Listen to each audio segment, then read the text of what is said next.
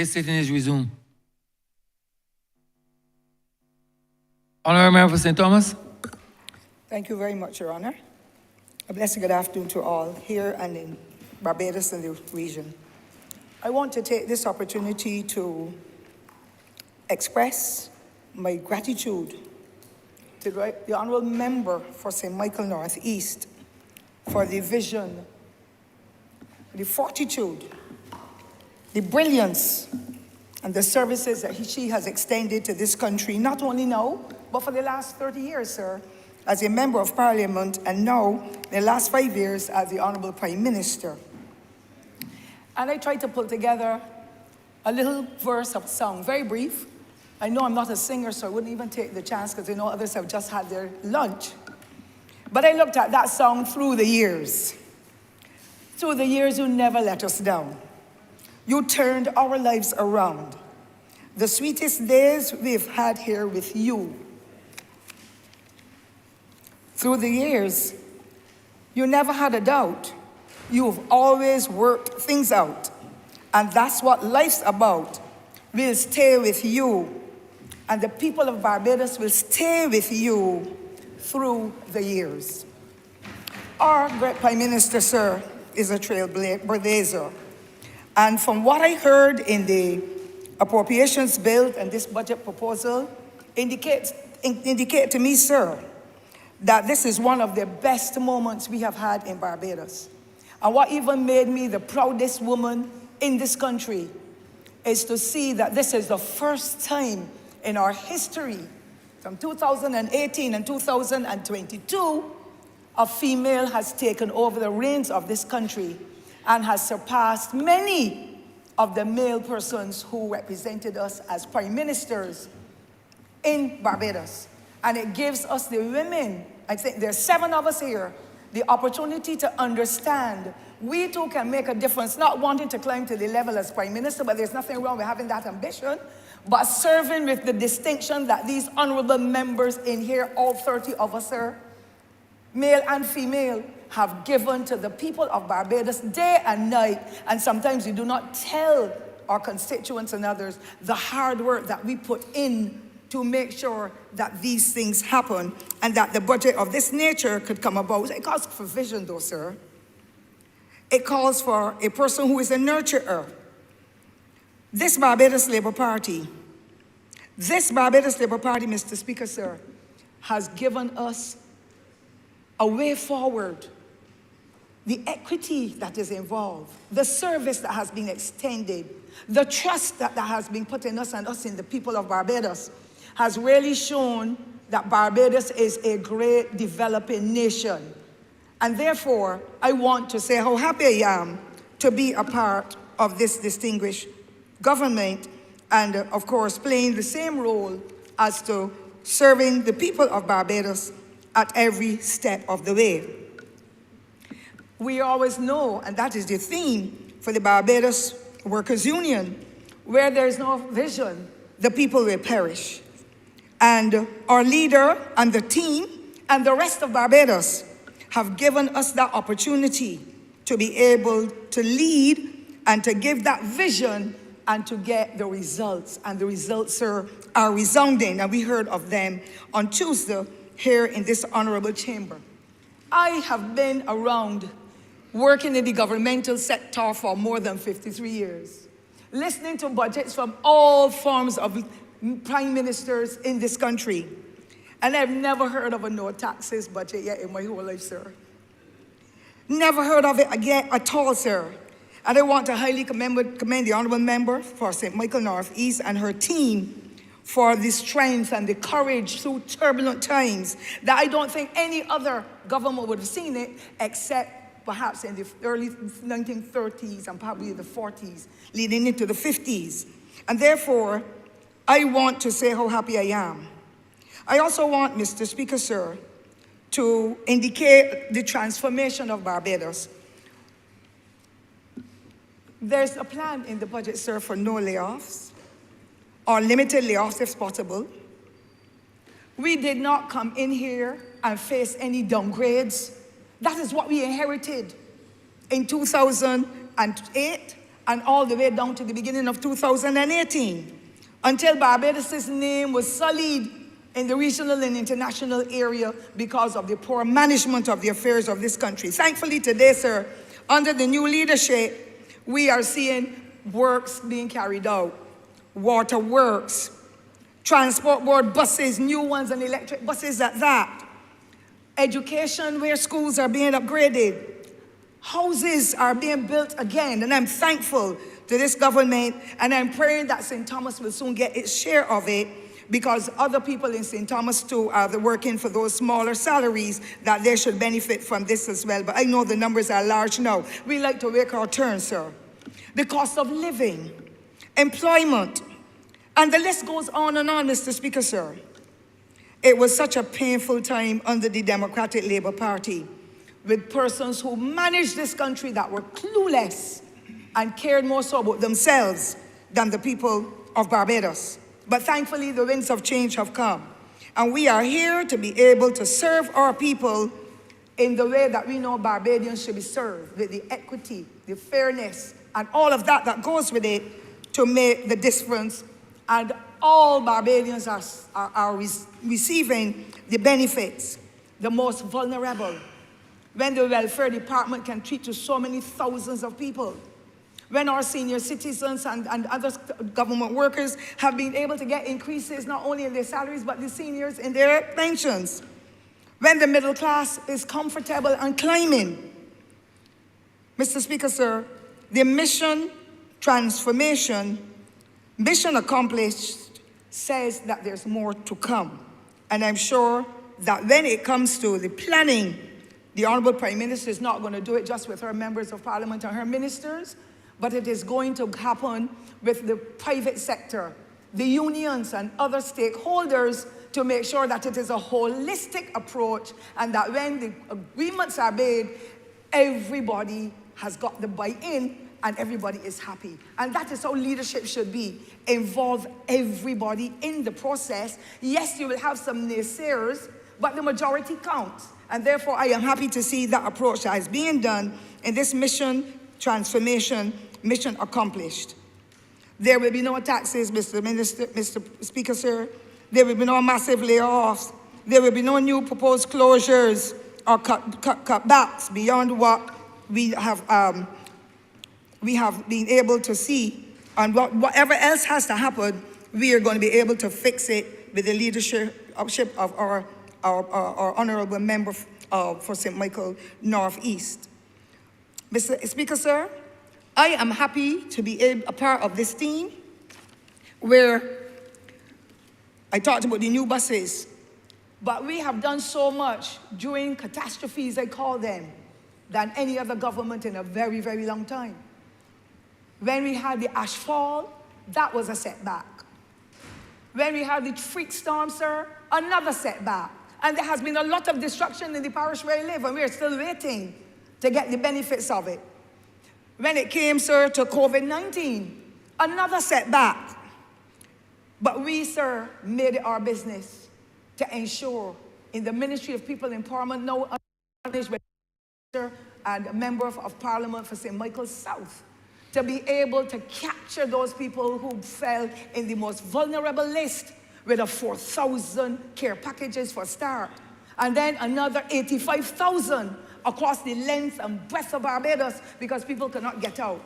I don't know that there's and then we had a dengue impact as well, sir, as well. And therefore, I don't know how people can say we have not done anything when it is so glaring in the eyes of the public and the feelings in the hearts of persons who have benefited as a result of the work of this government. I say hats off to the Honourable Prime Minister and her team for feeling the pulse of the people and treating to their needs in a humanitarian way so that they know that they have not been left out. I do not know how many other countries in the world, sir, may have been able to offer vaccinations for free in the middle of a pandemic when so many thousands of people were impacted upon. We have seen tourism growing exponentially. So the planning and the commitment of the honourable ministers and others in this Barbados Labour Party government to be able to make that difference. And I would say hats off to all of them for what is being done to be able to uplift the people of Barbados and give them a new stake in whatever is happening in this society. I had the distinct privilege, sir, to see a video earlier in the week of a young boy in the international arena who said, I want to meet the Honourable Prime Minister for Barbados, and he called her name. And when he was questioned why, he said, she's talking about climate change. And I have written a book, and it will be a joy for me to see her. But that's not the only one.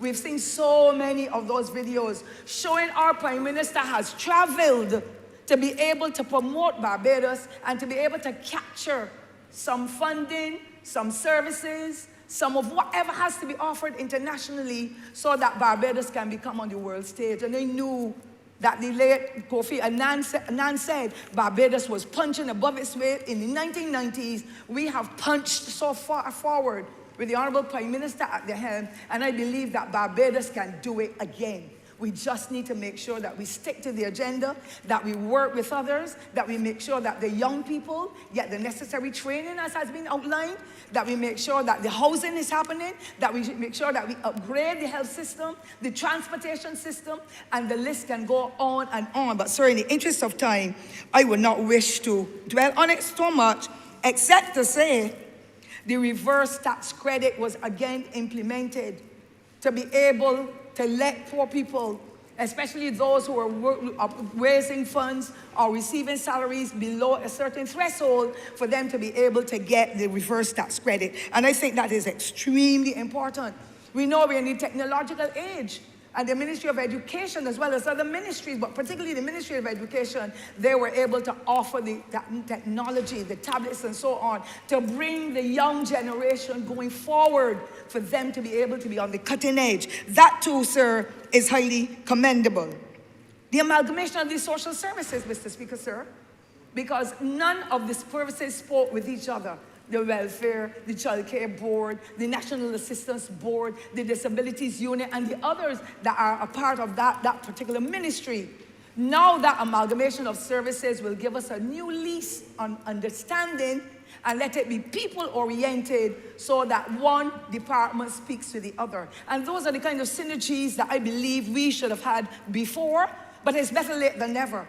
And therefore, this government is going to make sure that the people of Barbados get the best deal, whether they're paying taxes or not. They are Barbadians. Many of them would have been senior citizens who would have played their role. They were the trailblazers in the development of this country. And I'm happy to know that the first time in the history of Barbados, we are looking at the elderly in a more comprehensive way. Yes, there were efforts during the late 1990s to be able to put together some policies to see how best we could go, but that did not materialize. But now, thankfully, we in Barbados are surging forward with the policy on the aging 2023 to 28. It has been approved, and now we are ready to hit the road with the various agencies to be able to discuss with them, to have the consultations, to work in the community, helping local persons to understand you've got to work with your relatives. What are the signs to look for? What are the agencies you can work with to be able to keep your aged at home? There's nothing that pains my heart, sir, more than to hear of the seniors being abandoned, whether it's at the North Point or it is at the Queen Elizabeth Hospital. That is not how you treat your own. That is not how you handle your parents, your guardians, your godparents, and so on. But all of a sudden, that is happening, and we are destroying the life and the contribution of those who have laid the foundation. And I, sir, want to highly commend Dr. Wiltshire, sir, if you would allow me to call her name, Paho, as well as Doctors Devonish and Dr. Lawrence Nurse. They have been working assiduously to be able to bring the policy as well as the legislation. And Mr. Speaker, I don't have to tell you, every week almost 1,000 calls, WhatsApp messages more so, from families who are saying, we are glad for it, but what do we do? We are glad for it, but my neighbor is suffering. I need the police to come. And I'm ashamed, Mr. Speaker, sir, of some of the stories that are being told. And there's evidence there where our seniors are taken for a ride. They are being robbed, raped, beaten, abandoned, abused in a way that no other generation, I believe, in this country has ever treated the aged like that.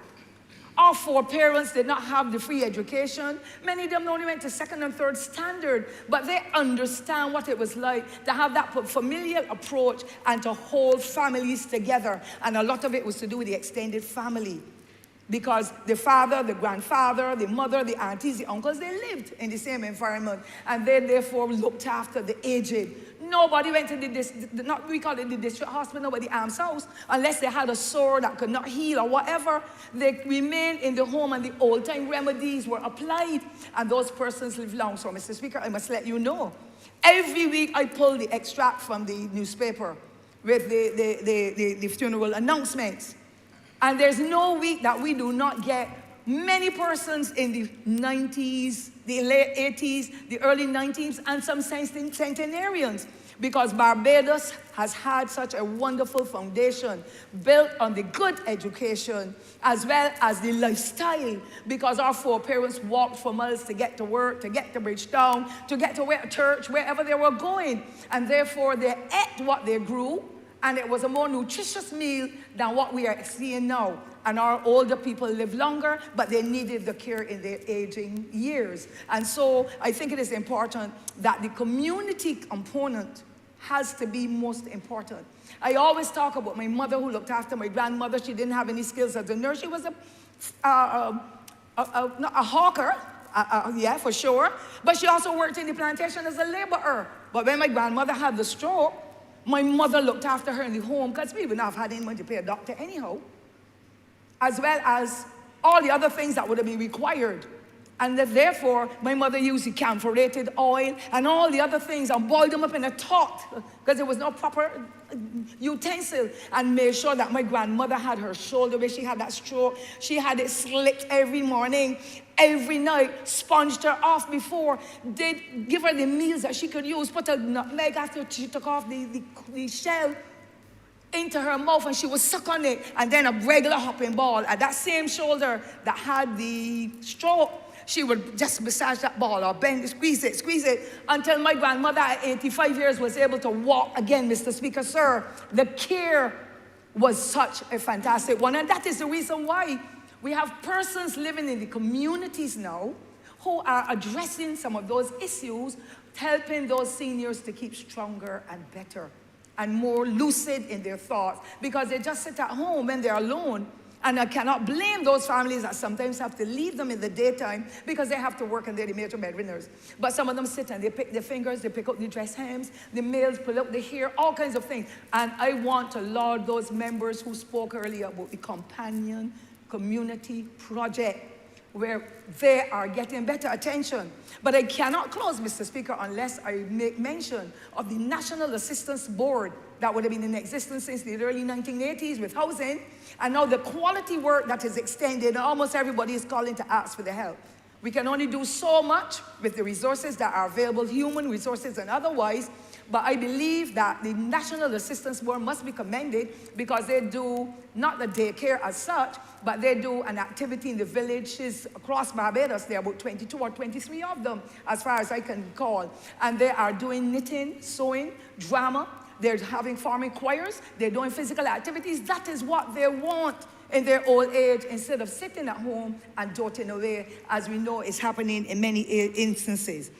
So I want to say, sir, that the legislative framework as well is also ready for the Law Review Commission to be able to attend to it, because we must have the legislation if we are to hold some of those family members, some of those lawyers, I have the proof, some of those doctors who say that the old people are dotish when they have not even seen them according to reports that are coming, those vandals who come from overseas as deportees, those neighbors in the community because the old people befriend them or they befriend them, going in, taking over the furniture, taking over the car, having sexual relationships with them, Mr. Speaker. It is frightening.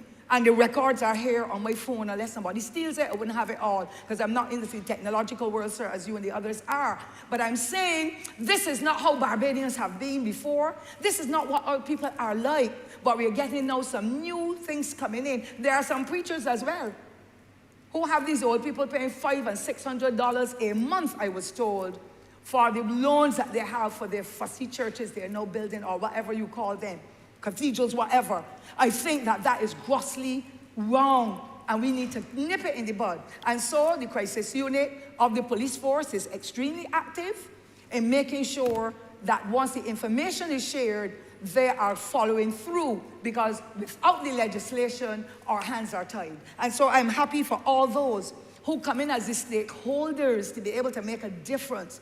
Indeed, Mr. Speaker, we have to have the synergies with our various other ministries. So you cannot have persons who are seniors who are suffering and not have stakeholders who are part of it integrally. We cannot do it without the Ministry of Housing. We cannot do it without disaster management. We cannot do it without the Ministry of Health that has that aspect of the alternative care under its watch. We cannot have it without those faith-based groups and volunteers, retirees. And Mr. Speaker, I want to say there are some novel things that we have been doing in the Special Advisory Department, where it's just Dr. Wiltshire and myself, but we are doing the best we can, because we can do it once we get the resources, and we are. And so we have looked at a project because we're watching what is happening with our young males in Barbados in particular, because we have so many thousands of single parent homes with women at the helm. And I'm not saying that all of them are not trying their best, or all of them are not trying to do a good job. However, too many of our boys are treated so badly, Mr. Speaker, sir. They are ill-treated. The girls are going to school, ribbons in their hair, bubbles in their hair, earrings in their ears, every textbook, and the boys are looking like Scruffy Dan.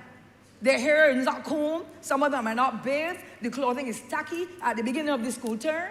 Some girls are coming in with everything intact, including the school books and some money to buy some snacks. The boys are walking along with the clothes that they had before, some of them too tight, and when you say, why are you coming like that? What is happening?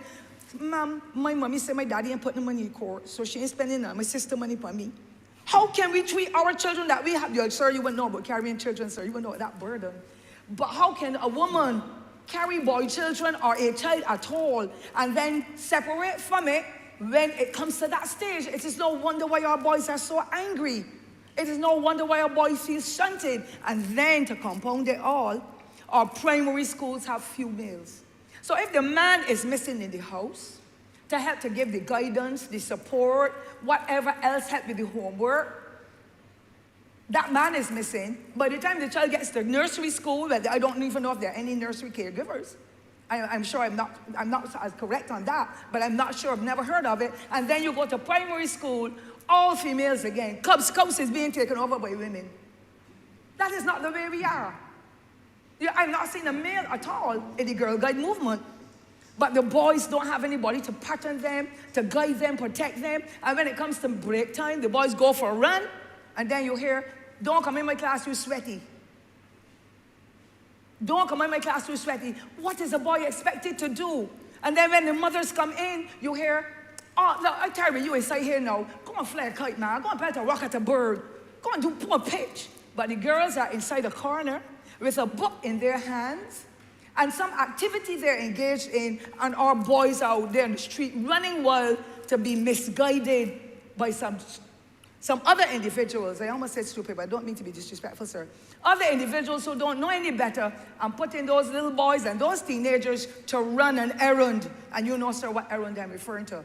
We need to change this. So in our department, we've identify a project called the Granddaddy Project.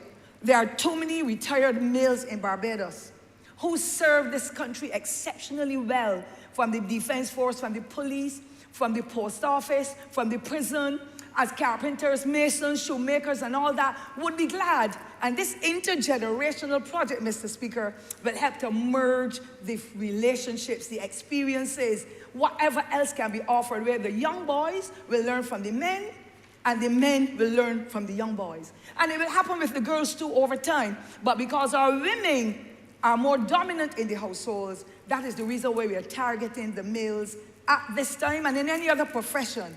We have seen what is happening. We know there's only one gerontologist that is really as prominent as possible, but there has been training at the community college for nurses to be able to pursue a course in that area. And so we have requested of the Ministry of Education to include, and this is something I've been asking for the last 20 years, gerontology as part of the National Development Scholarship. And I would want for those persons who use the facilities or who receive scholarships at all to come back to Barbados and tithe their time in whatever area or every sphere of endeavor to be able to give back to the society as we're asking the community college and other institutions to do.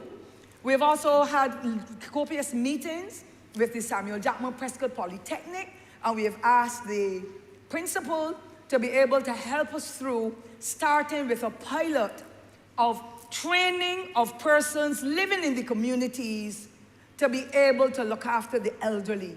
And it is going to be a certificate course we're looking at, where it will happen at schools across the island. We'll have to start with a pilot first, but it has to happen at schools across the island, and that has been brought into with an element of gratitude and happiness, because we need to reach out into the communities. And if we get the care in the communities beyond the companion care project, I am sure that more of our seniors will be able to get a better lease on life.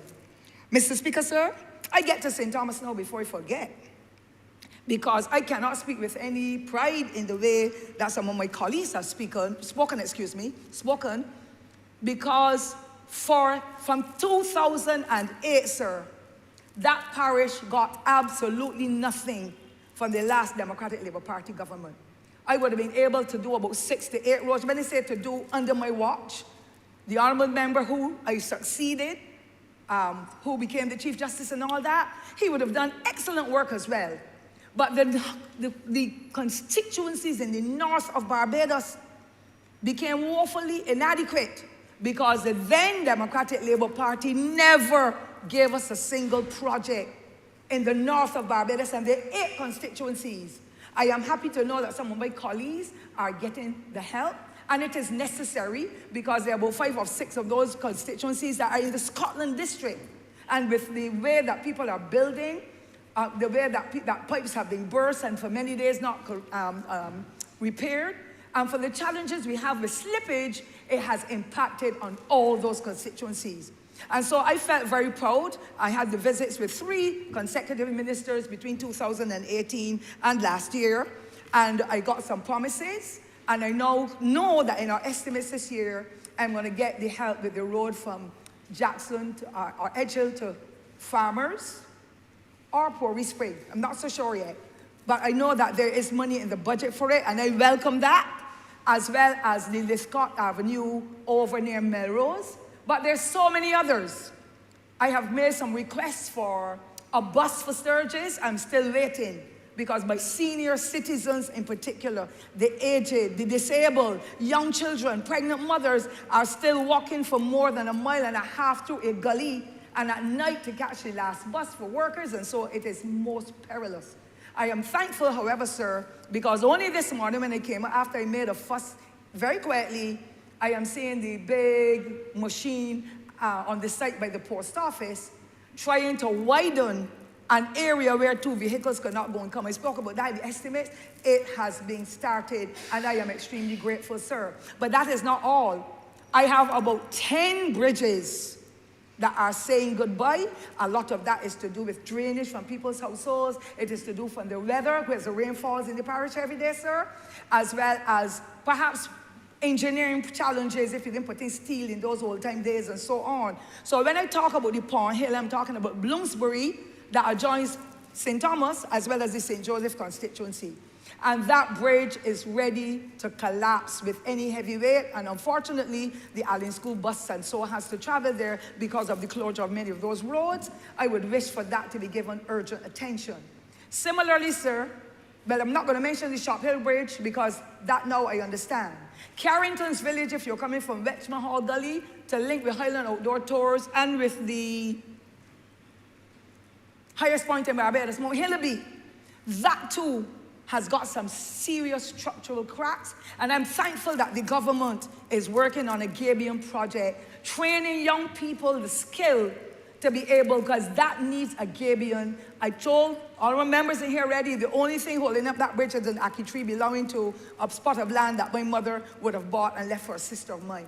It really needs urgent attention. And I can go through Jack in the Box. I'm seeing some works being done there, and the widening. And I pray, Mr. Speaker, that is being done not only to facilitate the rally drivers, because I understand rally is coming up, but it has to facilitate the people of Barbados, because that Jack in the Box Gully, Vaucluse, Duke's Bridge area, content, and so they have to facilitate the buses that come, the vehicles that come through those loop roads, link roads. I've seen sometimes 200 vehicles, Mr. Speaker, sir, coming through that area. So I am happy to know that the Shop Hill Bridge and so will be attended to, being addressed, but I would like some others to be touched, because Bridgefield, there's a bridge there, that too is ready to collapse. I've written so many times. Similarly, one at Hopewell, before you get to the plantation house coming from town. And there's so many others, Tuppence and Halfpenny Gully, and so on. The bridges are all going because of neglect over so many years and not being able to get them upgraded. I want, sir, because I know my time will be coming closer to the end, but I want to say, sir, that the Prime Minister has been so badly criticized by people who know no better for her constant travel. But without her constant travel, Mr. Speaker, sir, and her raising issues that not only impact Barbados, but the rest of the world, and the attention that has been given to her, sir, and the exposure and the glorifying of her, glorifying in the sense, people praising her for her boldness and her brilliance, it has put Barbados on the world map in a way that is special and different. I am proud to be a member of this team, sir, and I'm sure that honorable members would have mentioned that before. So she didn't go jolly riding. She traveled so that she could build bridges in the international arena to help to build Barbados' future that you and your grandchildren and others will get an opportunity to enjoy. And I say hats off to her for her brilliance and her support. And of course, I call my team here the Dream Team. This Dream Team will not tell the public, but I will tell them because I've experienced it. I had a birthday about 2 years ago. And Mr. Speaker, sir, Cabinet met at 10 o'clock in the morning. And the next morning, after 2 o'clock, Cabinet concluded. The public does not know that. The other administration used to finish at 2 o'clock in the day. I can tell you that for sure, Mr. Speaker. Thursdays, 2 o'clock, the Democratic Labour Party Cabinet used to be finished. Not this Barbados Labour Party. We have committed ourselves to work assiduously to promote the good for Barbadians. And I call my colleagues here the Dream Team because we're seeing the results. We are seeing the results in every sphere of development, Mr. Speaker, sir, that you can think of. Even this building where we had to move out and go somewhere else to be able to hold Parliament, this building was restructured and upgraded by this Barbados Labour Party. The court up the street, sir, has been refurbished through this Barbados Labour Party, and I hope they will get to the Carnegie Library at some time, but taking time is not laziness because there are other areas that it has to be dealt with, sir. And so, let me conclude by saying, I still want to get my works in St. Thomas. I know the Honourable Prime Minister has her plan, and correctly so, because March 2020 would have been the regathering for St. Thomas, and we lost it, so I can't blame anybody because COVID kicked in. March 2023 will be our opportunity to be able to speak with the Honourable Prime Minister and to be able to share with her and the civil servants, if you want to call it that, and all others who are responsible for the various areas in this country of management, we will get our opportunity to be able to raise with her. And in the same way, St. Andrew, that was neglected even worse than St. Thomas was in the past, is now getting the bridges and getting the roads upgraded and so on. I know that St. Thomas will benefit. And so my back is so broad, Mr. Speaker, I get cursed every day. She don't do nothing for nobody. But I did 7 roads, so sir. In the time that I came in, after the great Sir David, the former member of Parliament, sir, had done what he had to do. There are so many things that were done. But yes, I can understand them feeling uncomfortable, because when you drive your vehicle, or you walk on the street, and you wring your ankle, or your vehicle gets the crankshaft, no? Whatever you call the parts there, though, that would be the wheel, suspension damage, and so there's a cost associated with it. And so people will be grumpy about it. If they don't get the buses, if the schools are not repaired, if the post office is not functioning, you're going to get criticism, and there's nothing wrong with that. It is open government, and people have their rights, and we must respect their rights as they respect ours. And so I want for us, when we get St. Thomas Gathering, we're going to treat it with respect, but we will give all of those niggling issues that need to be addressed the opportunity for persons to express themselves with respect, because I am confident I too will get my share. Never mind it's long in coming. I too will get my share, because the people of St. Thomas have given me that mandate, not once or twice, Mr. Speaker, sir, but 6 times. And I can only do so much with the resources that were available before. And I said it here before, and I will say it again. It can go in the annals of history. When a former member for Christchurch South was the Minister of Public Works, and he was approached about extending the same road from down by the Jackson corner up to Shop Hill that was extended by the local workers over at the Bagatelle Depot. He passed and saw and said, "What are you all doing here?" Because I used to call him John Voice and not his real name. And it so happened he said, "No, don't touch it with a 10-foot pole." She had 14 years to do it, and the men removed the Barbara Green equipment, everything else, and that road now is the same road that government has got to spend millions on as a result of a stupid statement made by somebody who expected to know better. And therefore, Mr. Speaker, I want to thank you for the privilege. We are steadfast with what we do. We are not out here to be ostracizing anybody. We're not out here to be shaming anybody. We are here to serve the people of Barbados. And you can rest assured, sir, in my little corner where I will be functioning as the care advisor with Dr. Wiltshire, we are going to help to transform that area of the aged, because it has been so long neglected. And there's so much to be done. The people of Barbados are ready for the consultations. Our branch members are ready. The constituents are ready across the country for the open dialogue, the workshops, the consultations, you name it, sir. And all I want to ask the honourable members here today is, when we are requesting meetings with those agencies that are going to be directly involved in the process, release the civil servants so that we can all do it together and leave speaking with one voice, because at the end of the day, it is the people of Barbados, and none of us knows, Mr. Speaker, sir, when the dementia or the Alzheimer's or the disability or whatever will impact on us will come. I've seen the best and strongest and most vibrant Barbadians fall to the ground with an accident or with whatever challenge there may be. They can no longer help themselves. And from lying there with no support, no guidance, no communication, they too will fall apart. None of us knows what the future holds. So together, we can make the difference once we have the dialogue, once we put forward the proposals, once we make sure that the government's funds, the taxpayers' funds, are spent correctly in the areas where the funds are due. We have absolutely nothing to be ashamed about, because together we can achieve the goals of reaching out, touching lives, and turning them around, making a difference in this society that we have been called to serve in. And to those who much has been given, more is expected. Collectively, we can do it all, because Barbados comes first. And it is not to do with politics. It is to do with serving humankind at every level, despite whatever the circumstance.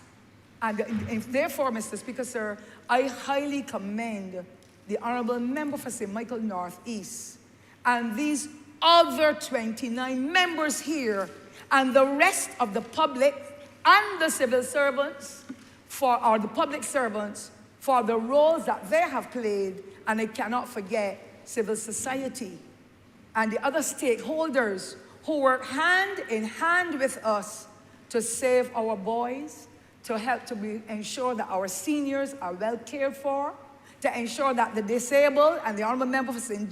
James North, he has been working and piloting the legislation to make sure that the disabled get the best of what is being offered.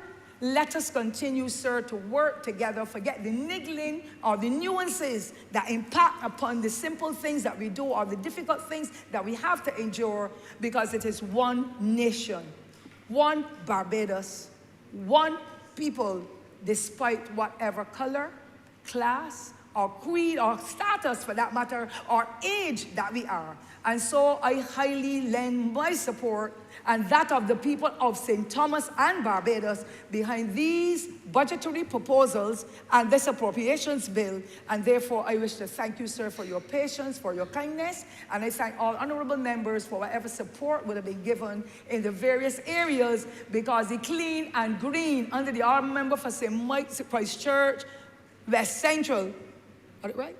For his vigilance and his dedication to keep Barbados clean and green, and of course the botanical garden that the senior citizens will now have one of the most state-of-the-art facility for a geriatric hospital. I thank you, sir, for your patience and your kindness.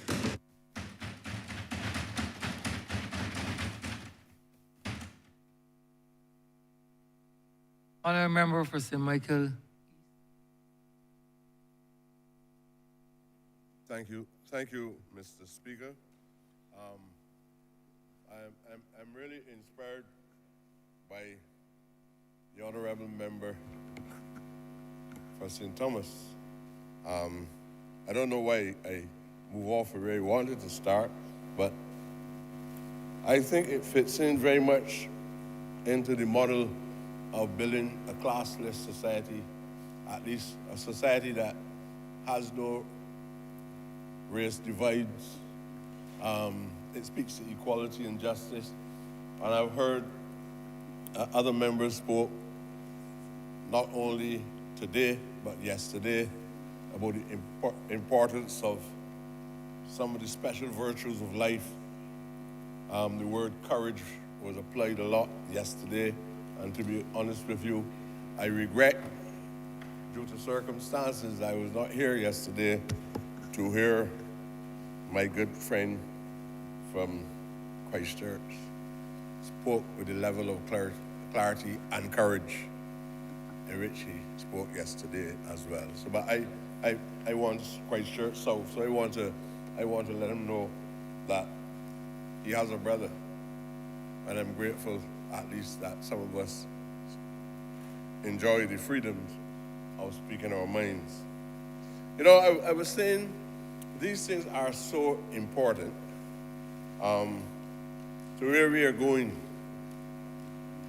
and to, as long as the words are shared with a genuine effort to reach positive objectives. All objectives are not positive. And I was thinking in terms, sir, about this interpretation of a budget. And among intellectuals, people believe that a budget is exclusively about high taxation. And I said, what else is to a budget? Why do we have a budget? And then we had 9 days of estimates and 3 days of a budget. And this political ritual leave everybody in a specific mood of almost one of confusion. And everybody wants to make a good speech, and if we can get it last for 10 days, they will do so. I believe that this thing has to be more than that, especially if we're looking at not only present generations, but showing respect for the ancestors. As the Honourable Prime Minister indicated, that if you're truly a civilized people, We must always pay homage to the ancestors for the work that they have done, that even allow us to be here to now shape policy not only for those who are current, but those who are unborn. And early this afternoon, sir, I was studying the redevelopment or the reconstruction of this great civilization for our people. And now we are victims of a deconstruction, and we are victims of the destruction of a civilization. And anybody who knows their history well would understand what I'm talking about. Prior to the 1620s, and even before that, under the Spanish, Cortez, Pizarro, and all of these men who were down here. The Spanish was down in the region. I'm not talking about Barbados, but some people believe that Barbados is global. That every place that you go, since the Barbados was there, everybody in there must follow the history of Barbados. But Cortez was into massacre and a program of genocide to the indigenous people in Latin America. And we had the Columbus gang and others into massacre and the destruction of the African civilization. And I start there, and some people are very uncomfortable sometimes when you start there. And I would hope that one day before I go, I would be in a black cabinet and a black parliament, not a cabinet, put me on the cabinet already. I would hope that I'd be in a black parliament where people would recognize that life did not start in the 20th century. And that the only way you can understand the challenges that we face as a government, they can only occur if you fully understand that journey in our history that allows us to be here, sir. And I think that we better understand that rather than starting off with a view that this is the budget and we must remember every dollar and every cent that is allocated to a specific ministry, and that as a consequence of that, we're going to offer some new deal that would change the course of history. You only had a government in your hands 71 years. Black self-government, 71 years.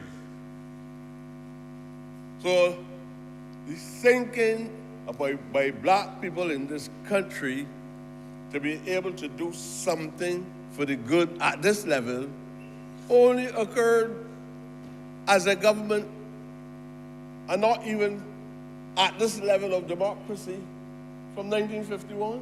And we have done good. Less than 100 years. And you have to look back and say, look where we are.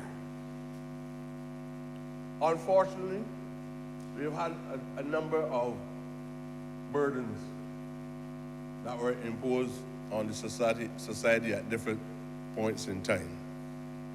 But there was a time when we had, sir, not even a museum, and even what was available, it was not available to us. We had no library, and today, sir, I went because I want to refresh my mind on Gordon Lewis' views of the growth of the modern West Indies. And I went downstairs searching, and they can't find, they got a space down there, they call it a library, sir. All the books stack up. All the books stack up down there, and the time they ain't got no shelves. And it's most unfortunate, sir. I would like you to use our authority, because one thing that should be available to us at this time in Parliament is a library. And I felt that I had to get to the root of this thing, what I was up here today doing. Listen, we are people who produce free labor.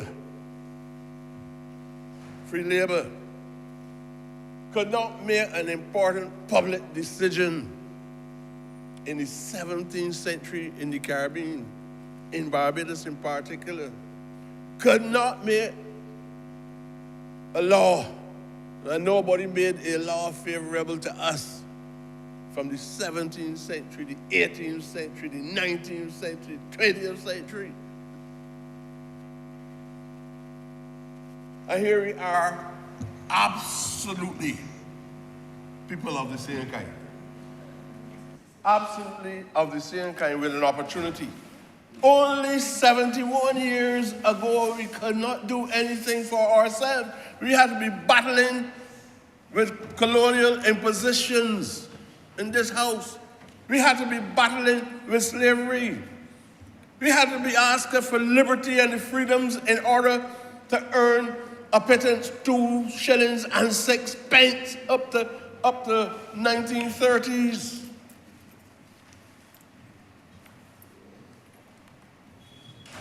And now we're now talking about building a geriatric hospital. And I heard the minister who was responsible on the day of the breaking of the ground, he said the old hospital was constructed in 1884. And it was not constructed for us. It was not constructed in 1884 because the pirates,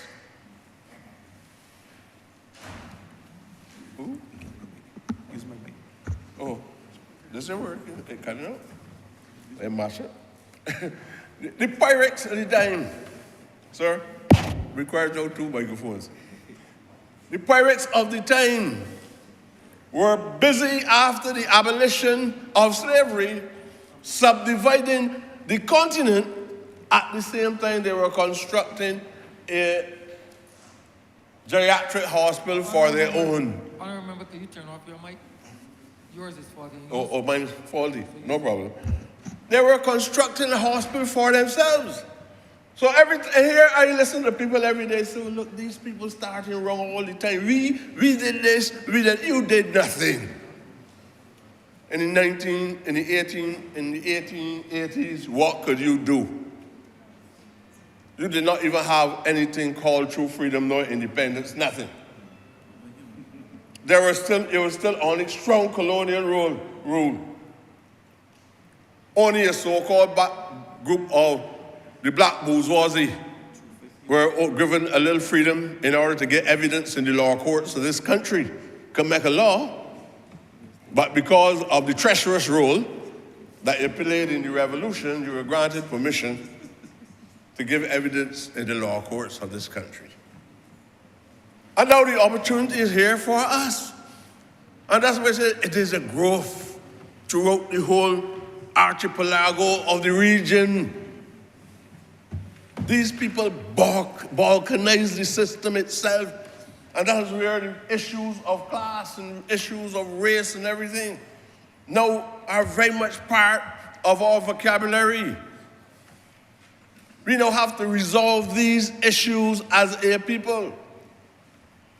And because of the education which we have, the minute that you raise these issues of social divide and social stratification, the people who have been a victim of racism are now the people who are being called racist in the society itself.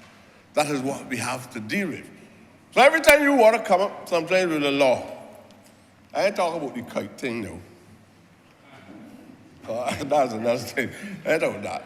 But every time you want to bring a law to this parliament, you have to consult with these people, you know. Anytime it's going to affect them, they want consultation, you know.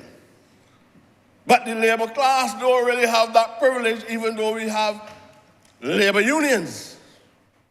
Because the labor unions still fighting to get their name up on the statute book as a legitimate institution to fight on the behalf of workers. So what is that we are building? If we are building a new institution in the form of governance, then we have to look at all the inhibitions that stop us from building this new civilization that we all dream about, where we can walk in this country and enjoy the same standing as anybody else, and no special privileges are given to anybody in this country. And I've heard views being expressed, but I still need more clarity. I've heard about the king's prerogative, all these things I heard in here. So the king's prerogative is that the king could give you the land. Yet we got a sovereign state. And where people used to play cricket before on the beaches, they can't play cricket no more. Because I'm about to put a restaurant there without even permission from the town planning department or any government agency. So I asked myself, where are we? Where are we in 2023 when people can do as they like and people believe that they have that divine right to do as they like? And we don't have the courage to speak about it, because as you say something about these things, you're demonized as being a racist. Land that was stolen from us. That is what it is. And all that we're saying, give us a state in the country as well. And I got that view yesterday that somebody else understood what we were saying yesterday from the honorable member from Christchurch West. Is that correct? Rob? South. I felt as though everything that man said I can identify with. It has nothing to do with partisan perspectives. I don't know about anything else. I know that there's nothing partisan about it. But it is a requirement, especially at a time when we pull off 30 seats on 2 occasions within 3 or 4 years. I have no opposition in here. You don't have anything to even stimulate the thirst for a serious debate, because everybody is expected to throw the line. And it's not anti-Barbados Labour Party view or anti-government view. It's a view that a man must be able to express, or a woman, if they want to.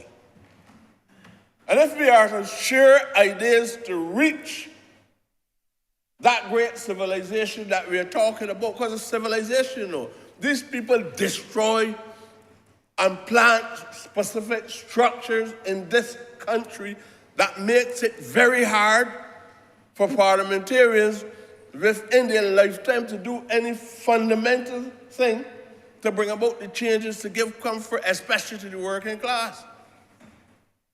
And all that was being said yesterday, the working class must not be on the periphery. Whatever policy that we put in place, make sure that the thoughts of the government must at all times embrace the masses of people on the ground. That is important. And I would always make reference to last year.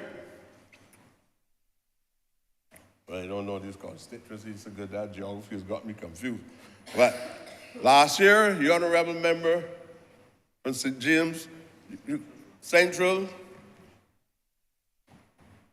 and St. George South, they spent time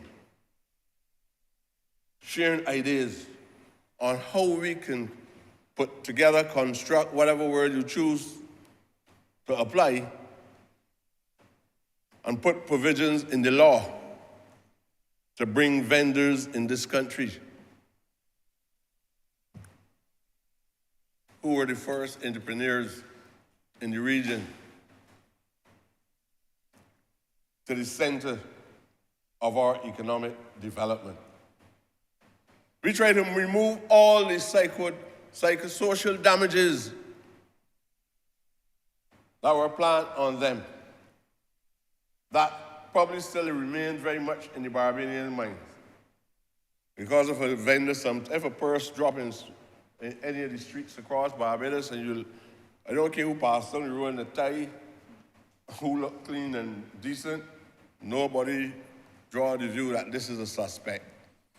So there's a view about certain people in this society that cause them at all times to be perceived as less than human beings in this country. I would love to see where all people, even though it's an ideal type, I would love to see where all people are well respected. This government needs to be unique. And it must not be the voice of a prime minister that's saying things that catch the image of the entire globe. It must be the voice and the principles and the virtue that guide these institutions. Yesterday, I heard the point being made about what is going to happen at the 31st of March. Nobody don't believe that is an important question that must be answered.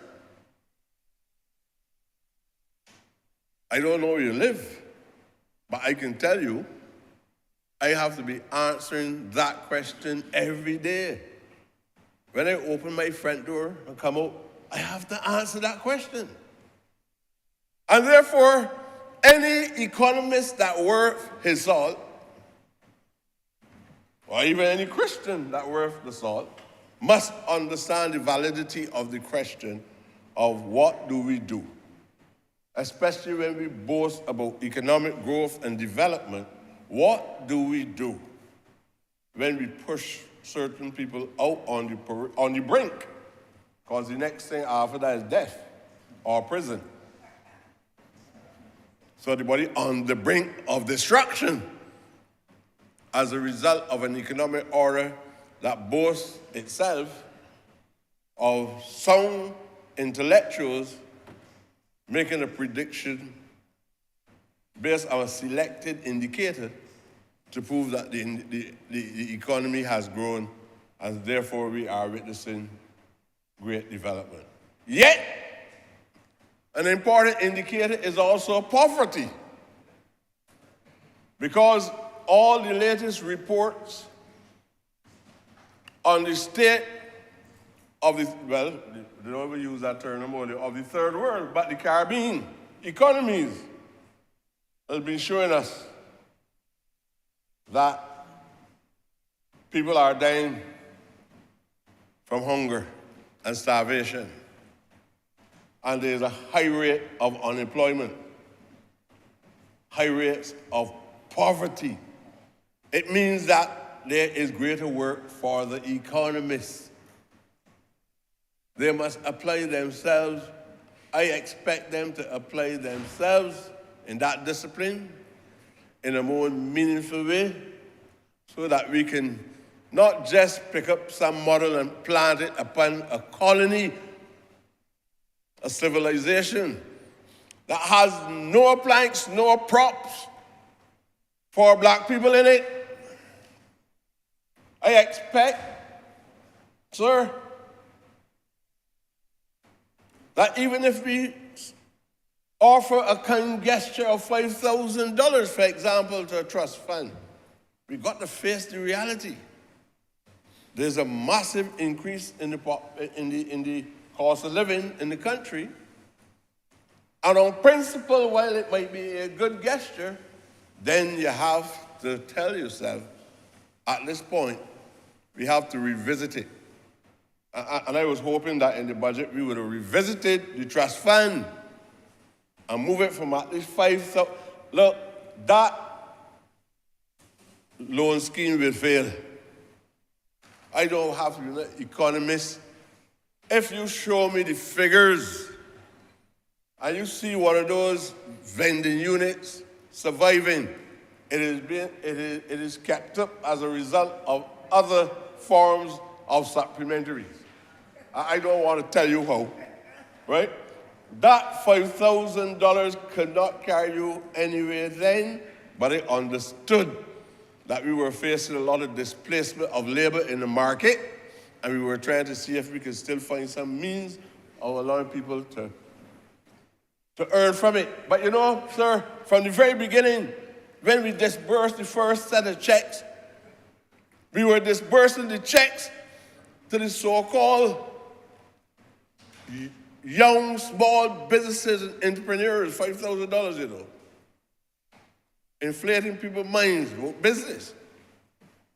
But you know, when a man get that $5,000, you got to pay a light bill.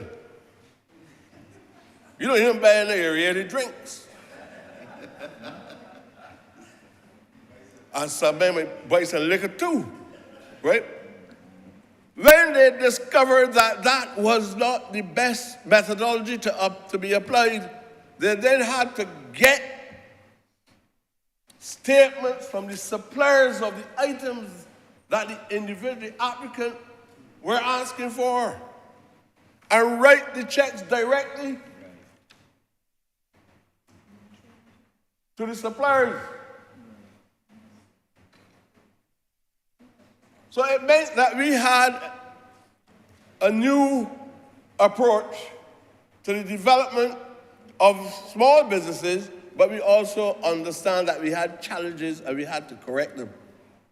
I know there are people who had that money and never had a business yet. I'm straight for this.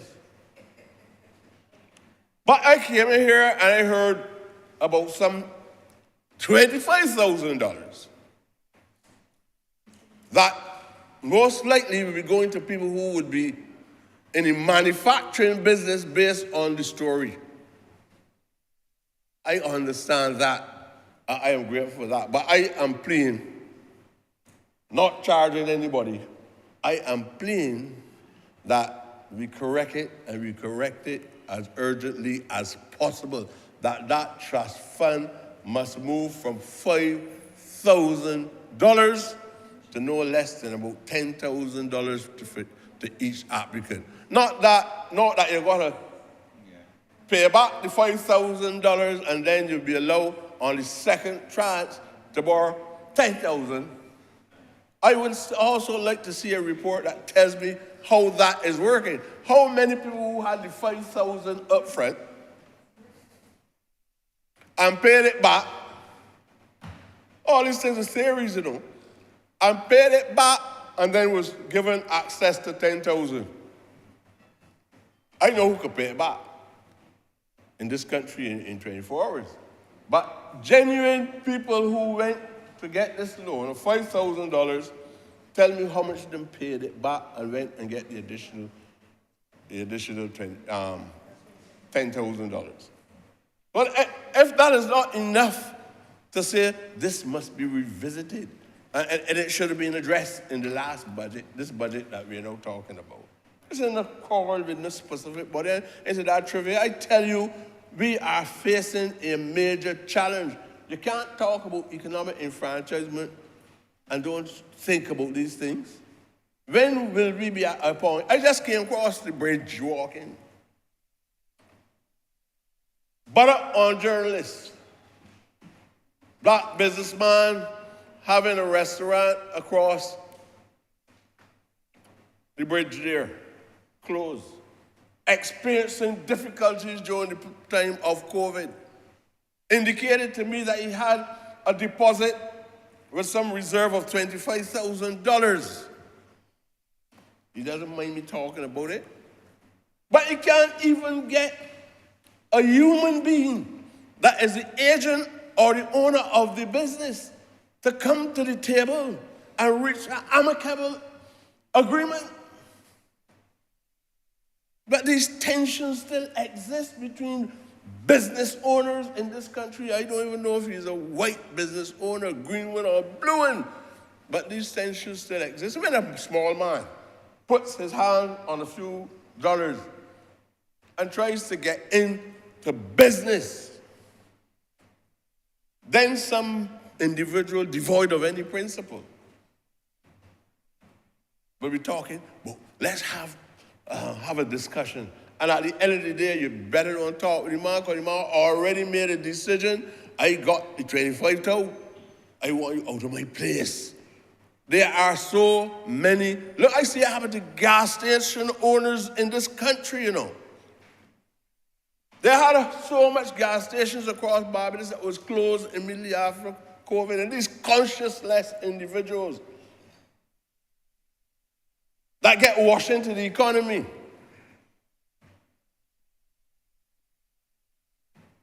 They went to me and learn out the business management or that. And sir, if you want a job, and you were not an attorney, you know you got to write a big letter to them, and they can't read and read. You know what they want to discuss with you if you qualify for the job, and you can't get it read. And I said, what this man do with these locks and come in and ask me for a job, can't get it?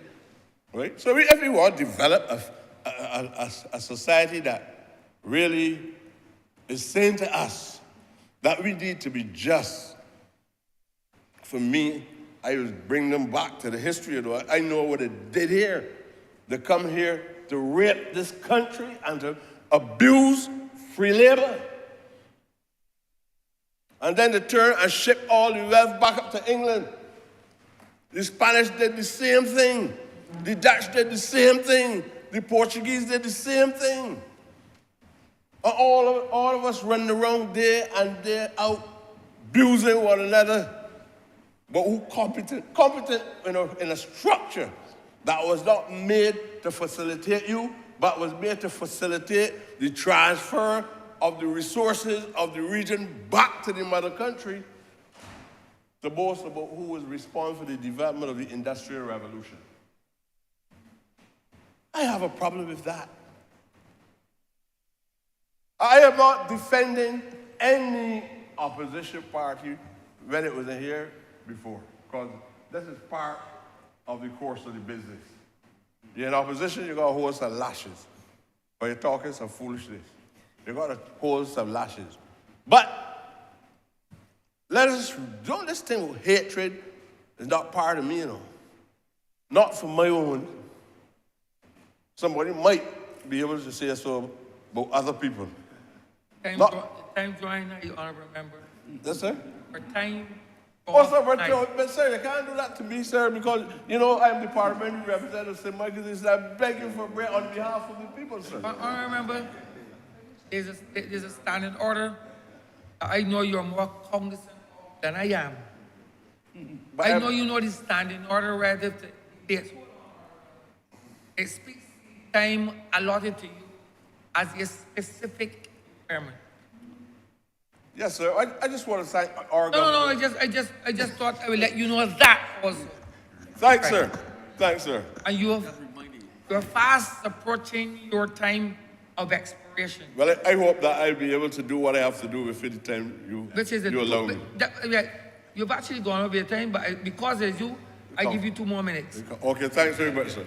Sir, I want to thank the government for, after 25 years, being so generous. Government, opposition, government after government. 25 years, I on my knees pleading on the behalf of the good people of St. Michael's East. And to some extent, sir, your constituency is also a beneficiary of my plea. The last word I was given, sir, is that some of my people who are supposed to be reciting, they didn't know where. There was a lot of poor communication, but I have been told I have not had any official thing, just like somebody to tell you the boundaries and so one area realign and all that, but nobody shows me any map. So then they come back and tell me, we're still working on the realignment and all that. But they indicated to me, and I want to say that on this occasion, although I'm fairly suspicious about many things, on this occasion I feel quite satisfied, sir, and I would like the people of St. Michael's East to know, and I hope that you will benefit from it too, sir, right?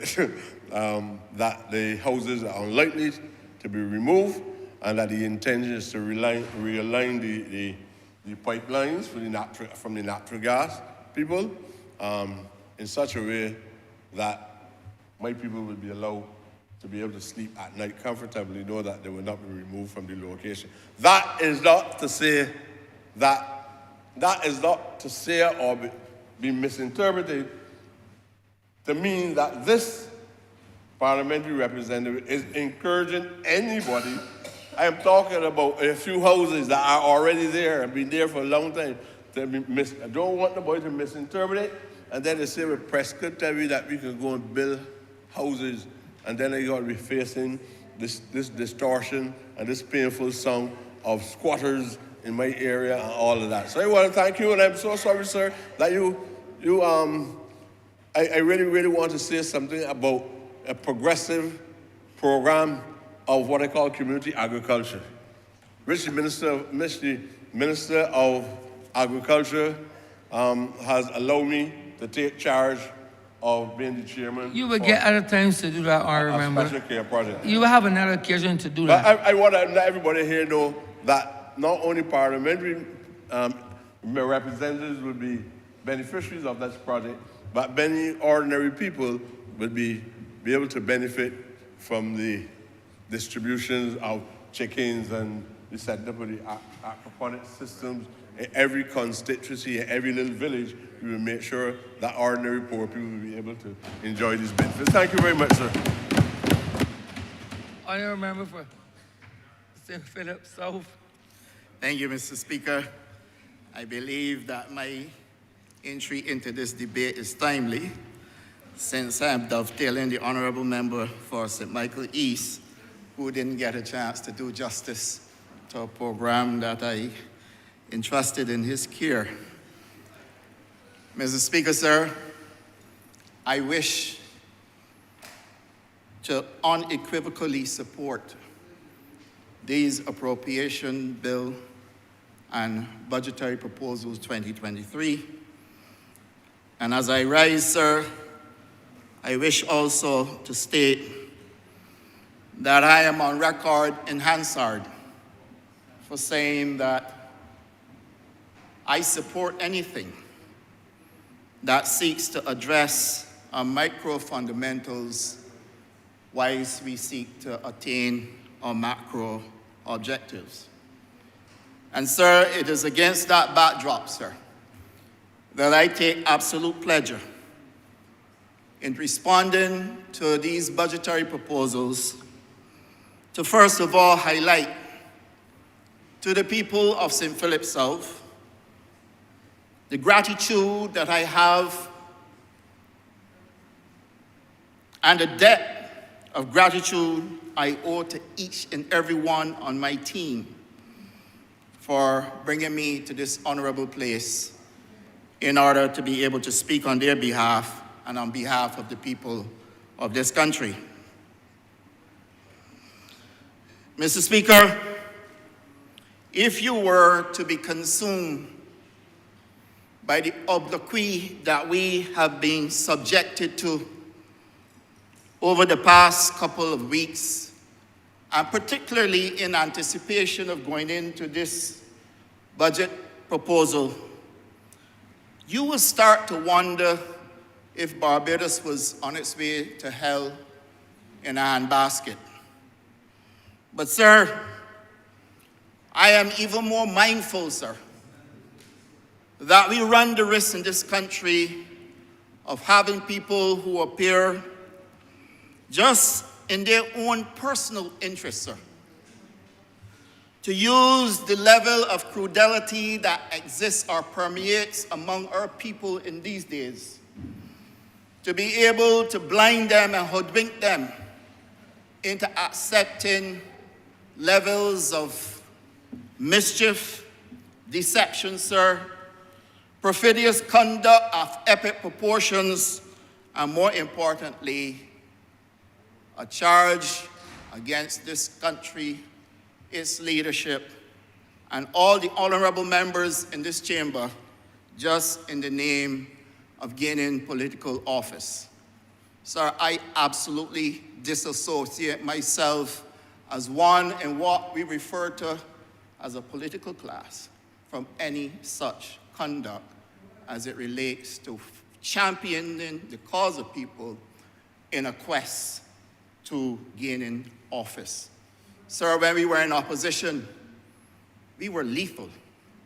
Sir, I remember being PRO of the Barbados Labour Party, holding meetings simultaneously with sitting of cabinet, sir, so that Friday morning we could be on the front foot in dealing with the issues in this country. Sir, we did not choose to tell lies to the people of Barbados. We did not choose to put out any sort of information that would mislead people and give them the impression that Barbados is going to be a failed state. We actually addressed the truth. And what did we find in the truth, sir? We found over 20 downgrades, which we shared with the country, explained to the country, and walked them through, sir. We found the central bank printing money to the extent that we would have found no way at all, sir, to address this situation and bring it back. These are the things that I sat with the team, Mr. Speaker, sir, and addressed in order for us to show Barbados why we were a better option than the government that was in power. I find it difficult, sir, to accept that you're going to now subject the people of this country to levels of deception, Mr. Speaker. Deception, sir, in instances where you have certain operatives. One who speaks to being some scientist or engineer that has the greatest cerebral Barbadians could ever come to ever achieve from the great Almighty, sir. But not telling the truth about his days living in London in a place similar to the one we have in Black Rock.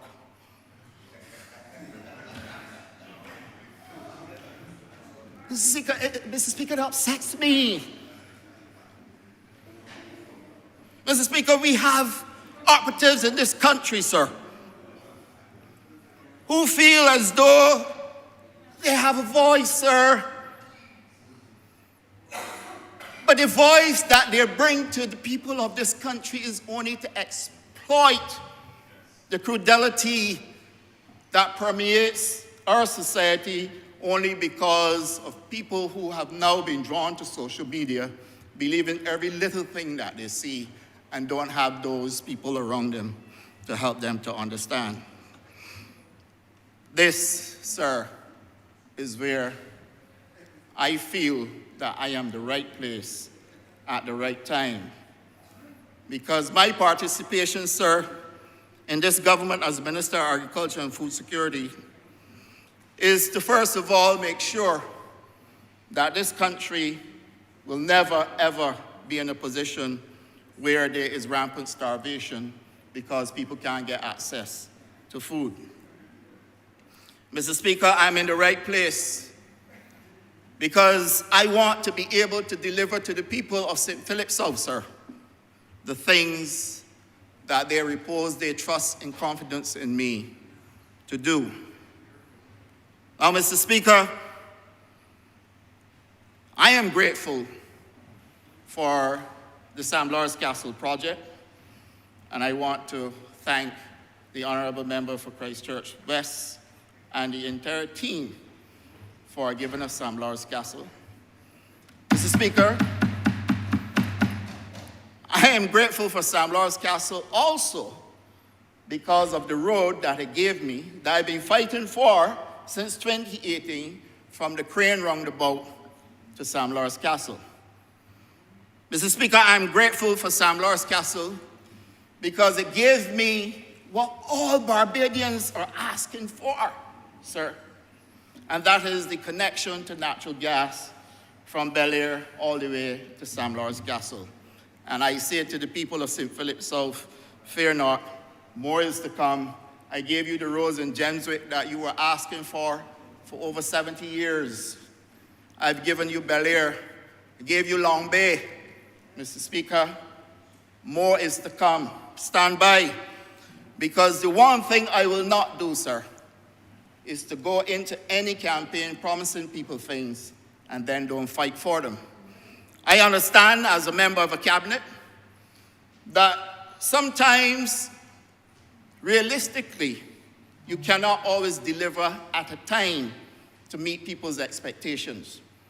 But once you are delivering, sir, you have kept your word, and that is the reason why you earned the title Honourable Member. Mr. Speaker, I wish to say to you, sir, that when I looked at the budget, I asked myself one simple question. Am I worse off than the day before the budget? The people of St. Philip South that I represent, are they worse off than the day before the budget? And sir, when I ask myself that question on my own behalf and on the behalf of the people of St. Philip South, sir, I am drawn to George MacDonald. George MacDonald is the author of a book called At the Back of the North Winds. Sir, the title of the book alone should tell you something about the contents. And Mr. Speaker, I quote George MacDonald. Are we worse off than the day before? I quote, sir, no. It will not be, it will not,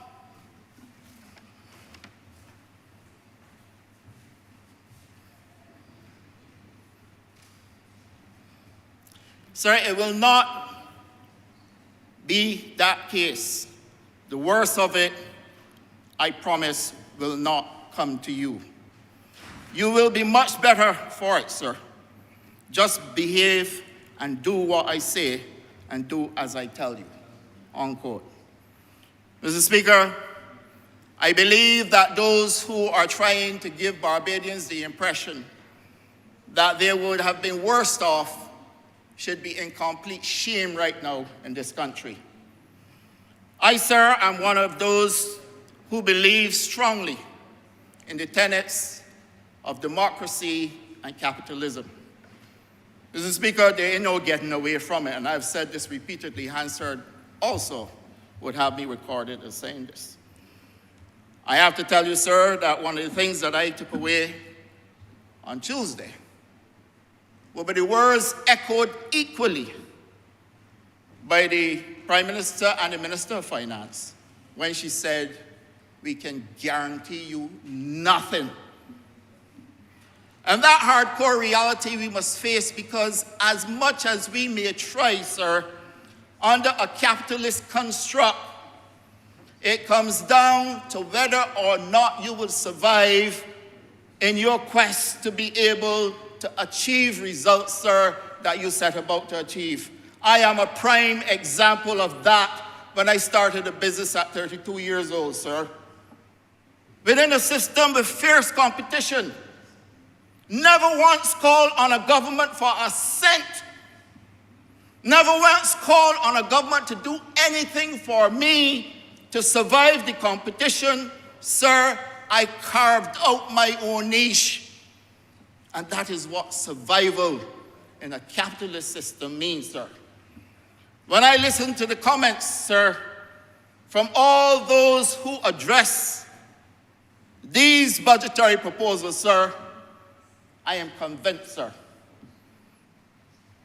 that the one person who really got it is the gentleman who was once in charge of SOSI at University of the West Indies, sir.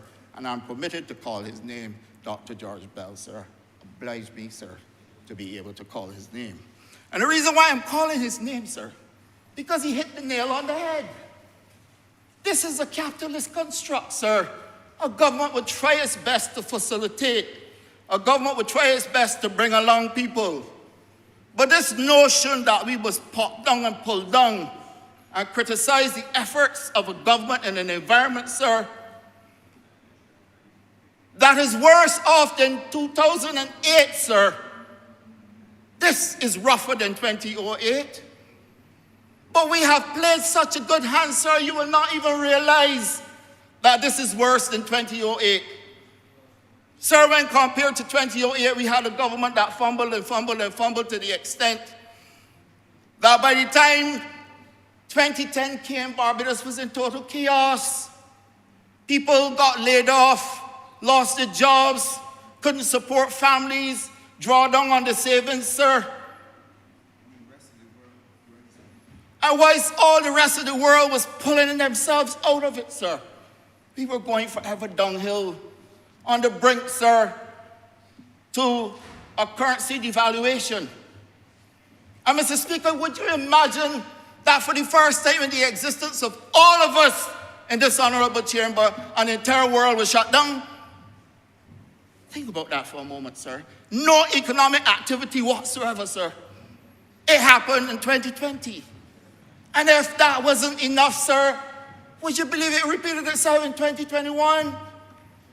And then after that, sir, as if we were to be challenged to the core, we had an ash fall, and then followed by a freak storm, and then followed by Hurricane Elsa, sir.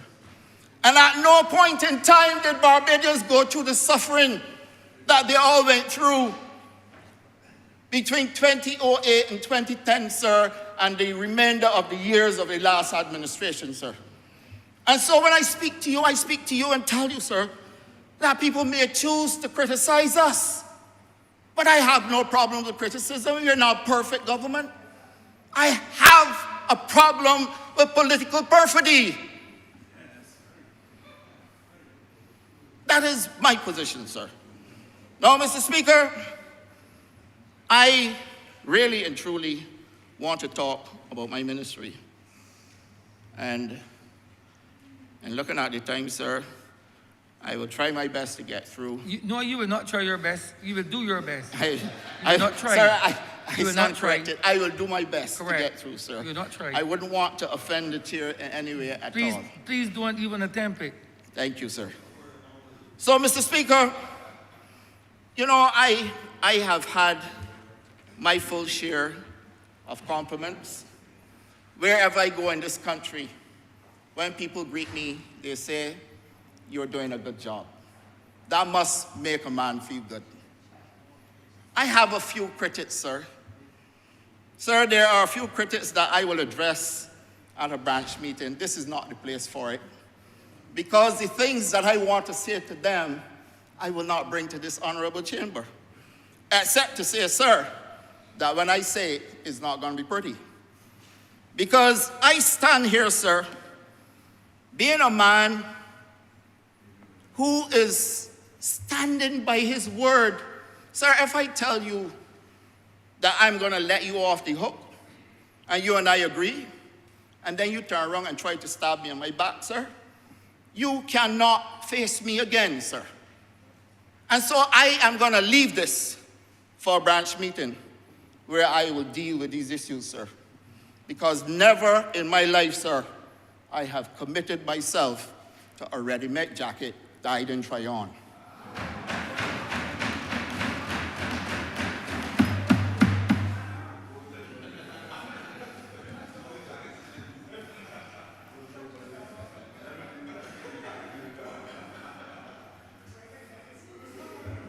Mr. Speaker, this budget proposes an important government infrastructure and institutional investment program, sir, to the tune of some Barbados $170 million over 3 years. It has committed to the expansion of housing, road repairs, expanding the fleet of electric buses, sir. And you would have heard the Prime Minister mention that we are getting a $15 million tissue culture lab at the Home Agriculture Station in order for us to be able to expand crop production, sir, and to be able to give farmers in Barbados clean planting material so that we can reach the stage of being able to export, first of all, to the UK market, and then, sir, beyond. Barbados stands in an ideal position, sir, to be a hub for us to take advantage of the export potential that we have before us. This is the reason, sir, why I have brought to this honorable chamber pieces of legislation that would put us in a position to be able to achieve this objective, sir. And, sir, I make the difference between objectives and goals because a goal is more of a long-term, medium, long-term thing. Objective are things that you're about to deliver within the short term, sir. And I spoke, sir, in this honorable chamber, in the well of Parliament, about us developing a sweet potatoes project, sir, to be able to export to the UK. Sir, I didn't only speak. I spent all of last week, Monday, at the Home Agricultural Station with designers, the suppliers of the material, sir, to construct that lab so that we can have a lab, sir, that is going to give us 14 million cuttings, sir, of clean sweet potato planting material, sir. We are going to supply all the farmers in Barbados with clean planting materials so that they can be part of this project.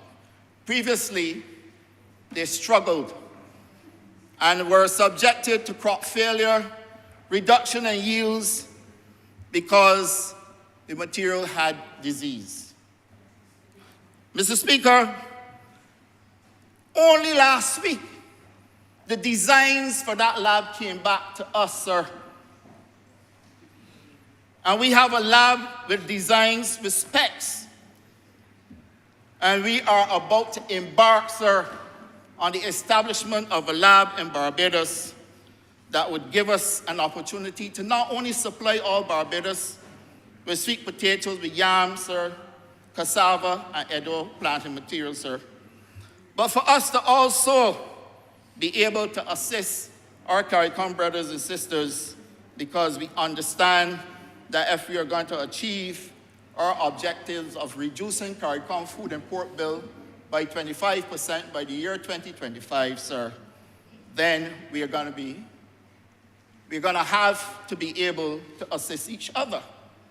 Equally, Mr. Speaker, sir, we talk about resilience. Every time we talk about climate change, we talk about climatic events, we talk about resilience. Mr. Speaker, that lab is going to give us a chance to establish, for the first time in the history of Barbados, a seed bank that will put us in a position to be able to store seeds to recover after a hurricane, sir. Mr. Speaker, we are also taking our stakeholders in our confidence, sir. I have been bombarded with phone calls about an increase in price of feed. Sir, a private entity that is faced with the same logistic challenges, sir, the same challenges, the rising prices, conflicts between Ukraine or Russia and Ukraine, sir, all of the same challenges, sir. And we have made a decision to put $6 billion at the disposal of a manufacturer of feed in this country to help livestock farmers. My view, sir, that when we approach third, fourth potential increase in the cost of feed, I felt we need to go to a direct injection in support to the farmers. In this honorable chamber on Tuesday, it was announced that $2 million will go to the BAS for direct support to the farmers so that they can go to breeding modalities on the farms and improve farm management so they can increase production, sir, and take advantage of the increased production rather than we continue to fight issues with increasing price of feed. Sir, that to me is the best solution. Mr. Speaker, Barbadians love putting in sauce. Barbadians love pickled breadfruit. We have a project going on, sir, that is first going to give us 2,000 breadfruit trees, plantlets, that will be distributed across Barbados for Barbadians to plant more breadfruit trees and help the Honourable Member for St. Joseph, who has been calling on me since time immemorial for us to have a breadfruit tree project. Sir, we now have a breadfruit tree project, and the breadfruit trees were shipped to Barbados, sir. This is what you call work. This is what work looks like, sir. And I feel sometimes extreme pressure as a minister, being able to deliver on things that when I'm finished speaking about them, I hear voices of discord to make it look as though you have done nothing. Sir, I feel, sir, that the critics must recognize where agriculture is today compared to where it was 20, almost 30 years ago, sir. Sir, I have some numbers that I wish to share with this honorable chamber, sir, so that we can get a sense of understanding what has taken place in this country, sir. Barbados has seen an increase in production in 2022 over 2021 for a number of crops, sir. Sweet pepper, sir, 3% increase. 2021, 460,459 kilos. In 2022, 463.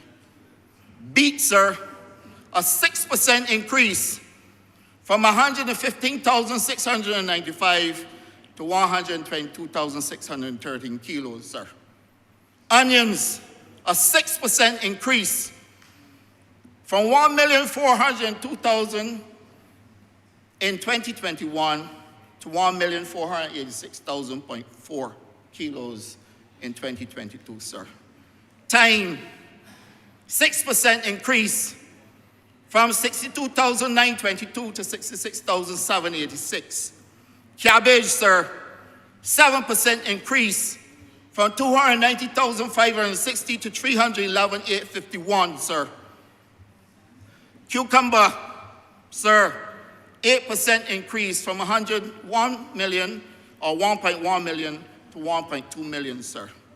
Eggplant, a 17% increase, sir, from 178,329 to 209,091, sir.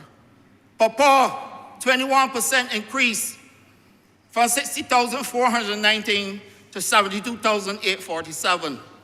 Sir, pumpkin, 29% increase from 392,781 to 501,667.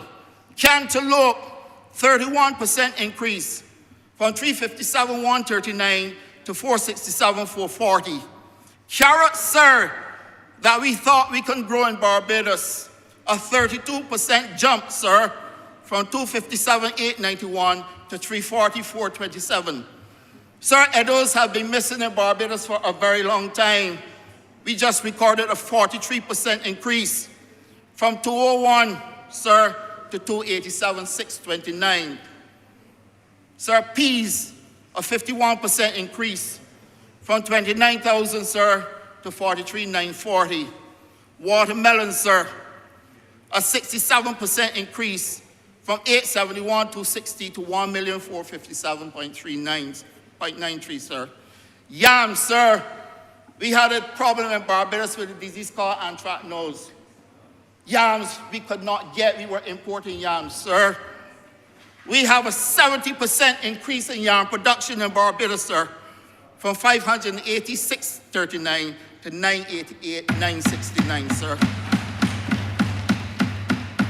Chinese cabbage, 80% increase from 124,577 to 224,256, sir. And muskmelon, we have been struggling, sir. So that the 412% increase will speak more about the struggle we were having, but it's a 412% increase in the production of muskmelon, sir. So that, Mr. Speaker, this is what work looks like. Sir, this is what leading a ministry looks like. This is what government looks like, sir. Being able to make a difference in the lives of people, being able to empower and enfranchise your stakeholders, sir. Mr. Speaker, in the well of Parliament as well, we spoke about the poultry industry, sir.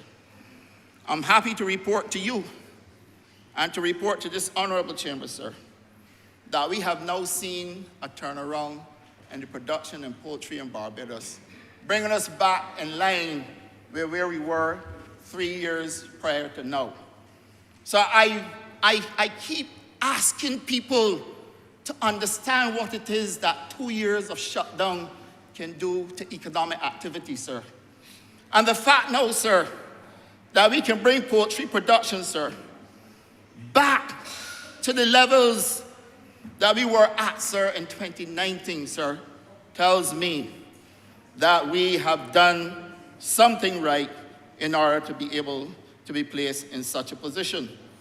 Sir, I don't know what it is about the critics, sir, but it would appear to me that it's easier to criticize than it is to pay attention.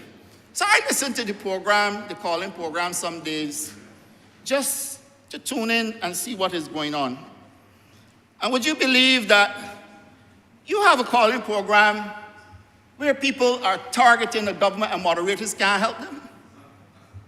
You know, I heard a caller on the call-in program talking about the medicinal cannabis industry.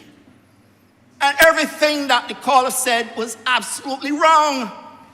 But do you know that caller was encouraged by a moderator who should have at least intervened and asked questions about the source of the information? Sir, the sugar industry. I went on brass tacks on 2 full programs to talk about the sugar industry. I went to the estimates for this coming financial year, and the Prime Minister established a committee which I chair with the private stakeholders, sir, the Director General for the productive sectors, sir, with the team at BAMC and the chairman at BAMC, sir. And for the first time in tackling the privatization of the sugar industry, we have 2 investors on board sitting and waiting for me to go to cabinet with a proposal to determine which one will take the sugar industry and empower all the stakeholders, sir. This is not something that I bring to the public before taking it to the cabinet. So when I hear questions about not presenting on the sugar industry, I know that Ossie is in town.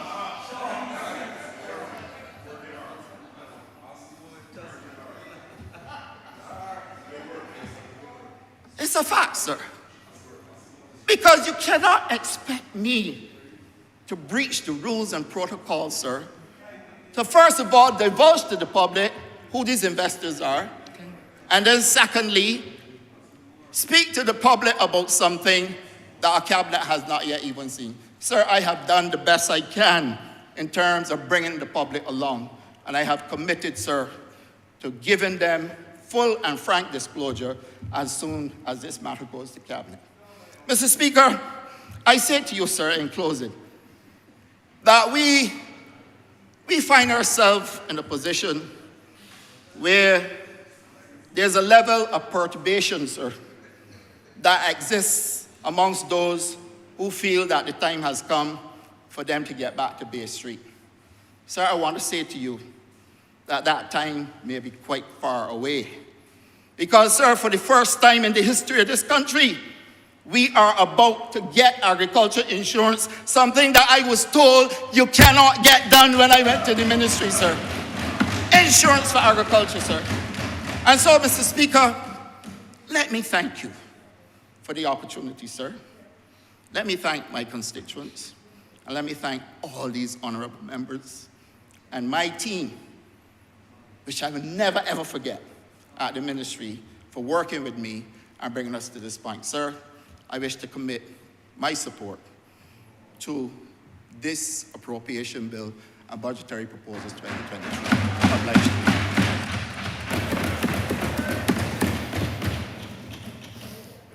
Honourable Member City of Bridgetown. Well Thank you very much, Mr. Speaker. It is indeed an honor, finally, to rise to lend my voice to this very important appropriation bill and budgetary proposals for the fiscal year 2023 to 2024. It is an honor bestowed upon me by Almighty God and by the people, the great people of the city of Bridgetown. It is therefore, from the onset, that I would like to say thanks to God and thanks to those same very people from the city of Bridgetown. Sir, I want to take this opportunity to ask those same people for their continued prayers, patience, and support, and ask them to hold me to the task as I speak in here for them, by them, with them, in mind. Sir, this is my city speaks. And I want to say a special hello to all of them through you, sir, that have messaged me consistently for the last 2 days asking me when will be my turn to speak. I am finally on the floor to speak for you. As I say, it is a pleasure and I thank you. Sir, I wholeheartedly support the measures outlined by the Honourable Prime Minister and member for St. Michael Northeast, because it was a budget, sir, that did a lot for Barbadians, regardless and contrary to other persons' expousements. I almost say expousements, but expousements, sir. Because it was a budget, sir, that was different. And what was different about it? I would like members in this chamber to pause. I would like members in this honorable place to reflect. I would like all citizens of Barbados to stop and understand the transformational, historic time that we are in. We are in a time, sir, moving from a black box of nervousness to a tablet of hope. A time when budget was coming and people were at the edge of their seats, wondering what wax collapse coming this year. And only around election time can wonder what kind of election budget coming. But we have transitioned and transformed ourselves into a time when people gotta be trying to wear the popcorn. Because the illusion and the mystique of pain and suffering and austerity has all faded away. Just like the Honourable Member for St. Philip North had to throw away her popcorn, I am sure that the honourable people in another place, George Street, had to throw away their beer and their rum after hearing the budget, sir. Because they got what they did not bargain for, a proper budget. Now, I also want to pause, sir, in all sincerity, to talk about not only the performance of the Honourable Prime Minister in the budget, but her performance, sir, because we take these things for granted, but her performance since taking the reins of government of Barbados. Not only do you see her vision, her leadership, tenacity, her care, hardworking, energy, creativity, sound judgment, but like the Honourable Member for St. Lucie said, this government has been facing calamity after calamity, hit after hit after hit, and just scoring runs after runs after runs, Mr. Speaker, sir. Reflect on it. I think that we sit here, and as we work hard, and I see caring members, caring for the constituencies, caring for the ministries, caring for the people, I think that we too, we get too daunted by comments. too daunted by criticism, and I do not think that we get a chance to really reflect on what we are a part of. We are a part of a time that can see a budget in 2023 that charts a clear path of transformation towards 2030. We are in a historic period of time, sir. Are we appreciating what we have the privilege, the honor to be a part of? But sir, we also have to reflect that not many may have that opportunity to say that they can be proud of an administration, proud of a leader who makes you proud locally, regionally, and internationally. I think that we are beginning to get complacent on that point, and there's nothing wrong with raising that. This same honorable member, Prime Minister, 2 days ago, delivered the 2023 budgetary proposals and financial statement. And what I found comforting about it is that it spoke a lot to national transformation and making us even more of a global people by 2030. Fresh off a lost decade, sir, we have now entered what I want and will and must be known as the great decade that we are in. Because the next 10 years, if we keep on this course, if we keep on this track, every member head down, work done in their constituencies, in their ministries. Well, sir, this could only be known as the great decade after that. We see evidence of it already. From 2018 to 2020, the country started to see the turnaround, started to see the green shoots, the only shoot I want to hear about, sir, within the society, in that short space of time. And I want Barbadians to reflect on all of these things, sir, because if I had the responsibility to respond to this budget, I would know what to do, sir. Because in all good conscience, I could not encourage Barbadians to work in their worst interests or to work against their best interests. I couldn't do it, sir. And I want to say that I am very happy to be able to play my part in the city of Bridgetown.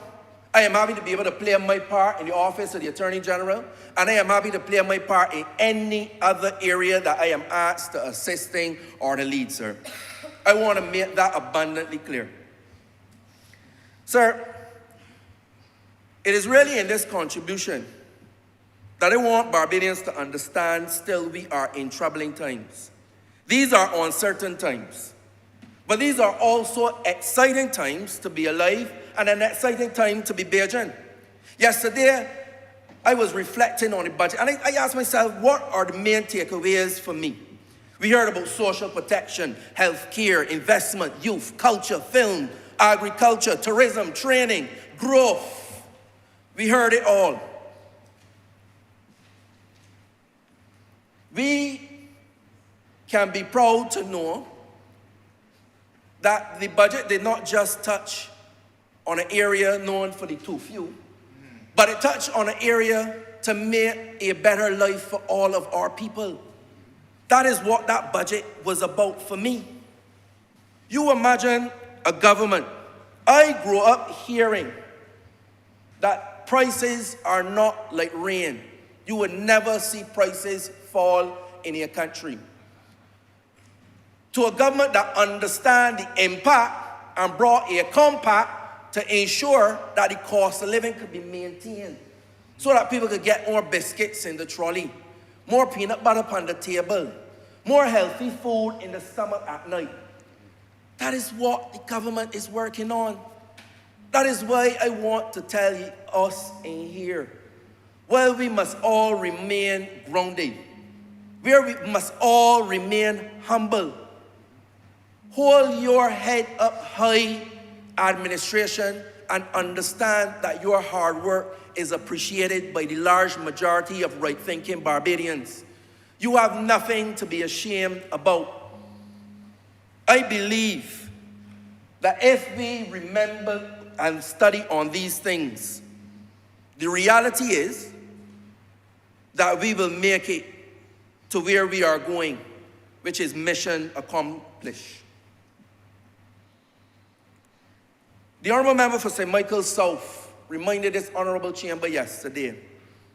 We are dealing with a government that was able to negotiate and deliver 2 pay increases in 5 years in one of the most turbulent times globally, where an administration could barely squeeze out a 1 in 10.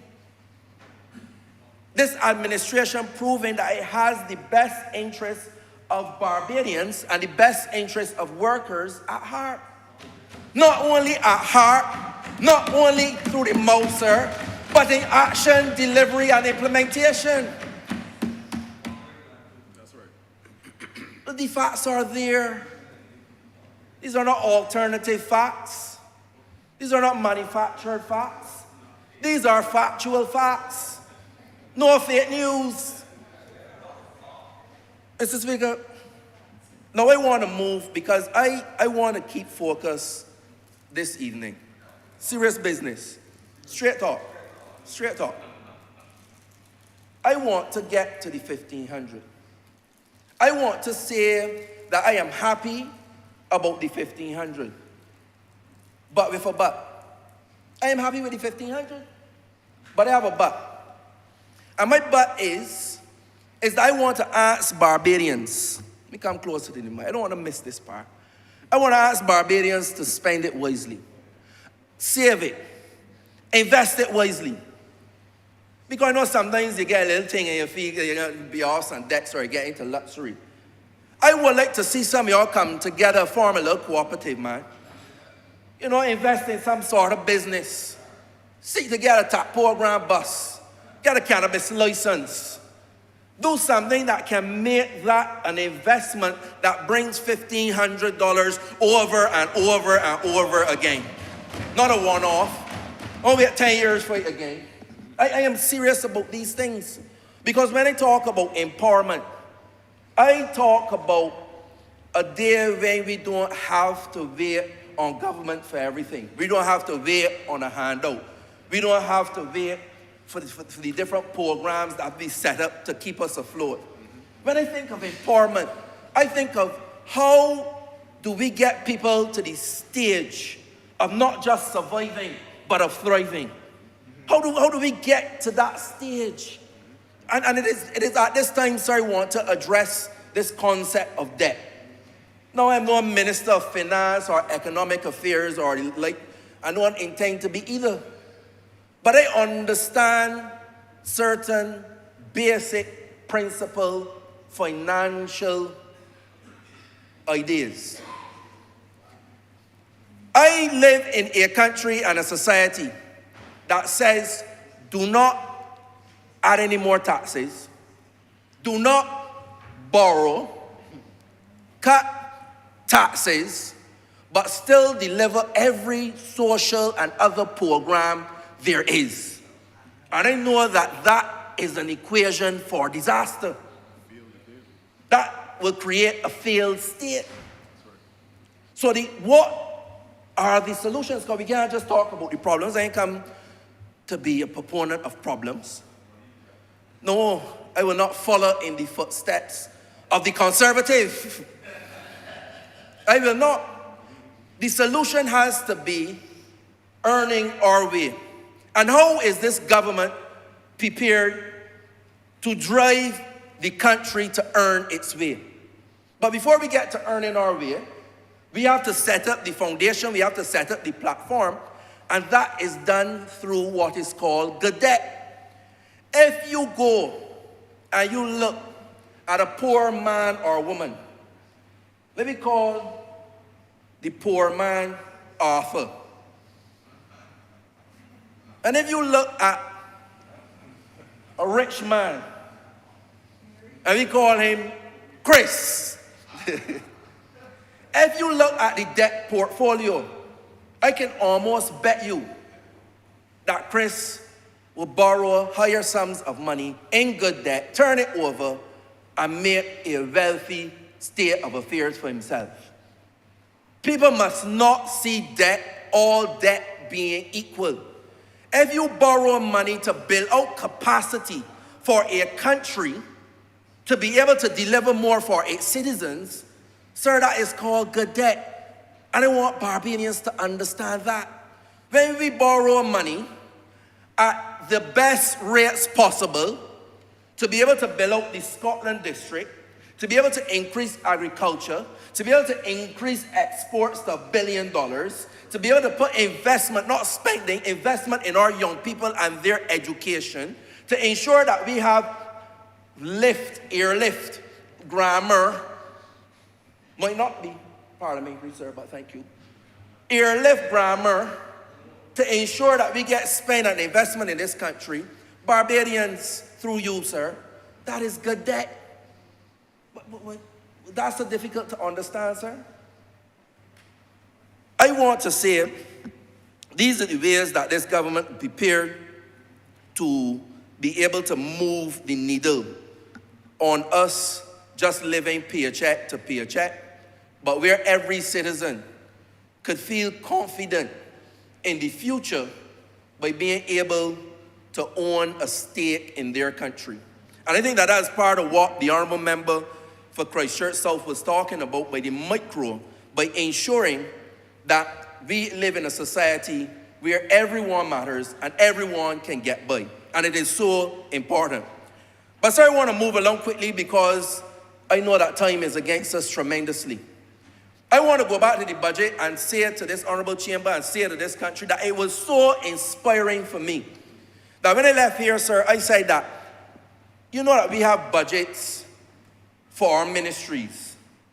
And you know the budgets for our ministries will all impact positively on our constituencies. But why can't we have a budget and proposals for our constituencies? Well, yes, the Honourable Member for St. Michael South Central agree with me. So I have the Bridgetown budget, man, sir. And I made this a document to the House. It is called Bridgetown Towards a New Vision. And in this new vision, sir, I am trying to link the budgetary proposals to projects for the people in the city of Bridgetown. And by extension, through the capital city, being able to say to Barbados, I can borrow the term heartbeat from the Honourable Member for St. Thomas, if she allows me, because I will lend you lungs, because lungs in the middle, but I can borrow the heart for you. The heart of Barbados is the city, the capital city. And through this financial heartbeat, I believe, I know, I am convinced that we can do good by all of our citizens. What this budget speaks about, sir, is how do we build out housing with the Ministry of Housing, with an ambitious housing program. It allows me to work closer and more with the Honourable Member for St. George South. Pleasure to do, my friend. How do we work with government to ensure that we get those roads? How can we get people around the world investing in cities and renewed cities at this time to make sure, because how we can talk about investment, how we can talk about business, and how we can talk about jobs, where the capital city you can't, the roads are unusable. It don't make sense. And if we are going to earn our way, we have to put the mechanisms in place to be able to do so. It cannot be wished into being. That's right. So that is what we have to understand, and that is what we have to do. Sir, the other thing I want to turn to, as I move around the city of Bridgetown, and I ask people about the budget, and they message me. It is funny, there's something bubbling up in the city of Bridgetown, and I want it to bubble up in Barbados. I don't know if you ever heard of a man called Dayton Elliott Motley. Now, there are senior and other members of the city asking me, why is there nothing significant named in the man of this honor, in his honor, who sent me to school and who fed me? And I said, okay, You have a point. And they went on and explained to me in simple terms, they believe that this is a historic misstep. And I am asking not only the members of this chamber, sir, not only the people of the city, but the people of Barbados. Because the Prime Minister, she may veto us, but one thing I know, she will not veto them. And I'm asking them to join me on the call as we correct that misstep, sir. But moving over now to crime in the city and in Barbados.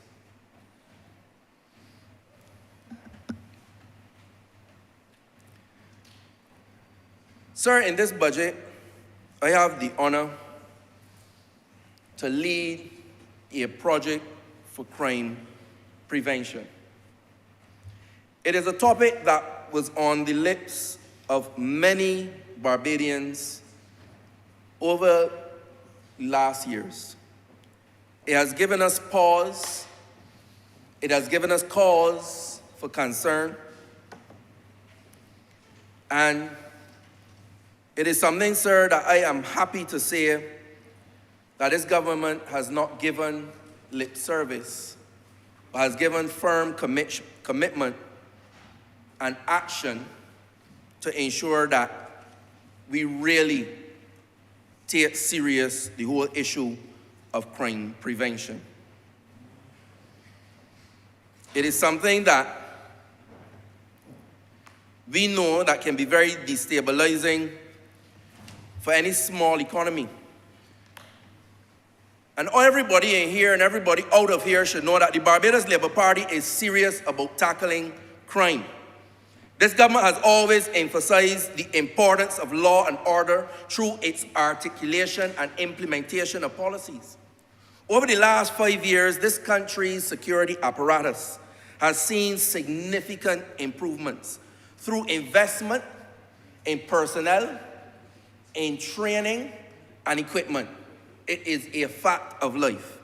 If you look at the Barbados Police Service, if you look at the ports of entry, if you look at many other areas, no one can deny, if they are honest, that this Barbados Labour Party takes the security of this country extremely serious. That is one of the important things a government has responsibility for, the security of its people. Another demonstration, sir, of the deepening commitment to crime prevention, sir, is the establishment of my office as Minister of State in the Attorney General's office with responsibility for crime prevention. Now, through you, sir, where I stand, I would like to thank the Honourable Prime Minister for this, not only for giving me the opportunity, but for placing our law and order stance firmly on 2 feet. Where we have legal, judicial, and law enforcement on one side, and now we have the focus on long-term crime prevention. Mr. Speaker, sir, I turn to the 2022 crime statistics for context.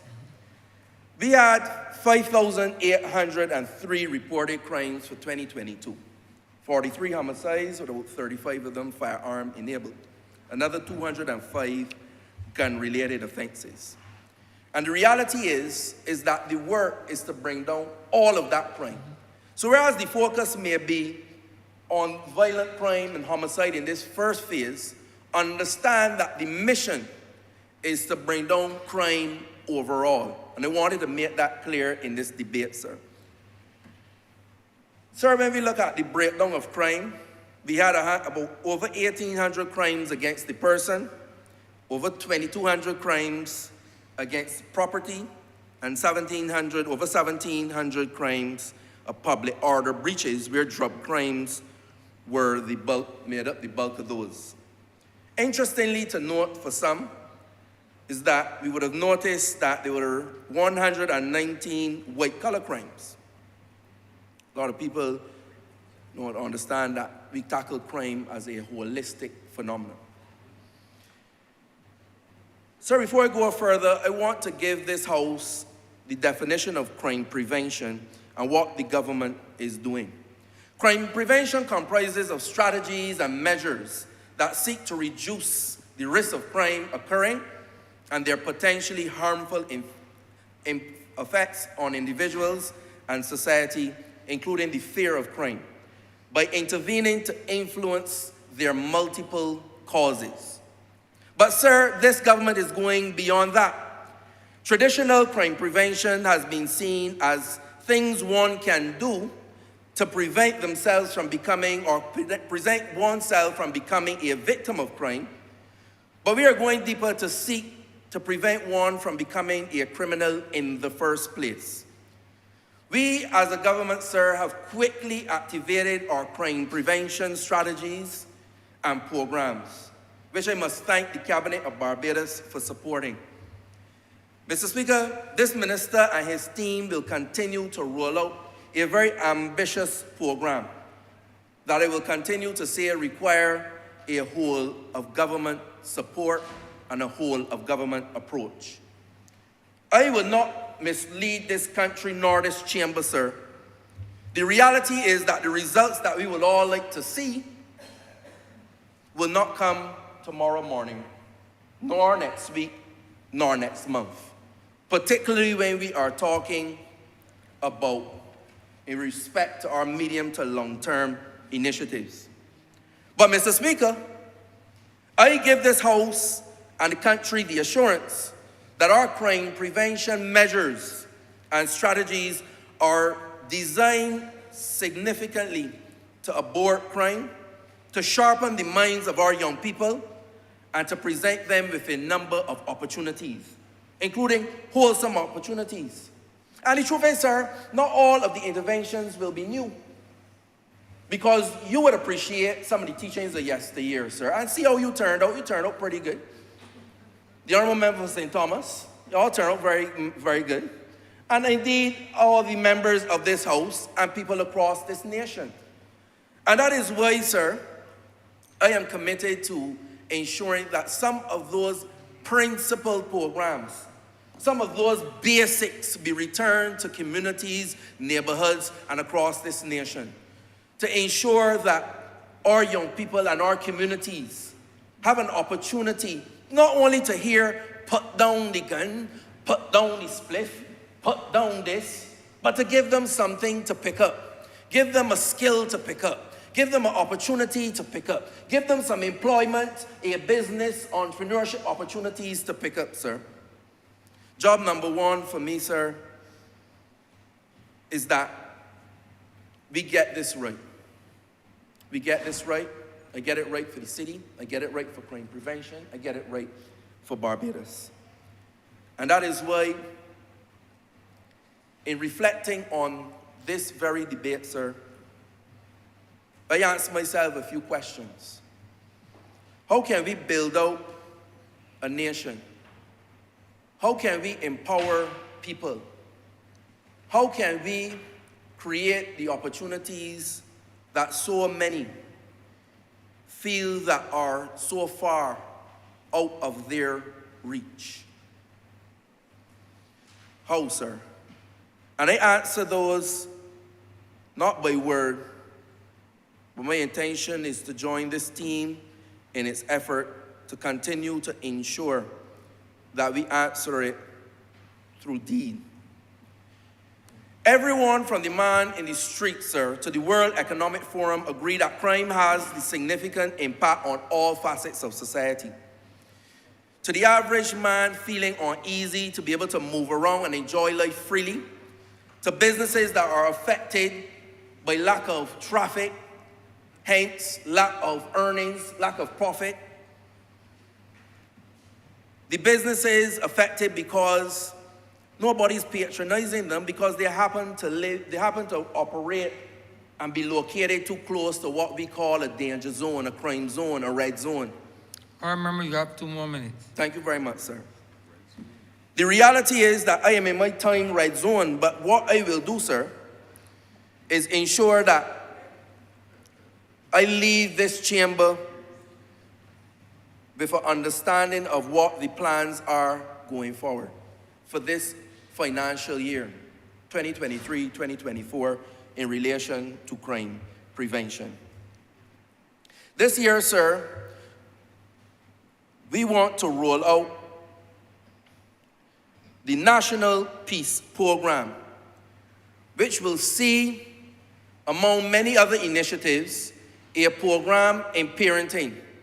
As we said, and the Honourable Member for St. Michael North emphasized, the importance of getting parenting right. We want to roll out, and we'll roll out the program with the National Life Coaches to ensure that we can wrap around some of our citizens who are not getting it right, who are affected by so many factors in life, and then in turn are affecting this society through so many factors that they portray on our society. I almost said something different, sir. And it is true that I close by asking this chamber and asking this country to understand that the missions exposed in this budget and by every member in this chamber is really for Team Barbados. Team Barbados must be at the forefront of the mind of everything we do in this country, every sector, every part of society, whether it be the media, the church, the opposition, the government, the communities across Barbados. I want to close, sir, by saying to the public of Barbados, at the end of the day, to get to mission accomplished, we must commit to Team Barbados. Now, sir, many of my colleagues use poetry, song, and many of them use scripture. At one point, I didn't know if it was in Parliament. I looked at the stair windows, I thought it was in church. But I want to close by going back to the simple things of life with a little poem. And it is this, sir. Roses are red, violets are blue. I want every Bajan to know the Barbados Labour Party loves you. Upward, onward, Bajan Excellence 2030. Mr. Speaker, I am obliged to you.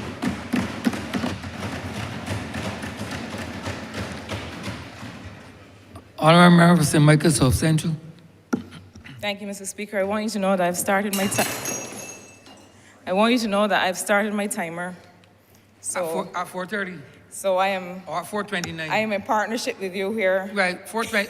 We're on the same page, 4:29.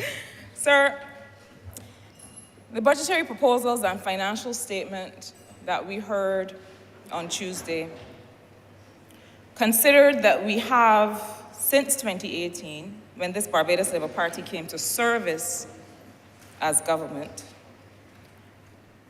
considered that we have been on a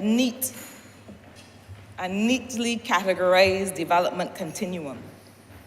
And that development continuum that was presented suggests that we went from mission critical when we came to service in 2018 to mission survival during COVID and other human disasters to mission transformation now. And I understand why the journey would be depicted in that way. I understand why we would want, or why it might seem attractive to present it in that way.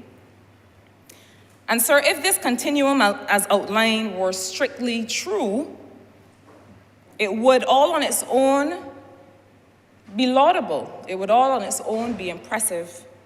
And it would truly be something of which Barbadians could feel proud. That we were first able to come and quickly stabilize and exponentially grow the foreign reserves. We were able to clean up our urgent sanitation needs and keep Barbadians and visitors healthy and safe.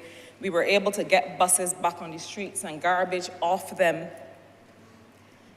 Sir, if that were that continuum of mission critical to survival, to transformation, if that were strictly true and real, that would be impressive. But sir, I don't really believe it has been such a neat development continuum. I believe that Barbados, as a small island economy, finds that it has to do all of these things at once. It is my judgment, sir, that from the time this Barbados Labour Party government came to service to the people of Barbados, we have been doing all three of those things all at once. Because the truth is that we don't have the luxury in this developing world to wait to transform. And the incredible thing, sir, is that if Barbadians blink too fast, we will miss the fact that at every stage in the whirlwind that has been the last 5 years, there has been constant transformation in this country. When we came in 2018, and at the same time we were addressing the reserves and the debt restructuring, we also had to address the Public Financial Management Act. We also had to transform the way that the country would do its business, not just with us and under us, but for all future generations of any government that would come to sit in this place. And that was transformation. We were in mission critical and mission transformation at the same time. When we had to address the Central Bank Act and say to the people of Barbados, look, we might, as part of the Covenant of Hope and part of our own ideology as a Barbados Labour Party, we might purpose to do the right thing, but there may come a time in this country when we have a government in place that may not want to do the right thing, but we're going to hold them to a certain standard of fiscal management that means that they have to do the right thing. So, sir, whether it was fixing the messes that we met in 2018 or confronting and rallying through multiple human disasters at once, or whether it is now when we are seeking to return to an environment for growth and the creation of real prosperity, we have constantly been transforming. I met with some students, sir, from Bentley University, just outside of Boston in the US. Met with them this morning. And one of the things that we talked about in our conversation was the fact that there was so much that had to be done and managed at one time when we came to service.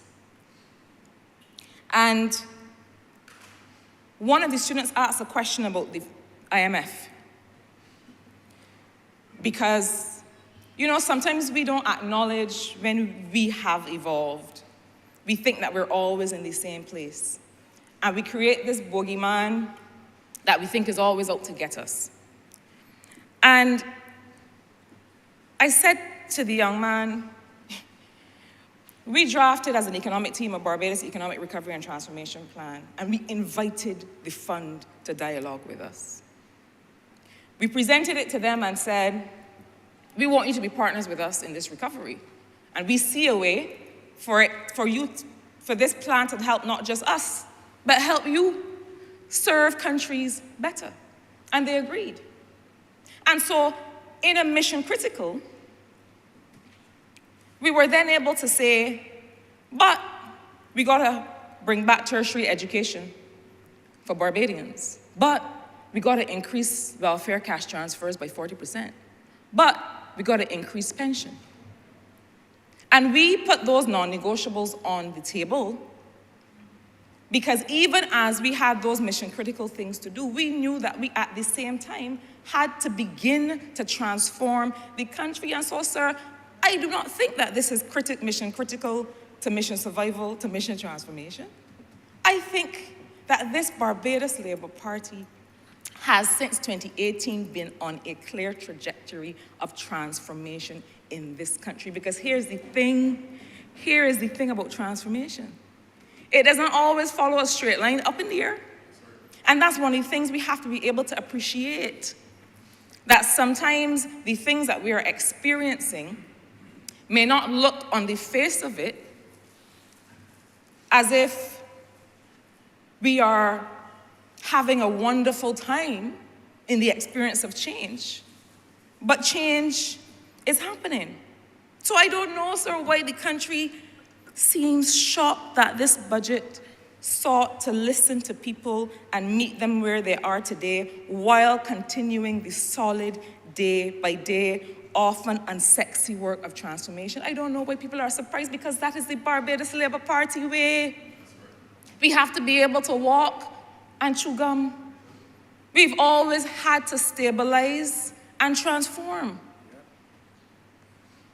Sir, in April 2017, I had the honor to deliver the Grantley Adams Memorial Lecture, and I gave it the title, Survive or Transform: Why It's Now or Never for a New Development Model in Barbados. And I chose that topic because at that time, in 2017, we had for some years been in the throes of a survivalist governance, where that was all it was about. It was just about trying not to perish. There were no critical missions identified to set us on a path to recovery. There were no transformational programs outlined that would enable us to start the future now. It was pure hand-to-mouth government.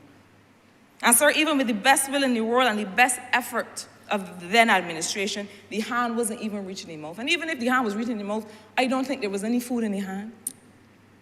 There was nothing in there to provide sustenance and nourishment to the people of this country. And the then Minister of Finance, I will never forget it, he came to this honorable place, arms flailing, forlorn, face flushed with frustration and fatigue, in this place, and begged of a mere opposition Labour Party at the time, and begged of the people that he promised to conscientiously govern.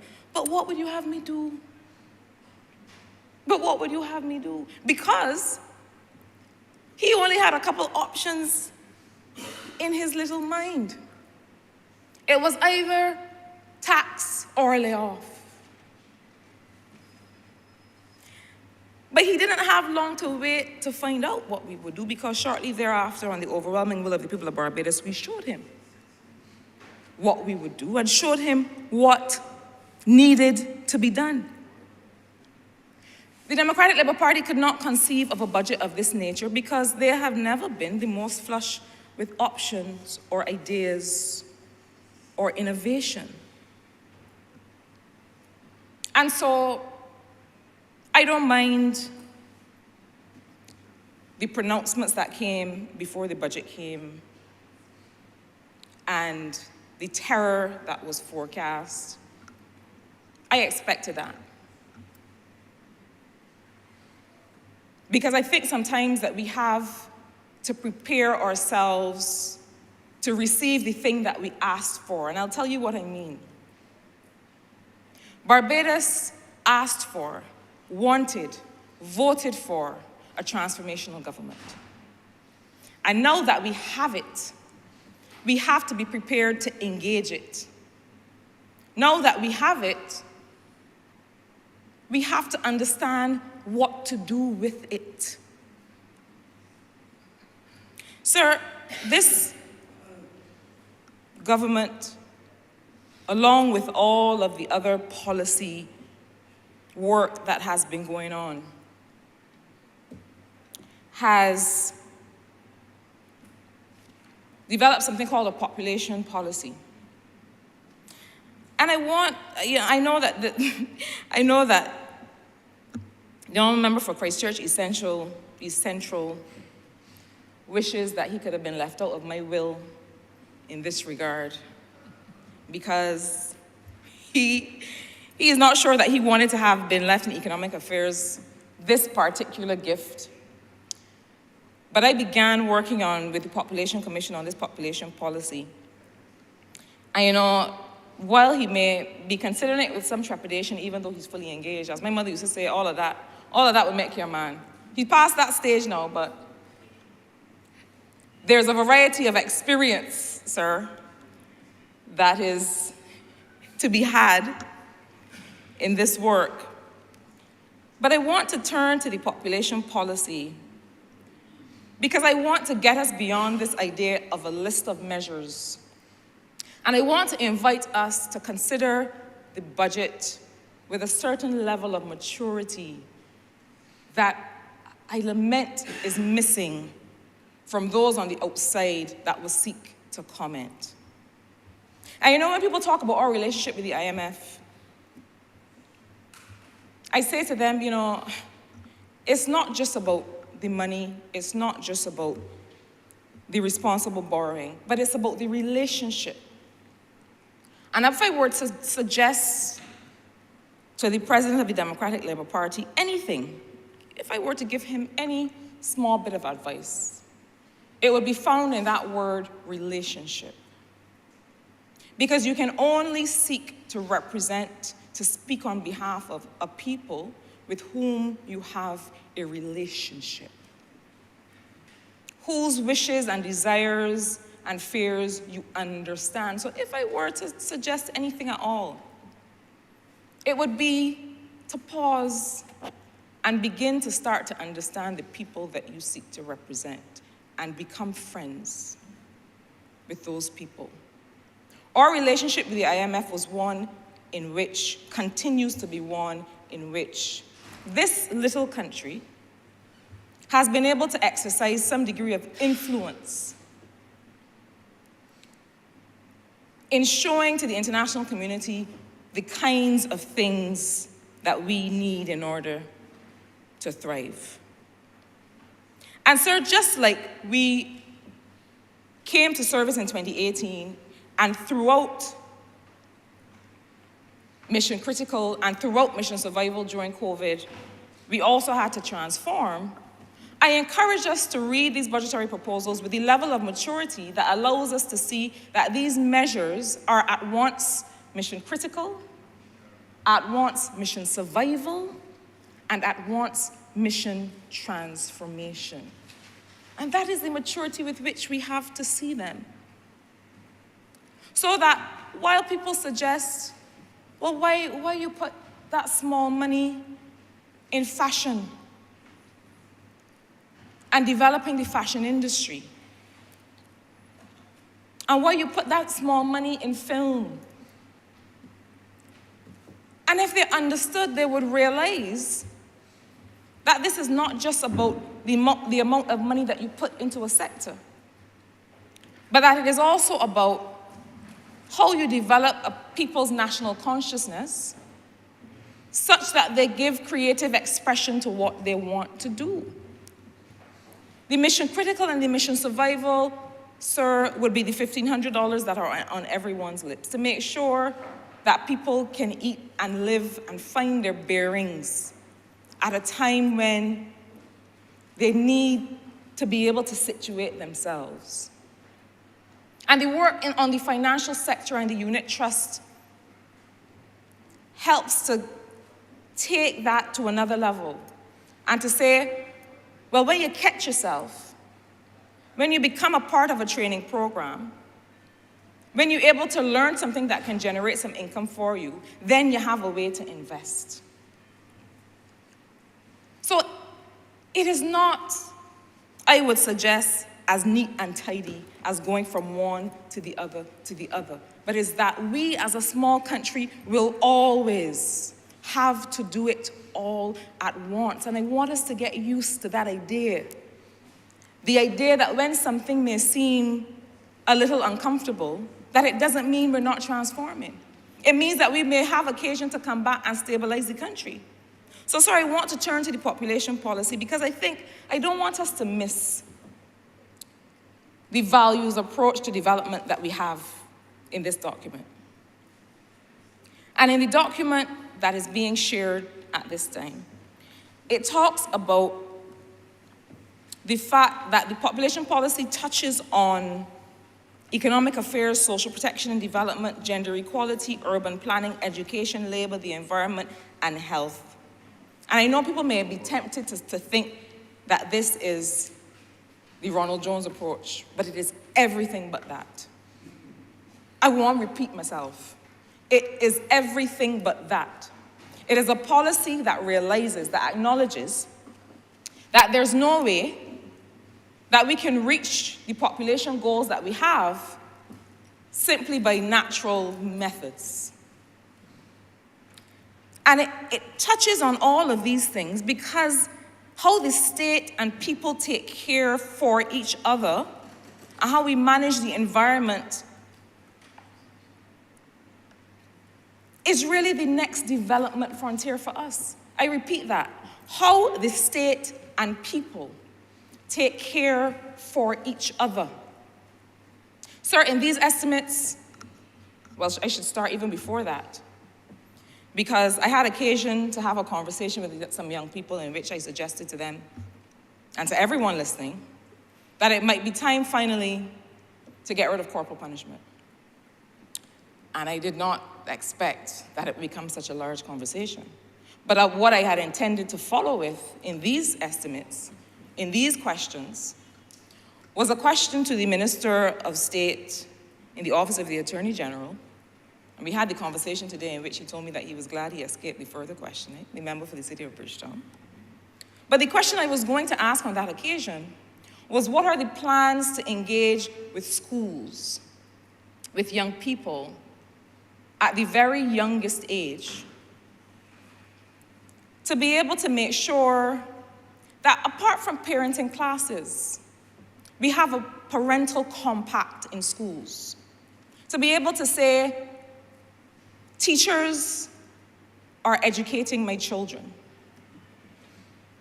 My responsibility, how I take care for the state, my responsibility would be the children and their readiness to learn and to engage with teachers and with other children.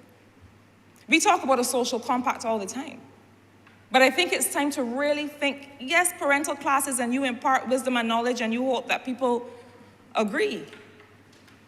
But perhaps it's time for a parental compact, where parents agree that this is the agreement that we make together, so that teachers feel more free to have an environment in which everyone is safe, in which everyone feels like they have a safe and healthy learning environment, and that parents, in an ongoing way, contribute to that. But the reason that I flagged population policy is that it is about rights and responsibility.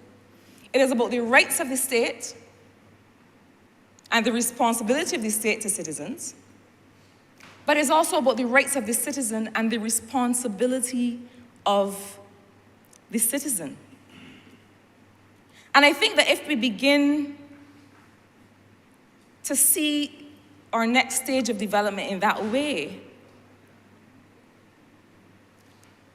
then we start to understand that these measures are not just a list, but they fit into a development model that has been well entrenched since 2018. But I do think, sir, that while I support these budgetary proposals, that there's a lot that will be left to the execution. I wonder how fearless, sir, we are ready to be. And I don't just mean the government, I mean all of us. I wonder how fearless, how much courage we are really ready to have. I think we have to make a commitment, sir, to leave no one behind. And I think that in everything that we do, consideration must be given to the balance of actions that we take. The balance of actions that we take to secure people's incomes. And I'll give you a quick example of what I mean. The government just settled its wage negotiations. And I think that we all realize that this has been a game changer. But in the course of that, alongside that, where we see that we have an increased income for those already earning an income, we also have cohorts of temporary workers that are seeing their contracts end and seeing their income brought to zero. And I think in this notion of industrial engagement, and I've heard the member for St. Peter, the Minister of Labor, suggest this, that there has to be a balance of equity. Because while we are taking measures in these estimates that increase the wage bill by 80 million, we are at the same time seeing a category of worker have to shift from a regular income that they have come to rely on to an absence of that income. I applaud and acknowledge the work of the member for St. Michael Southeast and the member for St. George South in their efforts to aid this transition. But in the same way that we have to be mission critical and mission survival and mission transformation at once, we also have to learn the lessons of mission survival. Mission survival during COVID showed us that the community elder care program is a critical investment in care. The population policy, and I encourage everyone to read it, the preamble of the population policy gives us a new development model in which care is an economic input. Care is important. And this government has been investing in care. But I want us to learn the lesson and realize that we can't just dispense with care. So for example, we have agreed to continue the work of the community elder care program because that care in the household is important. But the care that is also important is the care that some of the COVID workers have been able to deliver. The care that is also important is the care that the school monitors have also been able to give. And so are we learning the lesson that perhaps that investment that we've made in those new categories of work should not be so easily done away with? I know that one of the methods of the Democratic Labour Party was just to inflate the wage bill, because there were so few options that they saw. Was that the fastest thing they could do is just put people in jobs as a way to get political forward. And we tried to do it in a different way. We tried to bring on temporary workers to give people an opportunity to earn. But I think we also have to make sure that in this question of wages and salaries and who gets what, that we are leaving no one behind. I would love it if everyone learned to do something in this training program with the National Transformation Initiative. But I believe that there will be a gap. And I believe that we have to catch some of those people who, if we don't take their hand and say, well, what are you doing now? We will lose. And the income that they've lost and the service that they've given, we will also lose the value of. Sir, I can tell you now, if it were up to me, the school monitors will continue. Why? Because they've distinguished themselves as not just spraying sanitizer. I look at the schools in my constituency, and I see that school monitors have become a critical part of the delivery of education to children. I look at the immense level of care that they've been able to impart to these young people, and I wonder if we're learning the lesson that care is an economic input in this society. I also have to say, sir, that we need to learn the lesson against people over systems. And as long as I have breath in this honorable place, I will reinforce that. We are in danger of prioritizing people over systems, and I'll tell you what I mean. We have, I feel, to be wary of what I call government by committee. We have in these estimates, and I agree that we have a lot of scope beyond tax and spend. We have a lot of scope, and we said it in the Covenant of Hope, to bring legislation and reform and facilitation, and to engage all actors. But we have in these estimates, in these budgetary proposals, sir, a growth council that sits alongside a strategic council and that now reinvents something that already existed in the name of Barbados Delivers. So we used to have a doing business committee, and now we have something called Barbados Delivers. And I have no argument with putting people together and asking them to come and talk to each other. Barbados has always had a very strong record of partnership in that regard. I remember you. Remember I me? see, sir. Our clocks are synchronized. Yes, thank you, sir. But sir, I think that one of the things that in all this training and management training that we have to be able to deliver for people who are in work and delivering services to Barbadians is systems. I do not want to see Barbados continue to rely on picking up the phone and calling somebody because you know that person can get that thing done. I want to see us get to a place where we have the kinds of systems that we can close our eyes and rock back and say, I know this is going to work because we have perfected this system. And so, sir, I don't necessarily think that the system of senior ministers alongside Growth Council, Strategic Council, Barbados delivers, I don't think it's harmful, but I don't think it is a sufficient condition to aid the implementation fugue state that ails us. I think that we need better systems to do the work of government. I think too, sir, that there's some things that are the unfinished business of a Barbados Labour Party ideology. Several people in St. Michael South Central, from Britton's Hill to Carrington Village to Bannister Land, need to have their tenantry land conveyed. It is low-hanging fruit. And I heard the member for St. Peter, in strongest of terms, talk about what he will demand and what he will not tolerate, and I don't know if that gets things done in here, but I might as well try it. Because I don't see how having $4 million in conveyancing approved at the Urban Development Commission could be stopping us from giving people the rights to their land. $4 million in a budget of this size can't happen. It should not be stopping us.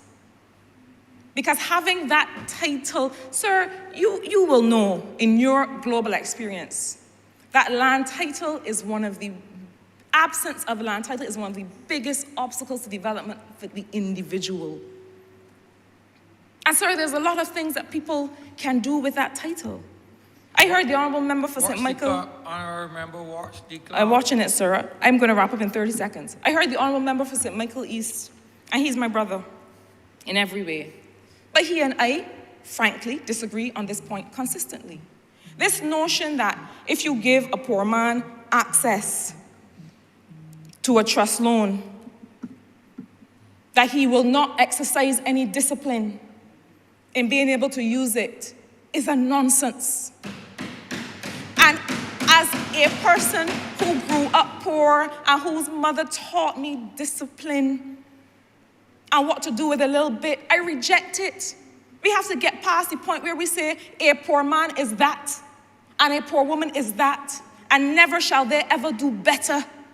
I had the occasion to tell a young woman in my constituency in Britton's Hill, you could run a company. You could run a Fortune 500 company. She's a woman that sits on the block and sells snacks from her van. Brilliant, influential, incisive. Stop telling poor people what they cannot be.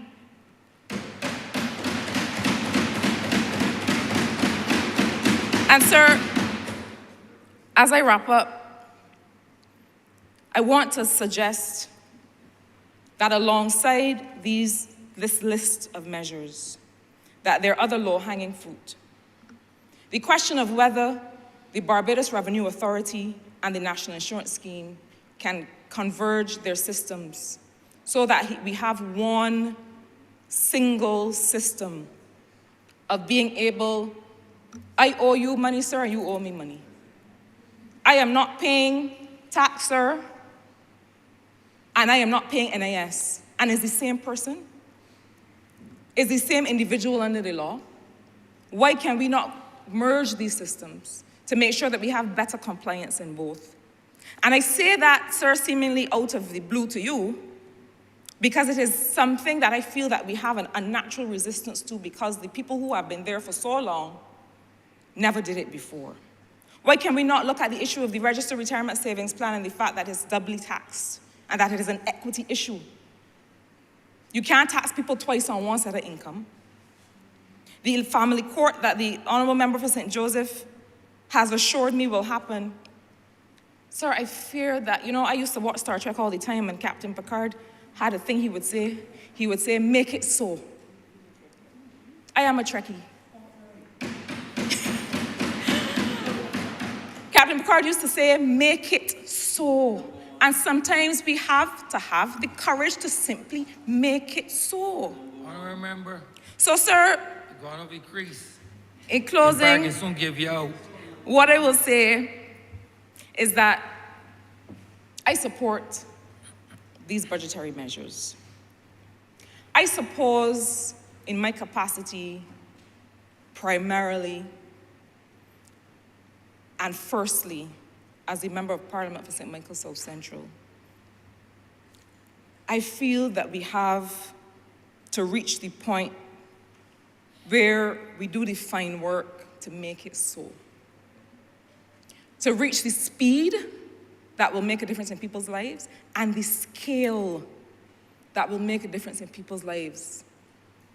And not simply layer committees over committees and think that because people are talking to each other, that people are doing. I always pledge my support to this Barbados Labour Party government that has been nimble enough and visionary enough to be at once on a mission-critical agenda, to be at once ensuring that people can survive, and at once making sure that this country is poised for the transformation that Barbadians deserve. Mr. Speaker, I'm obliged to you.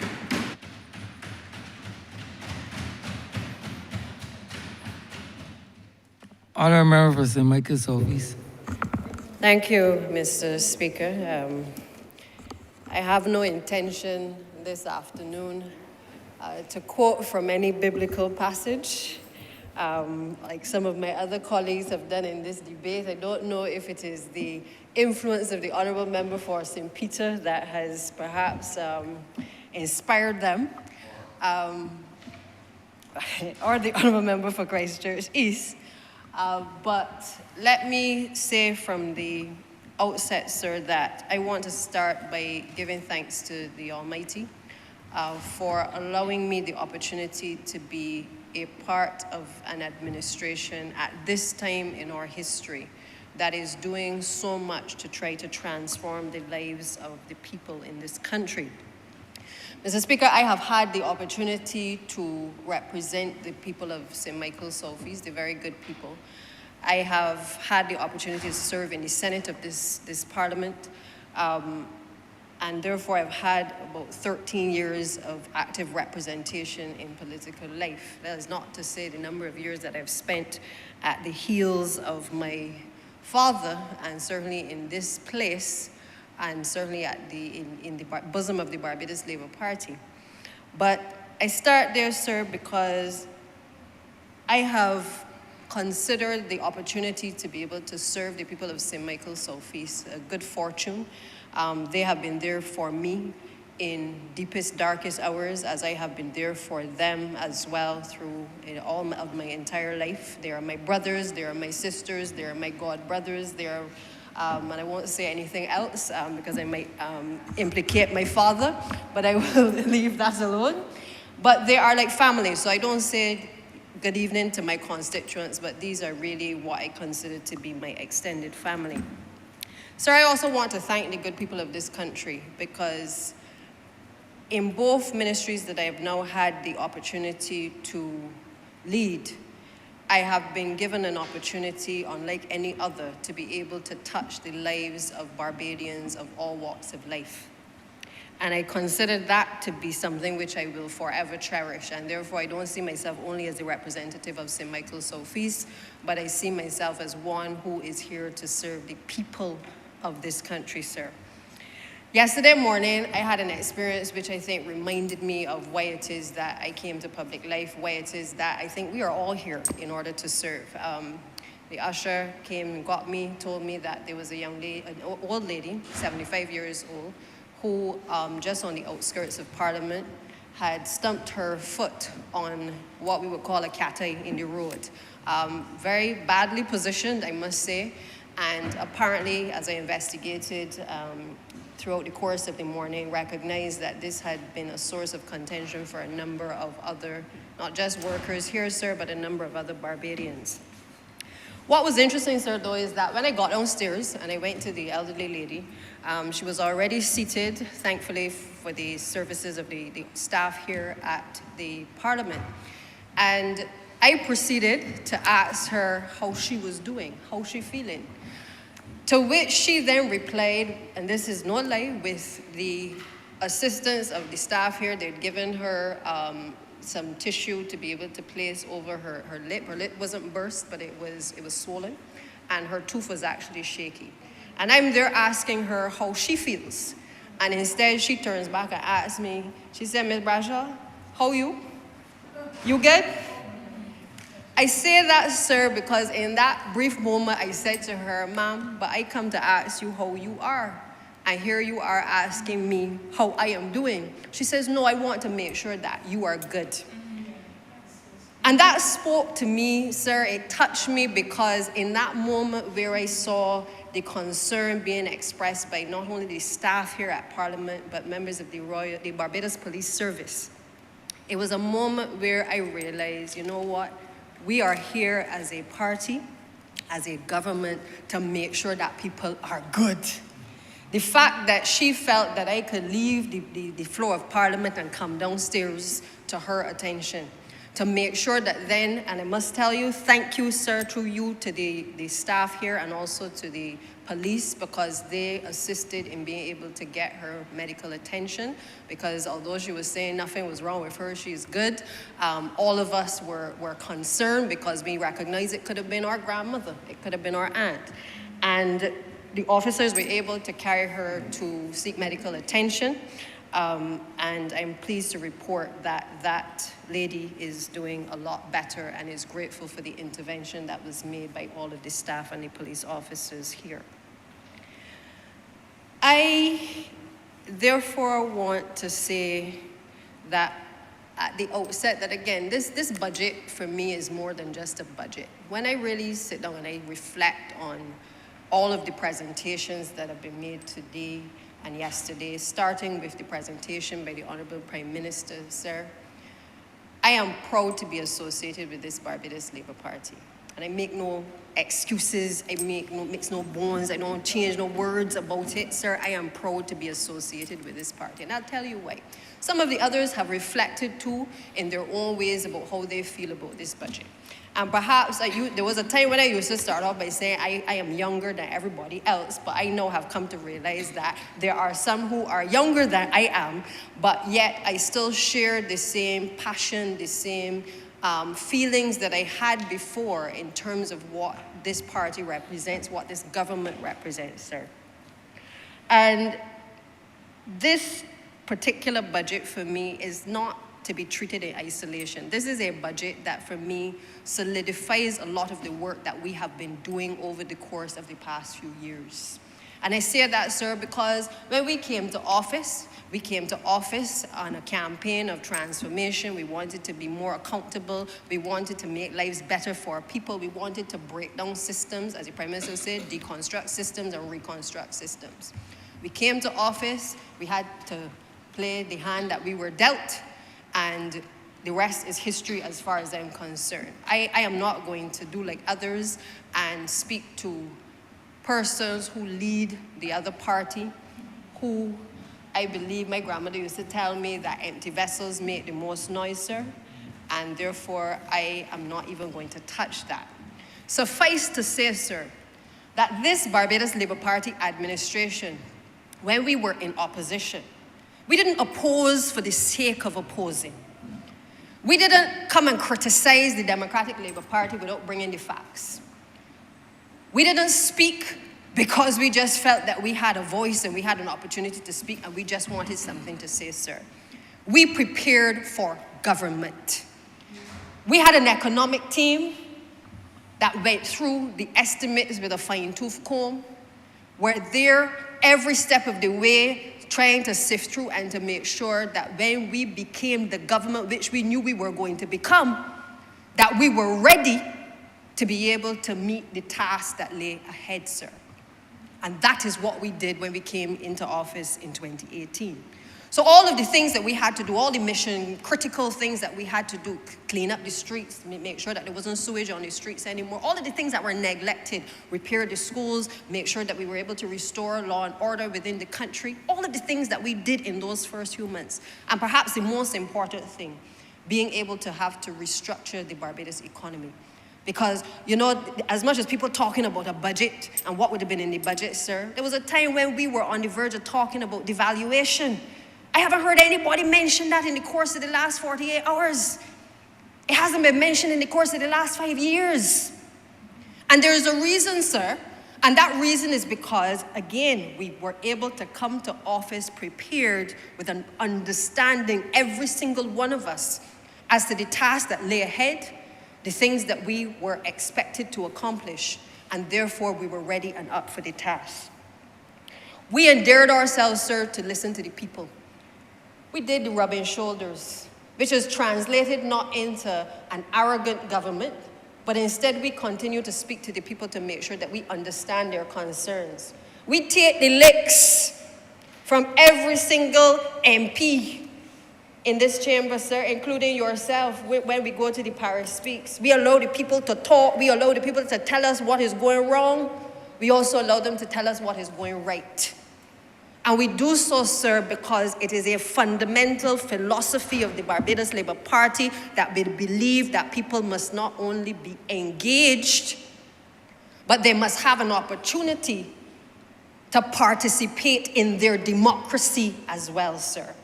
So when I think of this budget, sir, this budget is not as a result of any hodgepodge policies that get pulled together. It is as a result of us listening to the people across the length and breadth of this country who have influenced not only the economic policies that are borne out in this budget, sir, but also the social policies that are also borne out in this budget. Many people expected more hardship. Sir, I'm not going to stand here and tell you that things ain't hard for Bajans out there. Things hard. We see it in you. I'm sure, Mr. Speaker, you see it in front of the courts. We see it in our respective communities. But what I will not stand here and allow anybody to say is that from coming to office that we have not been working tirelessly to try to address a number of the inefficiencies, the imbalances, and the discriminatory practices which exist within the system. So we have taken step by step the time to be able to understand, as the late Prime Minister would have said, that Barbados is more than an economy, it is also a society. It is why we put so much emphasis not on all of the restructuring, but also why we focus on the social sectors as well. And that is borne out within this particular budget as well, sir. I stand proud when I think of the fact that there was a time under the last administration where Barbados was no longer considered as punching above its weight. When the description of Barbados as being an idea, sir, by Prime Minister Gonzalez back in 2014, that went to nothing. We were once the envy of the Caribbean. Global leaders looked up to Barbados to see the mark that we were making. And in just a 10-year period, it was almost as though we could not recognize ourselves, sir. So when I look at this budget, when I analyze this budget, it reminded me of the idea of Barbados as enunciated by Prime Minister Gonzalez. It reminded me of an underlying philosophy of the Barbados Labour Party as well, that speaks to the fact, sir, that we have to make life better for all Barbadians. That sometimes you get the best out of Barbadians when their back is against the wall, sir.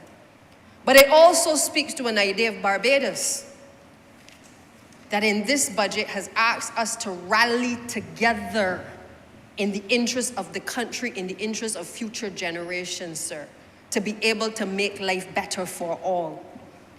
And I want to thank the Prime Minister for not increasing any taxes, for In the first few sentences, I think also highlighting the fact that the ministries that certainly I have responsibility for, in particular the Ministry of Transport Works and Water Resources, that the Barbados Water Authority would be given an opportunity to further relieve Barbadians across this country from the hardship that they would have experienced during the COVID-19 pandemic, sir.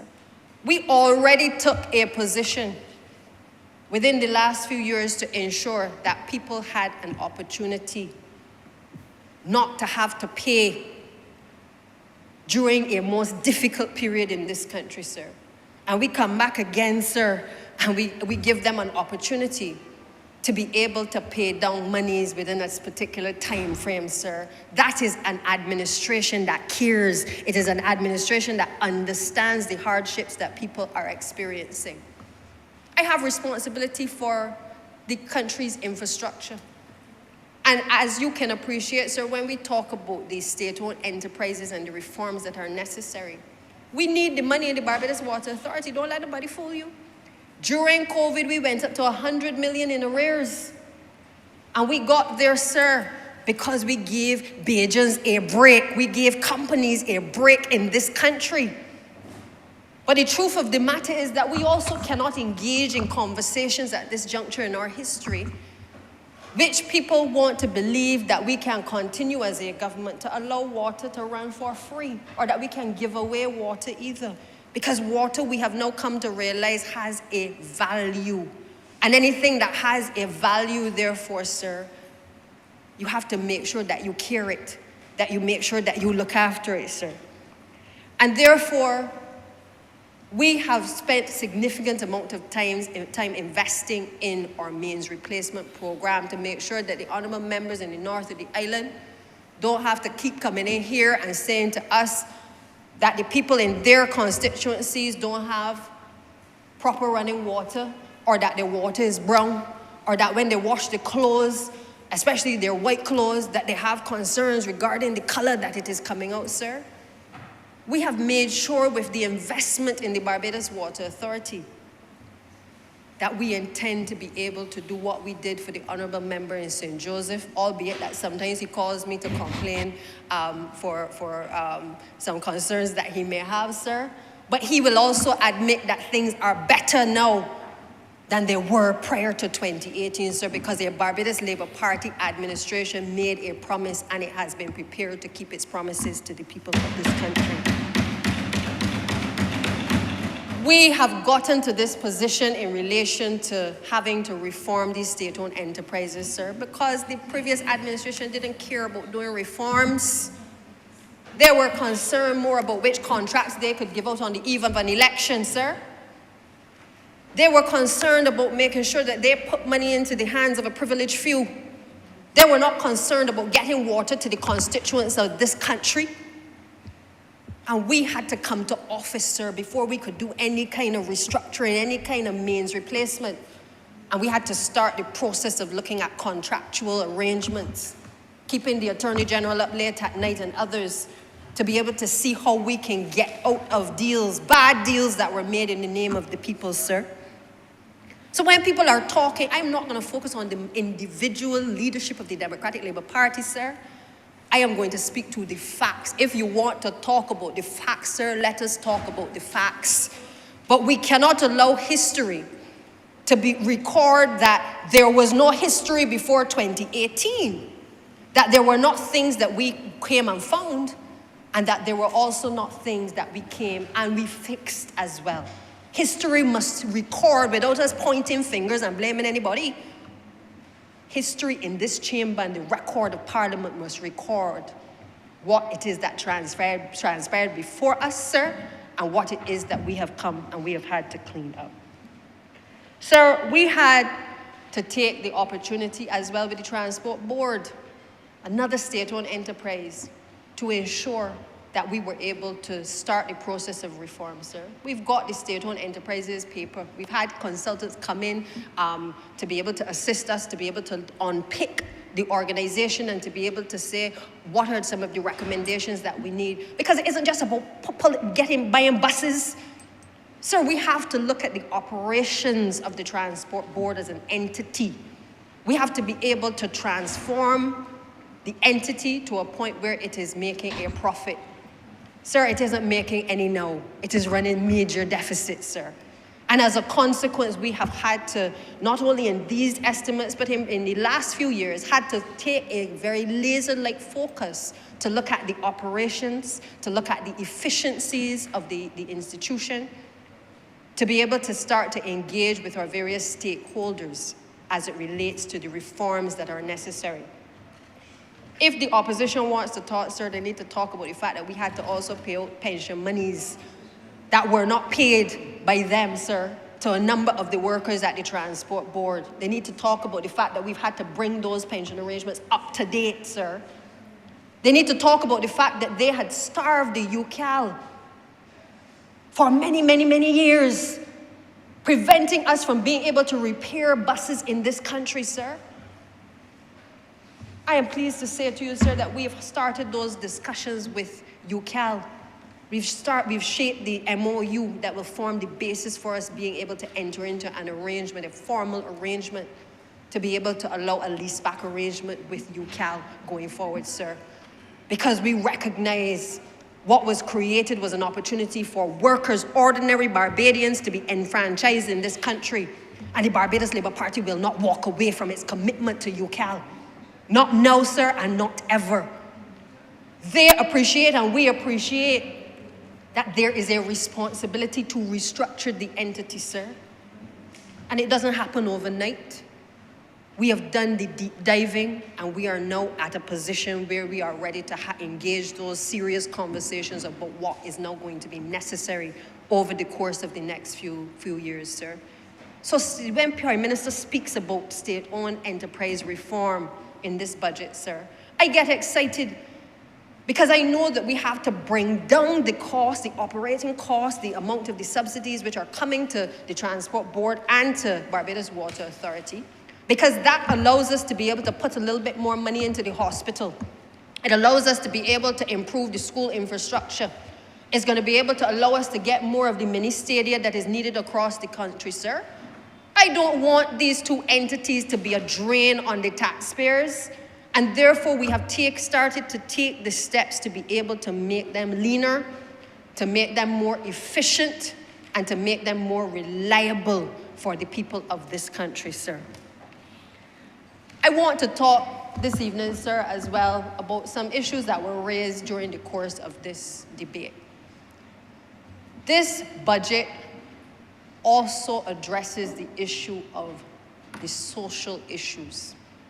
This budget speaks to the fact that if we're going to get transformation, we have to make sure that we also put ourselves in a position where we train and we retool the very people who have to execute the services that we have to offer, sir. And I think everybody in this place and those who have heard my comments in the last 5 years know that I have been calling for better supervision of the services within the public service. I have been calling for reform of the public service, sir. Not because I don't like nobody. I call it straight. I speak what it is I hear the people who I represent talking about. And I believe that in anything that you are running, you have a responsibility to provide a decent service. You have a responsibility to be responsive. You have to deconstruct the systems that no longer work for the people of this country, and you have a responsibility to reconstruct it, sir. That is why I have been critical, because I recognize that many of our systems have not been working for us. And when we came to office, we inherited a situation where many of the higher level public officers went home. Their time was up, or they chose to retire, but they left the service, sir. And we had a number of other people under them, equally able and qualified in some cases. But we also had then that lack of transfer of knowledge that was not able to take place. And many people obviously had their own challenges in dealing with the first few years in office, which no doubt, because of the pressures that we placed on them, put them under even more and greater strain, sir. So I am happy to see in these estimates that thought has been given, and to this budget, that thought has now been given, sir, to continuing the reforms that we've started, because it didn't start in this budget. All through COVID, We've been meeting, we've been talking, we've been trying to deliver on what they call the commitment for results, sir. Because we understand that if people don't have things that they must deliver, they don't have tasks set for them, if they don't have a way to assess how they do what they do, and if they aren't able to have proper reviews, sir, then they're just going to work every day, drawing a salary with a frustrated Barbadian electorate, sir. And therefore, we have started that process. I am the first to say I am willing to give it a chance because this is my Barbados. I ain't got the passport for nowhere else, sir. So as critical as I have been, I also believe that by giving the training where it is necessary at the highest level in the public service to the lowest level in the public service, sir, that together from the ministerial level, that we can hand in hand be able to see the transformation in this country in terms of the delivery of service that is necessary to make us excellent in the delivery of services in this country, sir. But it goes further because training is not just for the public servants. They have to deliver on their end, sir. But we've also said that we want to train persons who would have been in what we consider the crash programs. Crash programs, sir, is not something new to this administration. Crash programs have been around forever. But the difference, and the one thing that distinguishes the crash programs that we have introduced within the last few years to keep people with food on the table, is that we have also introduced an element of training to ensure that the people that were on these crash programs were able to transition into gainful employment, sir. Now, I get that whether within or without, there can always be those people who believe that we don't care enough to make sure that we move people from point A to point B. There are always going to be those people who want to see people remain where we found them, sir. I get that. And I get that there'll always be those who will spread the fear that we are going to abandon 1,900 persons between the member for St. George South and my ministry on the 31st of March of this year, sir, that we don't abandon them, sir, that we don't have any use for them after, sir. And I want to set the record straight because it is not only the member for St. Michael Northeast who cares, sir. This member cares, and all other 28 members of this administration care as well. And it is because we all care, sir, that we took a conscious decision, because we understand that these very people are the people who we know were on blocks, they had prison records, and the truth is some of them even had certificates but couldn't find work, sir. These are some of the same people who have fallen through the cracks in the system under a Democratic Labour Party administration in our lost decades, sir. These are some of the same people who were rejected from secondary schools at an early age, sir, and left out there with nothing to do, not a skill, nothing to their name, and they had to hustle to make a living, sir. We get that. And that is why we have said as a caring government that we are going to hold their hands, we are going to put them in programs where they have interest in particular skills, sir, and we are going to make sure that we get them to safety. Are we going to get all, sir? Well, I'm not Jesus Christ, but I know that I'm here to save them, sir. And I know I'm going to save all who want saving. And I'm going to make sure that if there is an interest on the part of people to be able to get a second chance, to be able to learn and to acquire a skill in this country, as long as I have breath in my body, sir, I'm going to make sure that these people are able to be employable in this country and to also be employed, sir. We have to date, sir, been able to have 590 people trained in 2 cohorts. And this is even before we made the announcement, sir. We started the process both in the National Housing Corporation and then later in MTW to ask the persons what it is they wanted to do. And we worked with the Minister of Education and her team to ensure that we were able to look at all of the programs under the Construction Gateway and any other programs even outside of it that they wanted to do, sir. We put together an entire comprehensive package We even work with the Ministry of Agriculture because there are some people who they want to go into the ground. They want to be able to be part of the agricultural sector. And we said, sir, we're going to give you the opportunity. We're going to bet you. We're going to bet those who we have given these opportunities to, sir. Because make no mistake about it, these people had Barbados looking real good over the last couple of years, sir. And therefore, those 590 have been trained to date. We have 806 people who are currently in cohort 3, sir, and these are across all of the tertiary institutions. We have cohort 4, which we are waiting to get the start date announced, but these are out of 1,915 individuals on this program. We have not abandoned these people, sir. We are making sure that we hold their hands and we take them to safety. What I encourage those who want to spread doom and gloom to do is to pull aside the workers. Because, you know, everybody is not at the same level. We get that. Pull them aside and try to let us find out what it is that they may want to do, sir.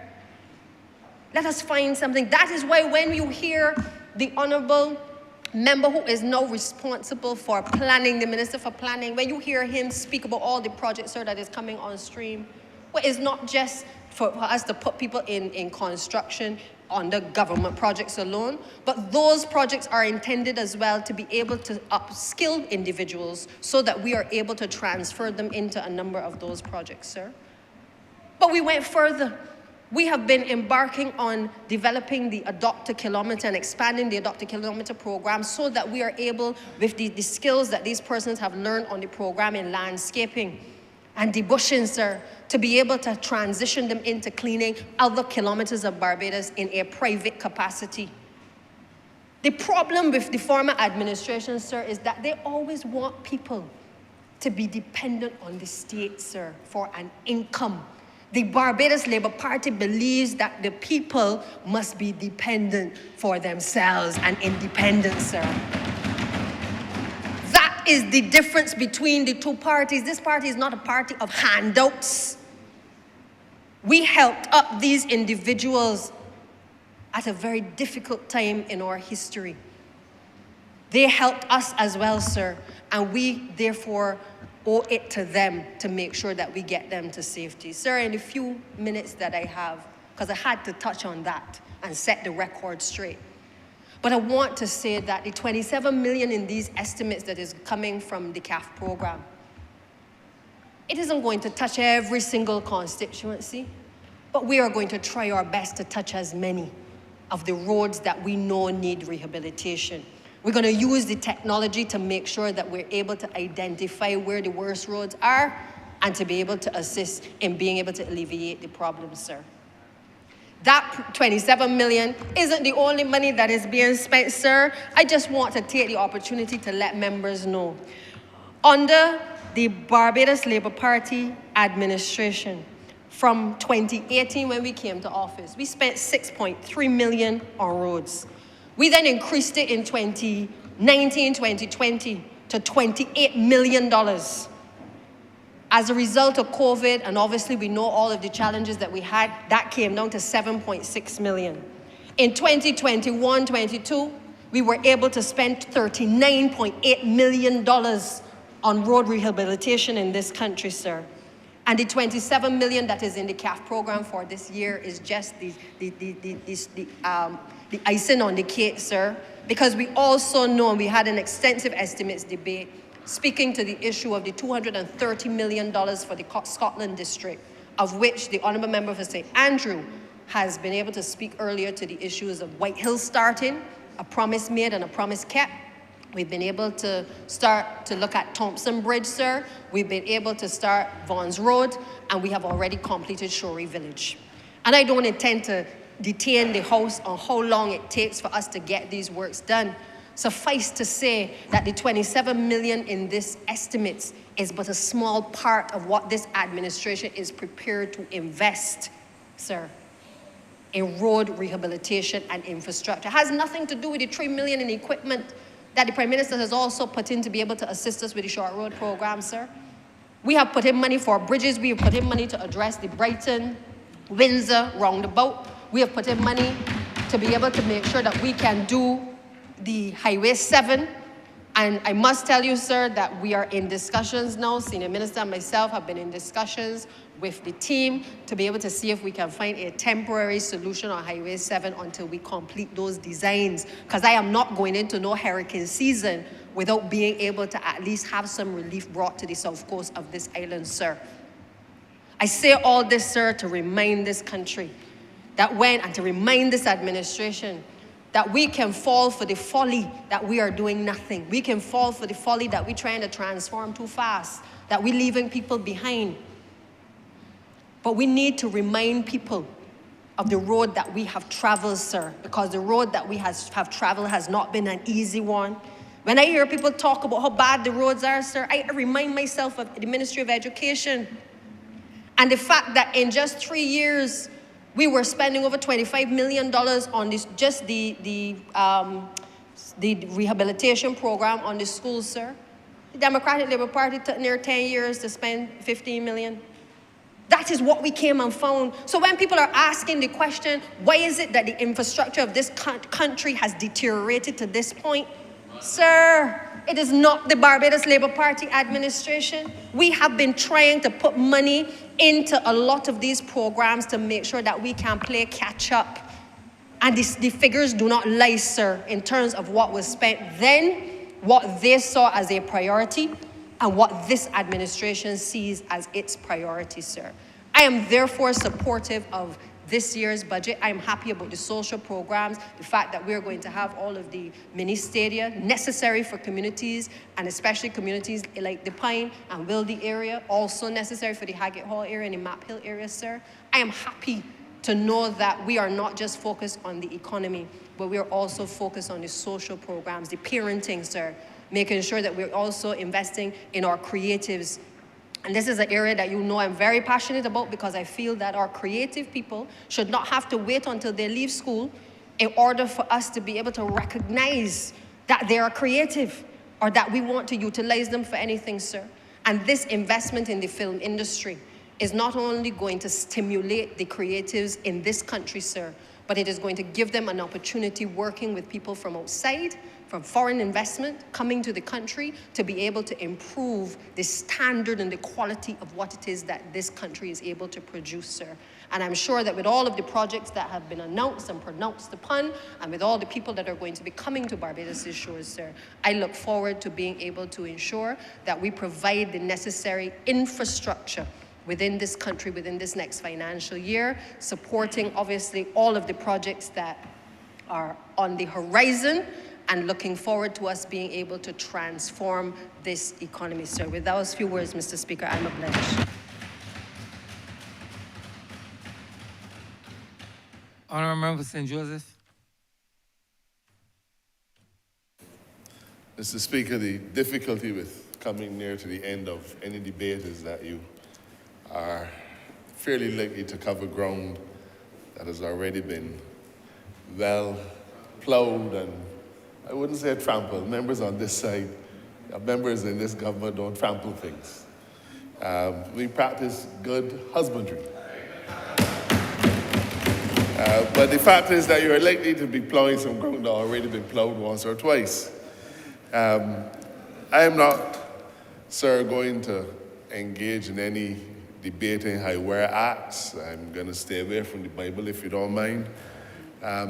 But if you don't mind. But, Mr. Speaker, I'd like to begin by suggesting to the people of Barbados and suggesting to the naysayers that this budget is a budget that demonstrates that Barbados's confidence has returned. We've once more come into the arena as a confident state. Mr. Speaker, it is sometimes a good thing that we have short memories, but sometimes it's a bad thing that we have short memories. I remember when last we were in government between 1994 and 2008, our mantra towards the end was that we were going for the gold. And sir, we were actually going for the gold. Some people poo-poo Kofi Annan's statement. Member of St. Thomas made mention of it in her speech in this chamber, when he said that Barbados was a small state punching above its weight. We were going for the gold, sir. And we were going for the gold. Typical of that approach, Mr. Speaker, would have been when Barbados led the global fight against the OECD with their harmful tax initiative against small states. Sir, towards the end of our term, or at the very end of our term, we were going for the gold, sir. We hosted Cricket World Cup and the Cricket World Cup finals. And I'm not going to take you down what a challenge that was, because it required us to dig deep and come up with complex security mechanisms that still serve us well today, but that we had never touched on before. In that era, Mr. Speaker, the Barbados that I lived in and worked in was a Barbados that was confident. Barbadians were confident. We were proud. We were self-sufficient, Mr. Speaker, in those areas that counted. And we walked with our head high as global citizens. We were going swiftly towards becoming the #1 developing state in the world. Everybody, wherever you went, they talked about the Barbados model of economic development. That's the Barbados Labour Party way, sir. But, as happens, we lost the election. And between 2008, Mr. Speaker, and 2018, that pride that we had vanished. It had dissipated, it evaporated, sir. Barbados was a country whose shoulders were bowed. We were broken, not just financially, but we were also broken in terms of our spirit. Those were the days, sir, when ministers talked a lot but did absolutely nothing. Some didn't talk at all. They came in here with all kinds of pie-in-the-sky promises, none of which ever came to reality. You know the list. Hospital in chaos, no roads, no water, oh Lord, no water. And that represented, sir, the Barbados that was at the very bottom. We were so much at the bottom that at the end, the then Prime Minister held on for dear life to power. Instead of calling the election when it was constitutionally due, he relied on a never-before-used mechanism to add on an extra 3 or 4 or 5 months. We didn't have any confidence then, sir. Barbados' reputation was of being corrupt. Our reputation in that last decade was a reputation for being mismanaged. Mr. Speaker, our reputation was such that people did not want to lend money to Barbados except they were going to get usurious interest rates. I remember on the 25th of May, sir, 2008, we won the election on the 24th. And we were celebrating into the wee hours of the morning of the 25th. I believe I probably got an hour's sleep. And the Prime Minister said to me that she and I were going to Government House, as it was then called, to be sworn in. And we arrived, 10 or so, and we were sworn in. And I harbored a thought that I would be able to go back home and get some sleep. Prime Minister said, Dale, we're going to government headquarters. Well, I went. And we went there and immediately began the back-breaking work of rescuing the Barbadian economy. And members of this chamber might remember that on the 1st of June, so we were sworn in on the 25th of May, on the 1st of June, sir, pardon me this trip down memory lane, on the 1st of June, Prime Minister Motley announced that Barbados was going into selective default of our international debt and our local debt. When I tell you, Mr. Speaker, that this budget represents clear evidence that the courage that we have been known for has returned, it is because, sir, I see a clear trajectory from the very first day in office, just almost 5 years ago. In another few weeks, it'll be 5 years. A very clear trajectory, sir, where from the very outset, we dared to take the hard decisions that took courage. But we did it because we were confident in the journey that we were about to take. It wasn't going to be easy, and it wasn't easy. It wasn't easy, sir. But at that time, Mr. Speaker, the public debt was 175% of GDP. On the 18th of June that year, less than a month after we won the election, we would have had to pay $50 million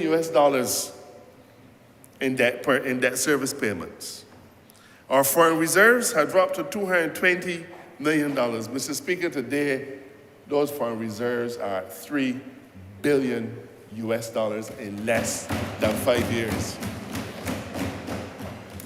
It was a hard task that we were about to face, Mr. Speaker. But we were courageous and we were confident. Now, Mr. Speaker, there were all kinds of predictions about what this budget would have held for Barbadians. The Democratic Labour Party predicted massive layoffs, and high taxes would be imposed. And you know, I've noticed, and I don't want to spend too much time talking about largely irrelevant people, but their principal spokesman, in every speech he gives, he almost always centers it around, what do you have to fear? The only thing you have to fear is fear itself. That is a classic example, Mr. Speaker, of putting up a straw man to knock it down. They're hopeful that by making Barbadians fear the future, that they will come to fear this administration, they will come to fear our policies, and that somehow the foundation of this government would erode. That is their approach, sir. They want to instill in Barbadians that there's something to be fearful of.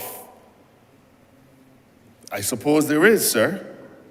I think that Barbadians have to be fearful of the corruption that the Democratic Labour Party government was known for coming back. I think they have to be fearful of the mismanagement of the wrecked economy. But this budget shows that there's nothing to fear from the approaches of this administration. They predicted high taxation will be visited on Barbadians, and the Prime Minister said, no new taxes. So they backtrack now and say, well, the take off Nando. It is almost as if this is a schoolyard game that little children play at lunch. Either you have a cogent argument to advance or you don't. If you don't, sit down and say nothing.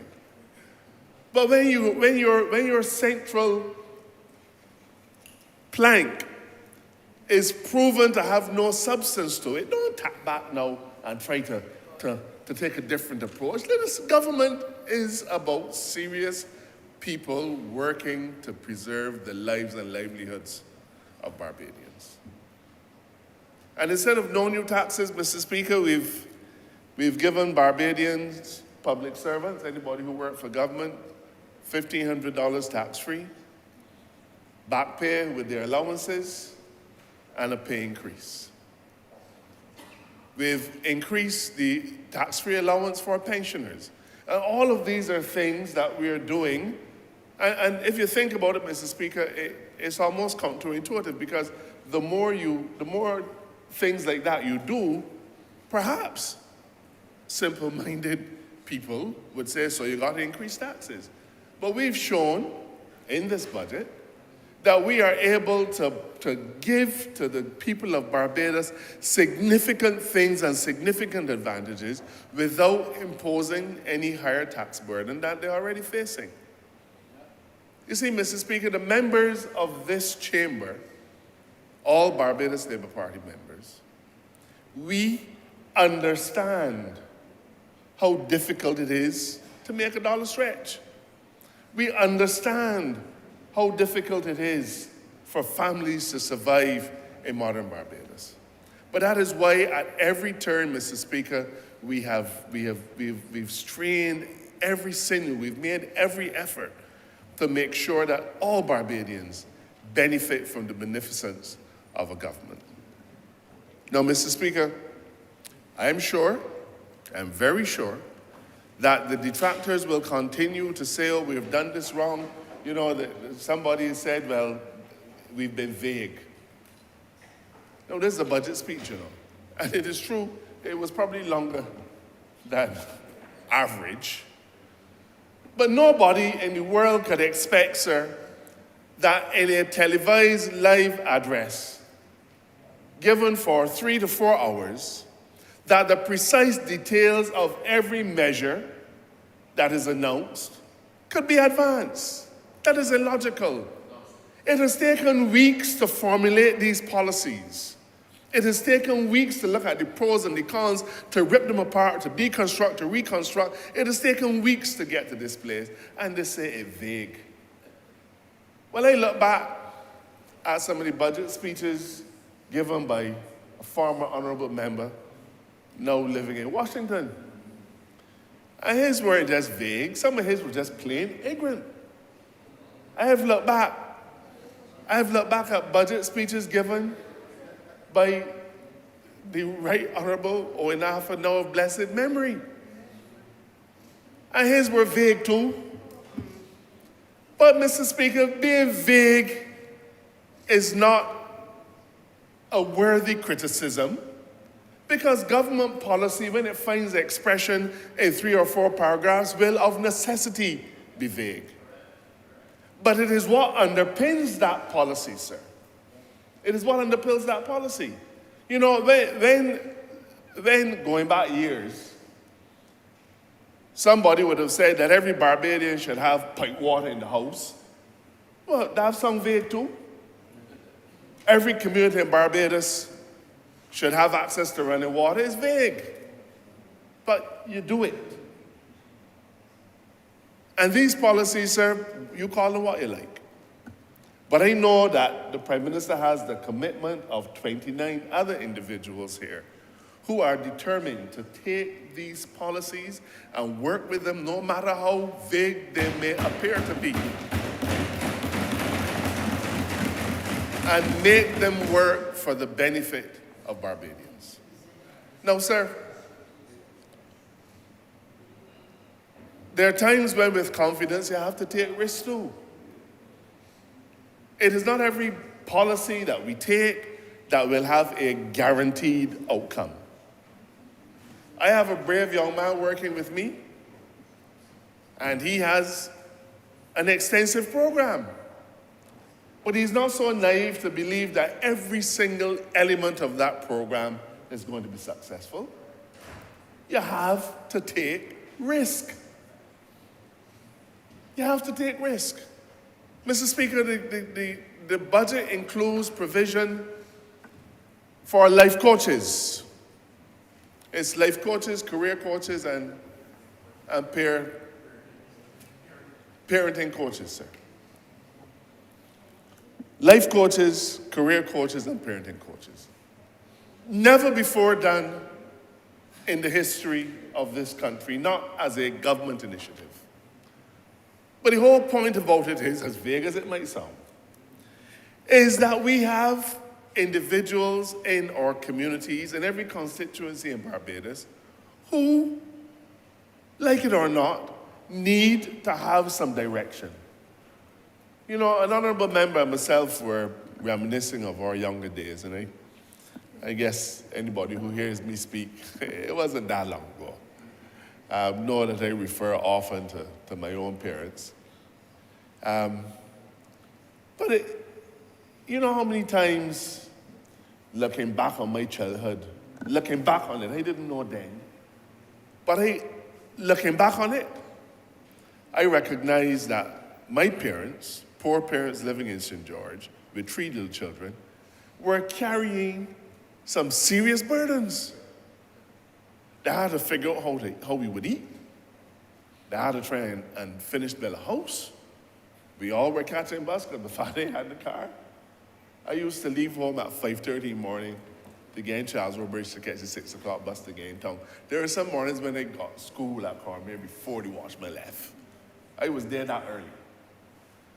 But I recognize, sir, that, and that was then, and we were a well-ordered family. But, sir, as we look deep into our constituencies, think about the single parents who are unemployed. Some of them have 2, 3, 4 children. Many of them haven't even reached the age of 25 yet. Okay? The father of the children, or fathers of the children, gone. Mother unemployed. They're going to the magistrate's court to try to collect $50 every week. And half the time when they go, it isn't there. Tell me that body does not need a hand reached out to them and say to them, I can help you through this. It isn't always, Mr. Speaker,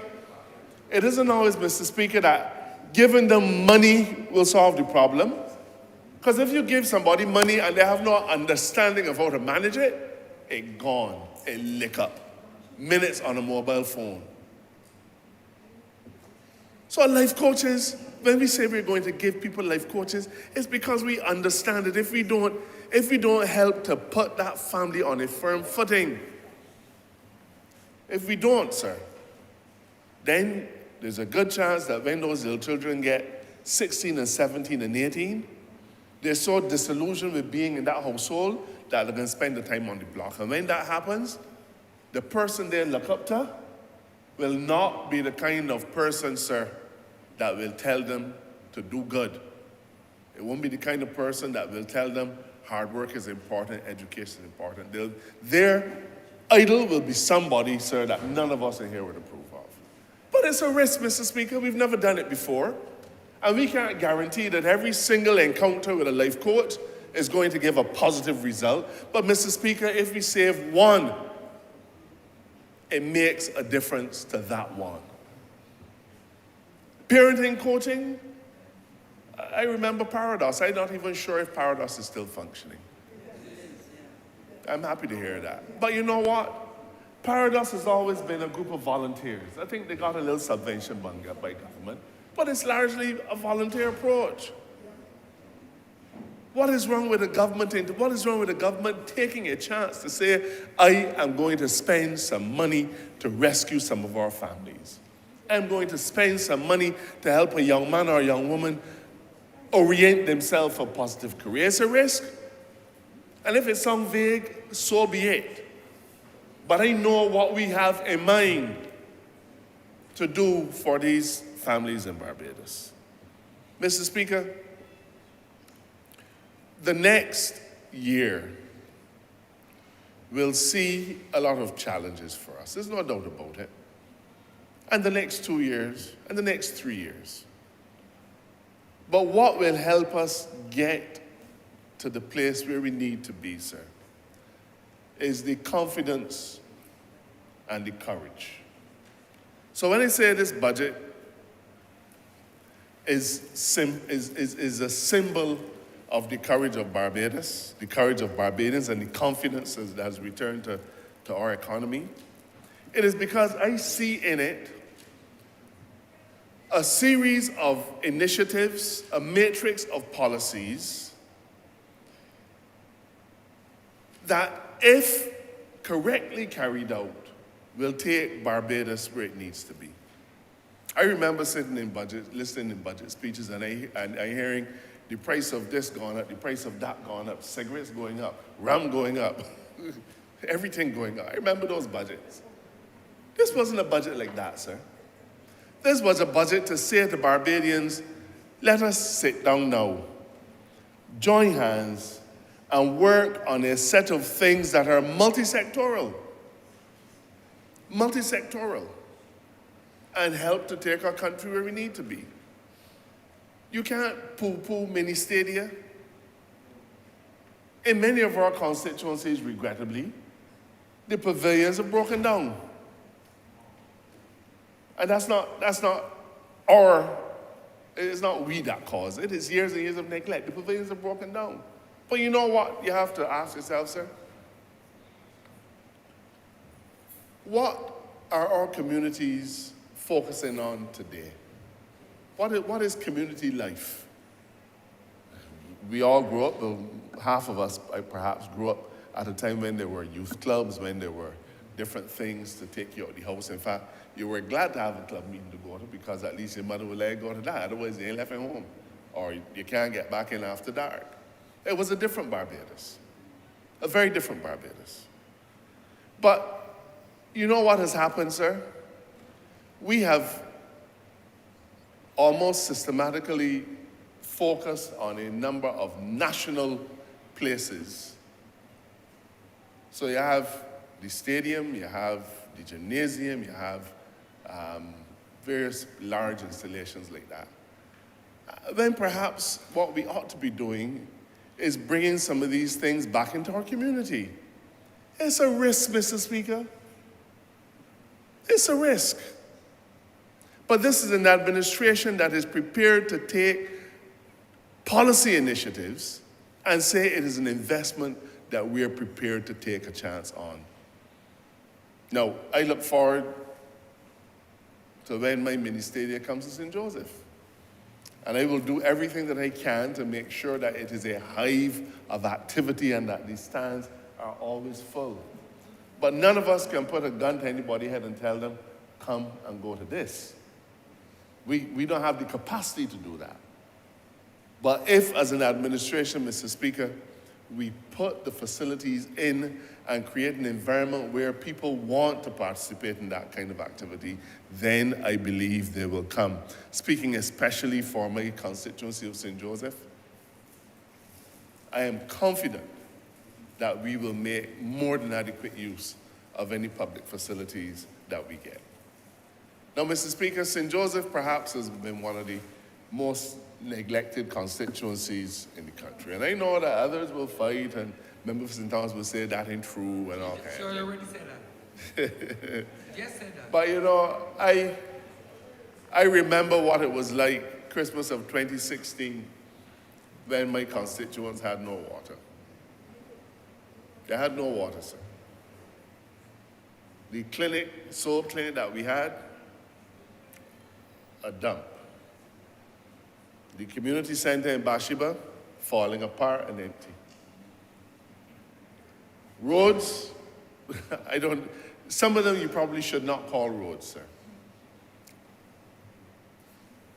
When we came back to government in 2018, we began, and I know, I know people say, man, let's just talk.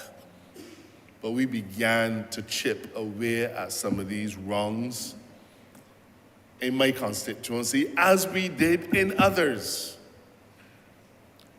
And so the rural water problem, because it wasn't just my water problem in St. Joseph, is well on the way to being settled. St. Joseph happens to have come out of it first, perhaps because I quarrel and cry, carry on and cry the most. But we're out of it. We've replaced the derelict clinic with a very nice facility. We have replaced the derelict community center with now the pride and joy of Barbados Hillcrest Community Center. Vaughan's Road, the Honourable Member has just said, has started. I'm told that the actual paving will start on Monday. We've had the confidence, sir, to get $200+ million on loan from the Chinese government and say, we are going to fix the Scotland District roads. Now, there's an interesting history to that. Because, Mr. Speaker, I remember sitting in the cabinet of the then Prime Minister, now of blessed memory, Owen Arthur. And he said, we are going to spend $15 million on the Scotland District. Oh, Lord, I was happy. I was overjoyed.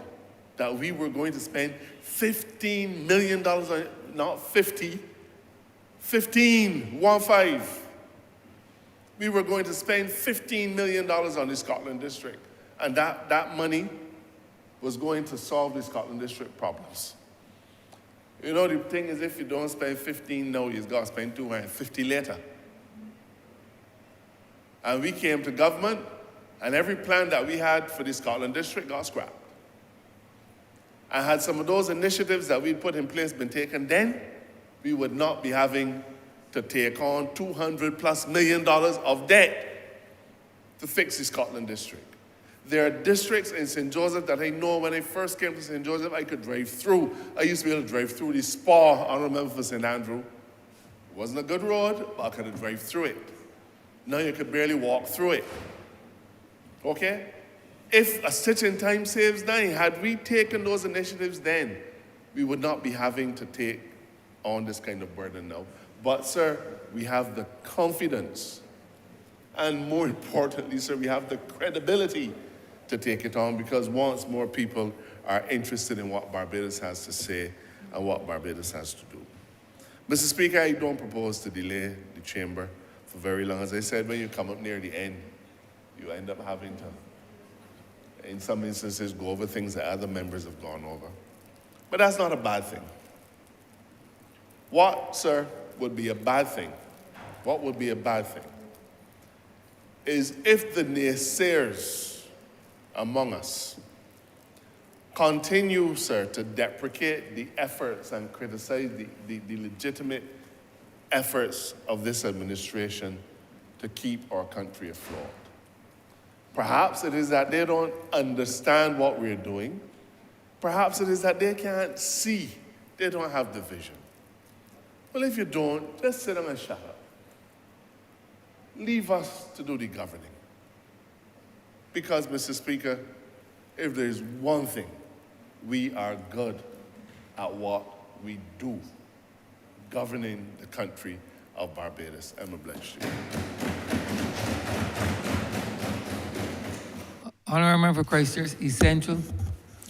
Thank you very much, Mr. Speaker.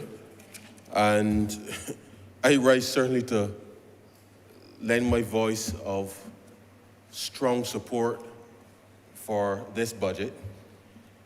I cannot help but reflect on the fact that I attended a series of meetings over the course of the last few weeks.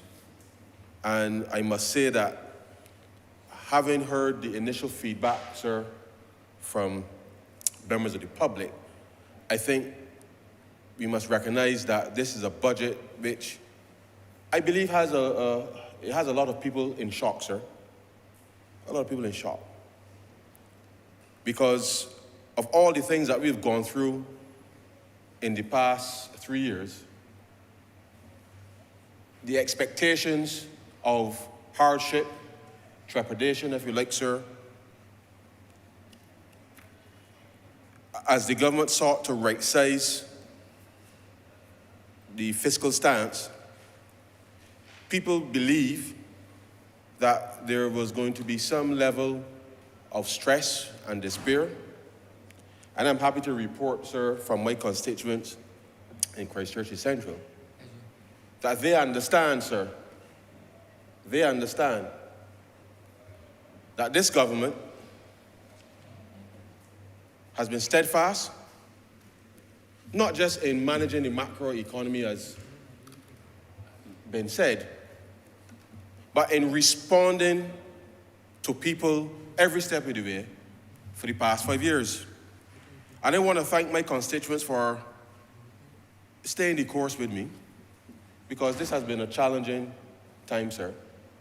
And I know that they understand that when you are up against it, you have to show your mettle, sir. You have to show your mettle. And these few years that Barbados have seen in the context of COVID-19, all of us, Mr. Speaker, all of us have had to make adjustments with respect to our own lives. All of us, sir, have had to help people that we never thought would ever need help in their lifetime, sir. And we've done so proudly without having, sir, to make anybody feel in this country as if they're less than anybody else. And this party, sir, we have risen to the challenge. We have risen to the challenge. And it is something that I want to urge Barbadians, sir, to urge Barbadians. And I've come to accept, sir, that whilst we have a very clear plan, a very clear mission, sir, to help transform this country, we have got to accept, sir, that the world is becoming increasingly hostile. And that because the world is becoming increasingly hostile, as Barbadians, we got to make sure that wherever the condition of the sea, sir, that you have a captain and a crew, sir, who are prepared, sir, to go down in the belly of the ship, sir, and make sure that that engine is working so that the people in the deck, sir, can feel, yes, it can be a little rough, but you know that you have a confident crew, a confident government, sir, to be able to chart the right course, sir, for Barbados. And I know what I heard on Tuesday, and I know some may say I am biased, sir, for many reasons. But what I heard on Tuesday was music, sir, to my ears, because the shock and the awe that I believe people are experiencing today on several levels is because it demonstrates, sir, that this government and the way that we have been managing the public finances, sir, in spite of everything that's been thrown at us, sir, we've been able to emerge in a post-COVID environment and to deliver a budget, sir, where, as the Prime Minister said from the outset, there are no new taxes to be introduced. And I want Barbadians to understand, sir, that in spite of an increasingly hostile global environment, that the fact that there are no new taxes, sir, given that year after year after year after year after year, sir, when this country was subjected to tax this, tax that, tax the next, tax the third, sir, everything, every time, sir, in this country, such that those breakfast meetings that usually took place, hosted by the Chamber of Commerce, sir, was alive and buzzing, sir, because people was trying to figure out what it is the government trying to do. What are they going to tax next? If you breathe, they felt they was going to tax you, sir. And these people now have the gall, sir, to come and say that this budget did nothing for Barbadians. Now, I want the public to hear me very clearly, sir, and I'm being very serious. This government, we have said, when adjustments are to be made, sir, we will come to this Parliament and we will make those adjustments. And therefore, the fact that the Prime Minister, sir, did not have to make any quote-unquote adjustments, sir, on Tuesday is because, sir, every step of the way, every time something happens in this country, sir, we've come to this place and we've made the adjustments, sir, to make life just a little easier, sir, for Barbadians. And the Democratic Party, none of them, sir, none of them can say that they have made the lives of anybody in Barbados, sir, any easier in the 10 years, sir, that they were in this place. And the Barbadian public, sir, must never, ever forget that the quality of public services were completely diminished under the Democratic Party, sir. People's lives were made miserable, sir, in this country. And I heard the Honourable Member for St. Joseph remark there was a time when Barbados was going for the gold. That was the goal, to go for the gold. But what we didn't realize is that when we gave people a chance, sir, to govern this country, that they had different intention, sir. They wanted the goal. They weren't going or taking a sir for the goal. They wanted the goal. And they took the goal, sir. And we've had to come to office, sir, and we dealt with it. It appears easy. It appears easy, but it is not, sir. We were prepared as a team to face the challenges that we knew at the time, sir, confronted this country. And we came with a very clear plan of our own. And as the Honourable Member for St. Michael South Central said, we said to the fund, this is what we are going to do. We want your support in order to help us do that. And why did we need to do that, sir? Why? I used to work at the Central Bank, sir. I started working at the Central Bank 23 years ago, September 2000, sir, almost 23 years ago. And I remember, sir, at that time, Barbados' name was credible in the market, sir. To the point, sir, I remember, as an economist, the Treasury bill rate, sir, the Treasury bill rate was 0.5%. You know what I mean, sir? That when the government of Barbados put a Treasury bill out in the market, people were prepared to pay 98 or 98 cents, sir, and get back the $100, sir, or the dollar, sir, in 3 months, in 6 months, sir. Such was the quality of the services that we were delivering in this country, the confidence, sir, that people had in this country 20 years ago, sir. And I made that point to say to Barbadians that when we started to get those downgrades, sir, that Treasury bill rate, sir, moved from 0.5% till when we came to office, and I saw the briefing of the report. I was tracking it all the while, but I saw the briefing that we took on the Friday evening that you said the AG, when you were sworn in, and the Prime Minister called. You know, I hadn't been assigned a portfolio yet. I came down to the briefing on the Friday evening too, because I thought I was going to get some sleep that day too. And the work never stopped. But the Treasury bill rate, sir, because of all of the downgrades, was 7.25%. 7.25%, sir. 7.25%. Which means that people were only prepared, sir, to give you between 80 cents and 82 cents in order to get that same dollar, sir, in 90 days. That was the state at which the Democratic Party brought this country to. So when they turn around and say that we have done nothing for Barbadians, sir, I want us to understand that their perception of nothing, as they will have people believe, is to ignore that this government, sir, in 5 years, sir, we have improved every single public service in this country. And in the last year, sir, facing what we thought was going to be a year where we were going to recover quickly, and the prices started to escalate, sir, we came back and we adjusted every step of the way to give it ease for Barbadians, sir. No, sir, you know that I grew up with my grandmother. You know I grew up with my grandmother, sir. My grandmother is the best economist I know. I know. But my first, I didn't know that it was inflation at the time, but I later understood it to be inflation. I remember, sir, as a boy, I was a soda bits man. I remember, sir, when soda bits used to get 4, you know, 2 square? You remember that, sir? 2 square? I will never forget, sir, a pack of soda bits used to sell for 78 cents, sir, for that 2 square.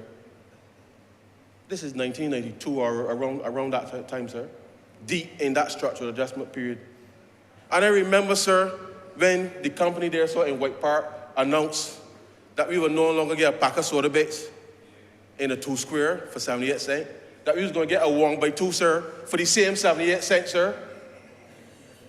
And the Democratic Party never came to the rescue or say to ordinary people that we can find a way to see how we can support that, sir. I didn't understand it was inflation at the time, sir, but I remember I used to go to the shop, my grandma's assembly shop, to get the biscuits. And when they get, I can't call it the shopkeeper name, but when they get him the money and you see this 1 by 2, and these people now gonna come and tell us that we have done nothing for the people of this country, sir. They're disingenuous. They're disingenuous. But I want them to understand, sir, that these are the things that people remember. Remember, sir. People remember. And my constituents know, sir, that we have done our very best. All of us, sir, know that we have done our very best to help shield people in this country. And it's not been easy. So I want members and the public to understand the macro and the micro, they're all linked. And everything that we do, sir, is to ensure that ordinary people, like me, like all of us, like all of our constituents, sir, can get through. But there is only so much that you can do for a specific period of time, because it would be irresponsible of me, sir. It would be irresponsible of me to advise whether the Prime Minister or anybody in this country that we could continue something which is not sustainable. This government, we have taken a very deliberate course to be able to provide opportunities for people. I, like most members in this place, I met with my constituents who were involved in these programs. And the one thing that stood out to me that the Prime Minister said in the budget, and it ain't nothing to do with no debt, no fiscal, no nothing, sir. The one thing that the Prime Minister said in the budget that I said to my constituents a few weeks ago is that if you want to change your circumstance, sir, you have to acquire a skill.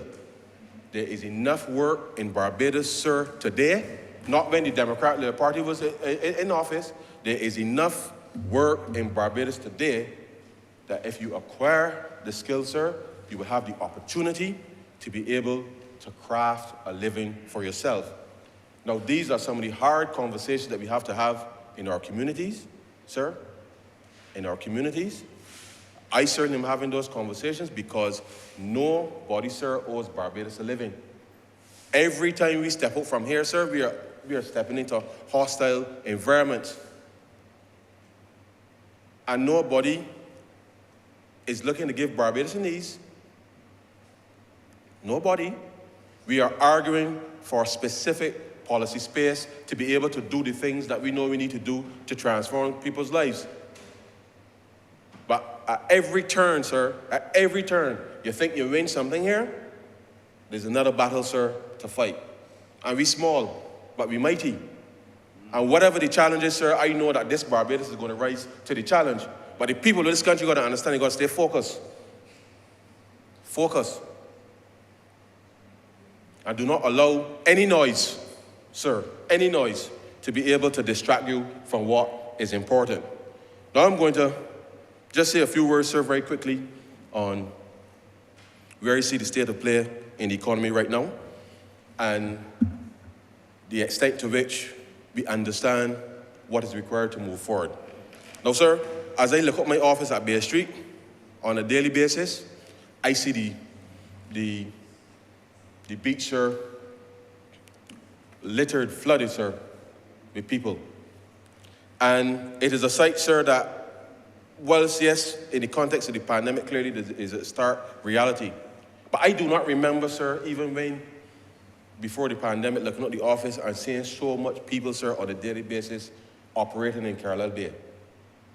But let me also tell you, sir, that is testimony, sir, to the work that I know that the Ministry of Tourism, as well as the Ministry of Health, to some degree, took with respect to being able to ensure that once we reopen, sir, that we can accept people safely under normal circumstances. And it is something, sir, that we must understand that the link between tourism and every other activity in this country, from logistics to the water sports people, sir, the taxi people, the vendors, sir, everybody making a living, sir, on that beach. And it's something, sir, that it really is a sight to behold. I take my son to swimming on Saturday morning, sir. And if you see the beach with the umbrella, sir, filled. People on the beach, people in the water, sir, you're struggling to get through as you try to go, sir, to the boats and enjoy the waters out there. That is the kind of activity, sir, the leisure activity that I'm happy to see.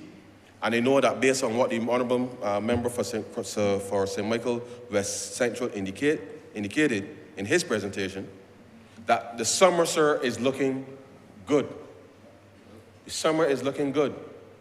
And if the summer is looking good, sir, it means then that not just with respect to tourism activity, but it means that all the other ancillary services, sir, will be able to see some benefit, sir, through the summer, over and above, sir, what they would have experienced last year. And it's something, sir, that we must understand that not just as it relates to tourism, but I know the Honourable Member for St. Philip South, in relation to the work that he's doing in agriculture, is going to ensure that we have that additional activity with respect to the work to be done in terms of boosting production in the economy. And it's something that I want to encourage all Barbadians, if you got a chance, to get some of that clean planting material for their sweet potatoes, be part of the plan to be able to help export those 50 containers a week, sir, of sweet potatoes. Because if you got a little quarter acre, half acre, sir, get some planting material and let us get on board with respect to being able to change the trajectory with respect to agriculture in this country. But I want to turn very quickly, sir, to housing, because it's something that struck me, because the Honourable Member for St. George and Christchurch West certainly have done tremendous work within this area. And anecdotally, sir, it may seem small to some people because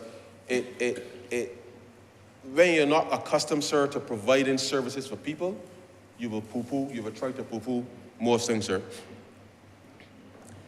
We started a housing program, you heard the Prime Minister refer to it as a silent revolution, sir. And people want to know where we can get these houses due and where we can get the money from and all of these types of things, right? But you see that HOPE program, sir? I got a message this morning from a public servant. Hi, Minister. How are you doing? I know you're busy with the budget. I responded, said, hi, so-and-so. How are you doing? He said, hey, good. I'm moving in the house up in Atlantic Breeze. He get the keys, and he and his girlfriend and young child moving in the house at Atlantic Breeze. I don't remember when we brought ground at that project. It must have been late 2021, maybe, sometime in 2021. And everybody basically was doubting our capacity to deliver. And I hope that other members in this place will get similar messages from people in their constituencies to show that this government, sir, is continuing to deliver for people. Now, he didn't have to message me to say that he moving in the house, but that is an example, sir, of how you stay connected with people. And the truth is, sir, he hadn't done me, you know? Nothing at all. He went through the process, he applied, accessed the mortgage, house done. I felt so good this morning knowing that at least, and I know there are others, at least one person starting their family will get an opportunity to own a home in this country, an opportunity that was not available to them before because of a clear intervention on the part of this government to make sure that we can provide different levels of housing, sir, for people in this country, something that I know, sir, will transform the lives of thousands of Barbadians. And I want the Honourable Member for St. George South and those persons that they hope to continue to do the good work that they're doing, the Ministry of Housing and NHC, to get the lands available, because I know that once we're able to do that, sir, in this country, that the kind of level of investment, private investment meaning, sir, that young gentleman and his girlfriend and daughter, that is a private investment we're talking about. We're not talking about big shop. investors coming in to put millions of dollars in too, you know, sir. We're talking about ordinary Barbadians getting an opportunity, sir, to invest in their own country. Access housing, sir. And that is something that this Barbados Labour Party, sir, is quite ready to accelerate. And it's something that we want to make sure that all public servants will have an opportunity, sir, to be able to participate in that type of program. But you got to stay focused, sir. Don't listen to the noise, because you remember, sir, the manifesto of 2008, when they promised public servants all kind of duty-free cards and the sky, sir. They promised everything that they could promise them. And none of them, not one, sir, not one, was ever, I don't think, past the writing and the printing, sir, I don't think there was a thought after that. It was a mere ploy, sir, to trick people. And therefore, they're also trying to pelt whatever they could pelt so it would stick and see what they could conjure to try to trick people again. But this government ain't in no trickery. We say we can build houses, and houses we building. You understand? And ordinary Barbadians will have an opportunity to go to the credit union or the bank, sir. And that's what I tell the member for St. George South, get the lands conveyed, get the things cut up, so I know that then people out there will be able to go and, sir, and live comfortably in this country without having to worry about security and tenure. And that's what this government is doing, sir, is executing. So when people ask me, well, where the growth can come from, I say, where the growth can come from? But look at there. We're trying to ramp it up to get it done, but if it ain't, the ship stuck in the Suez Canal, is the war and the oil and this and that. But no matter what it is, sir, no matter what it is, we are going to sort it out. And I know, I see the Honourable Member for St. Michael Northeast is there, and I know the captain well. I know the captain well. The captain is going to look and see. Change course as required, but she's still looking at you, Mr. Speaker. She's still looking at you, Mr. Speaker, because that's the course. And sometimes, sir, you've got to step left twice, back, but you're still charting your course, sir. Mr. Speaker, I want to talk a little bit about credibility. Credibility. Because last year when we came to this chamber and the Honourable Prime Minister introduced the pandemic levy, people all over murder. All over murder. Some. Because it was targeted. It was targeted. It was targeted. And there was an expectation, everybody saying, man, you know, this thing will continue. But we said it was for 1 year. We said it was for 1 year. And whilst I can say to you in this chamber and to the public that tax policy is not as simple as it may appear, because you must understand, sir, not so much about what necessarily the market can bear, but if you say something is for a specific period of time, it's for a specific period of time. Unless some extraordinary circumstance happens, sir. Unless some extraordinary circumstance happens, in which case, if it does, you will come back and explain, well, the circumstance. But I believe, sir, that our ability to be able to weather last year and to come out the back end into this year without people seeing the continuation of the pandemic levy, sir, is testimony, sir, to the fact that this government, that we have continued, sir, to manage the public finances in a way that brings credibility back to the market.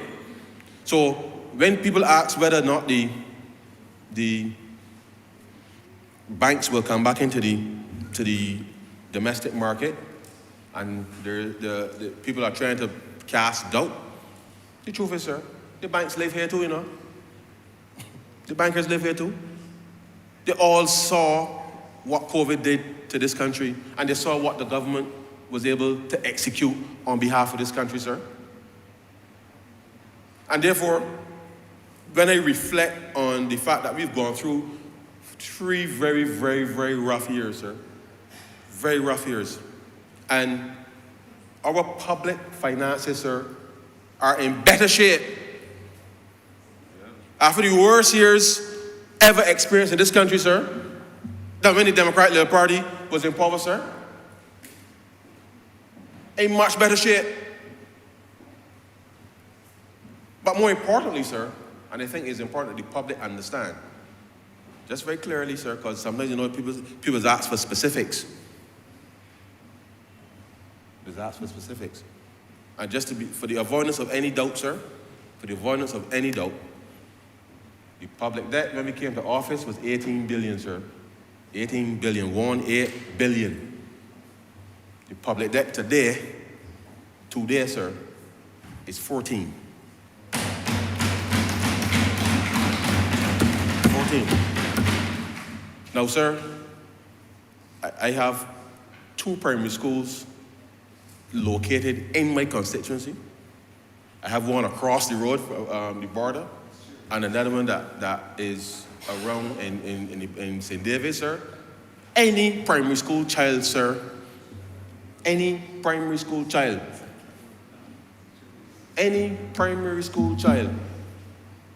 would know that if you start at 18 and you end up at 14, sir, you could not have added 4. Any primary school child knows that, sir. So when I read the article in the paper and I must say to the Honourable for St. James South, I don't think you got much to worry about, Because if you can't even understand the difference between what is supposed to go up and what's supposed to go down, you remember when it was talking about the fiscal framework, when they said that everything was supposed to be up was down and whatever was supposed to be down was up. These people out there telling people that we borrowed $4 billion. They're telling people that this government borrowed $4 billion.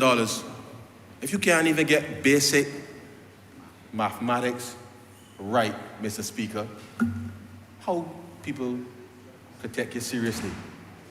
How? Basic mathematics, sir.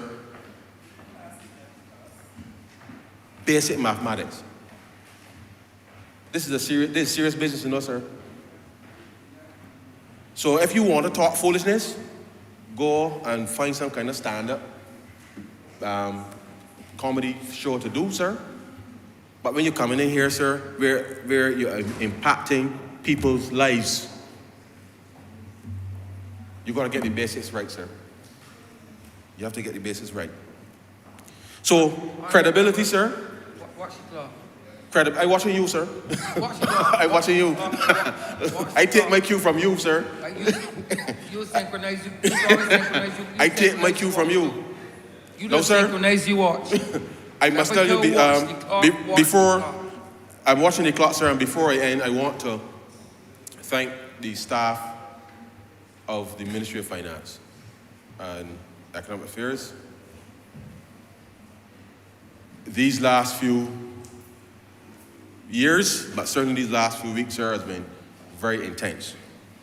And the staff really has been, they have been pushed and pushed and pushed and pushed, sir, and I really do appreciate the work that they have done. And I know that my colleagues would at times be weary of comments and things to be done, but we have been flat out.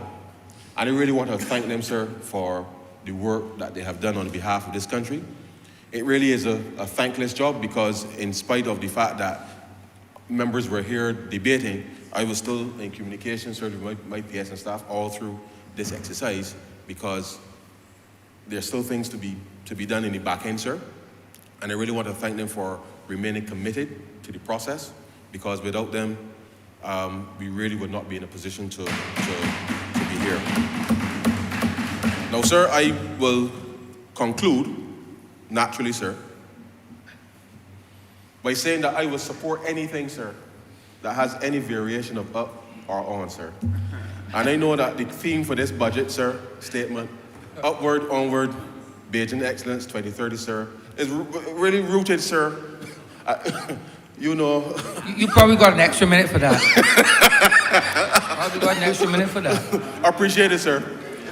Because, quite frankly, sir, as our latest national hero certainly has set the example for young people.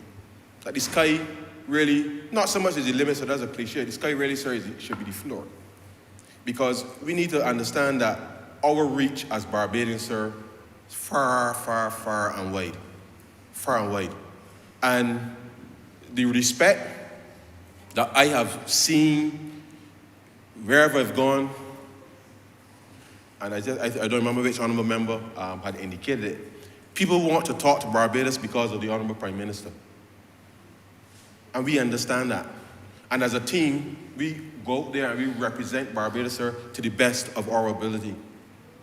And Barbadians must recognize that if we are going to protect brand Barbados, sir, protect brand Barbados, then we must make sure that we get up every day, sir, and go and put in 150%, sir. Don't leave nothing for tomorrow that you could do today, sir, because we do not know what tomorrow will hold. And therefore, I want to encourage Barbadians, sir, to get on board with respect to the mission of the continuation of the transformation of Barbados, and therefore allow our young people not to feel lost in the world, but to be confident, sir, to go and represent not just Barbados, but our community, sir, and be proud that, as the Prime Minister will say, we have global citizens, sir, with Bajan roots. I'm obliged to you.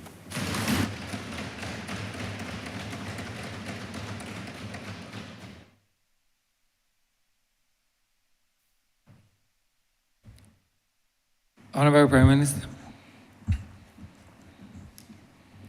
Thank you, Mr. Speaker, sir.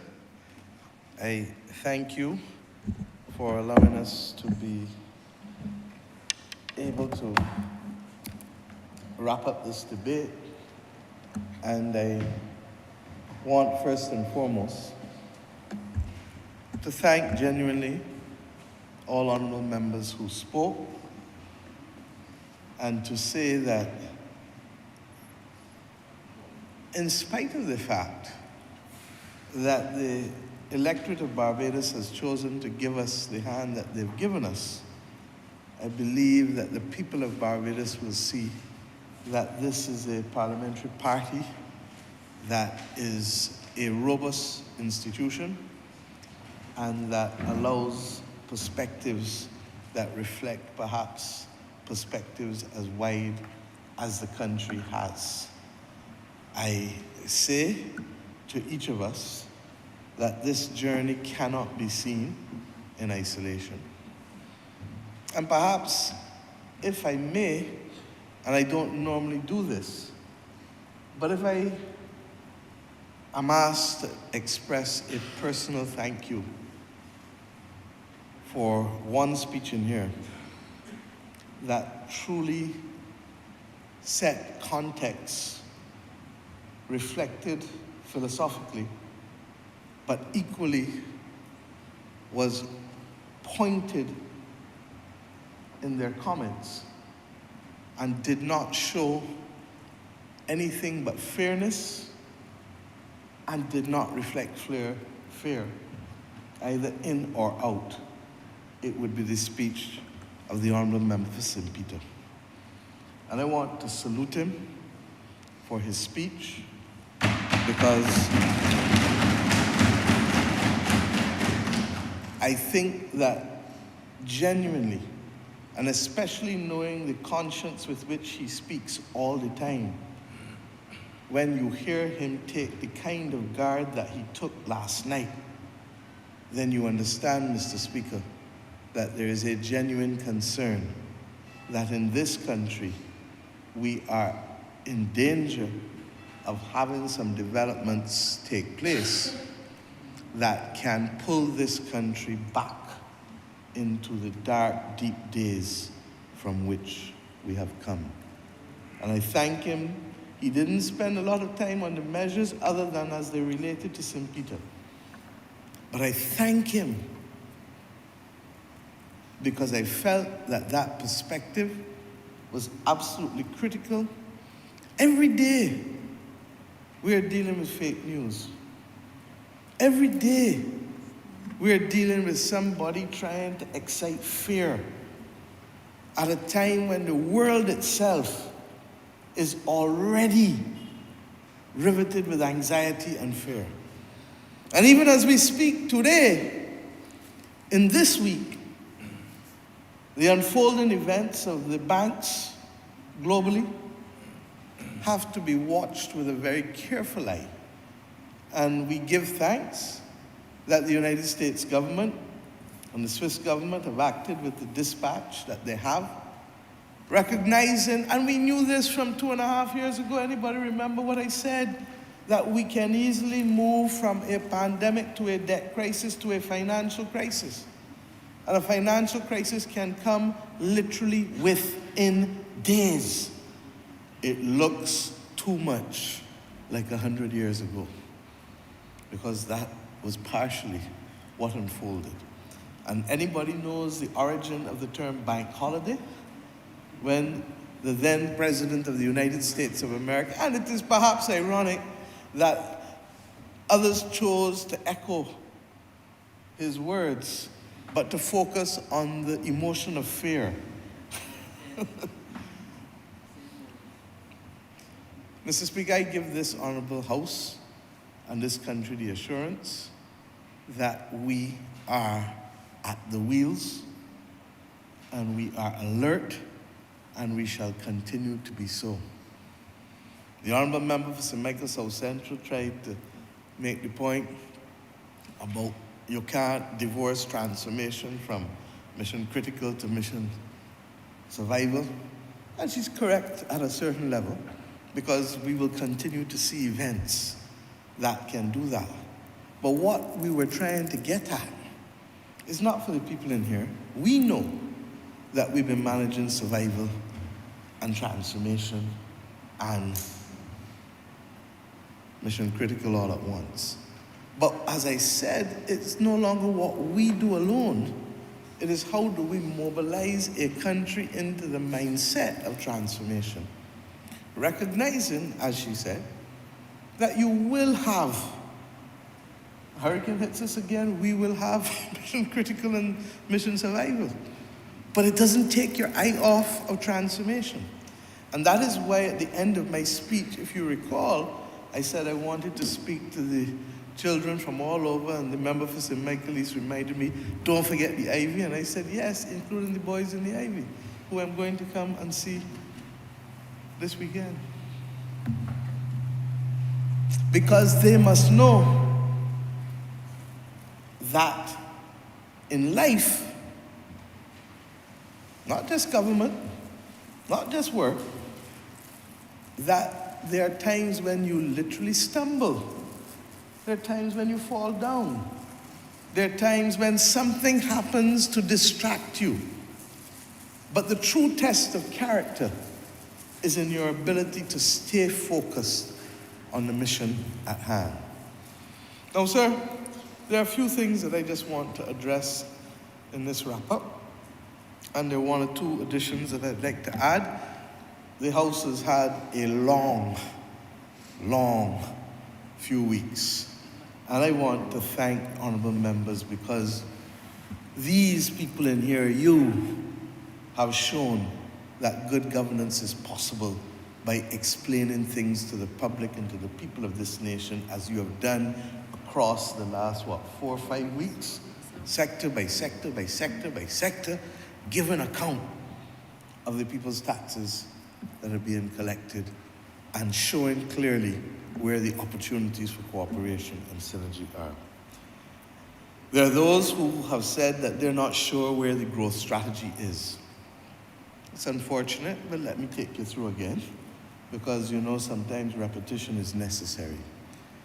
This government laid in here last year a BERT 2.0, Barbados Economic Recovery Transformation Program 2.0.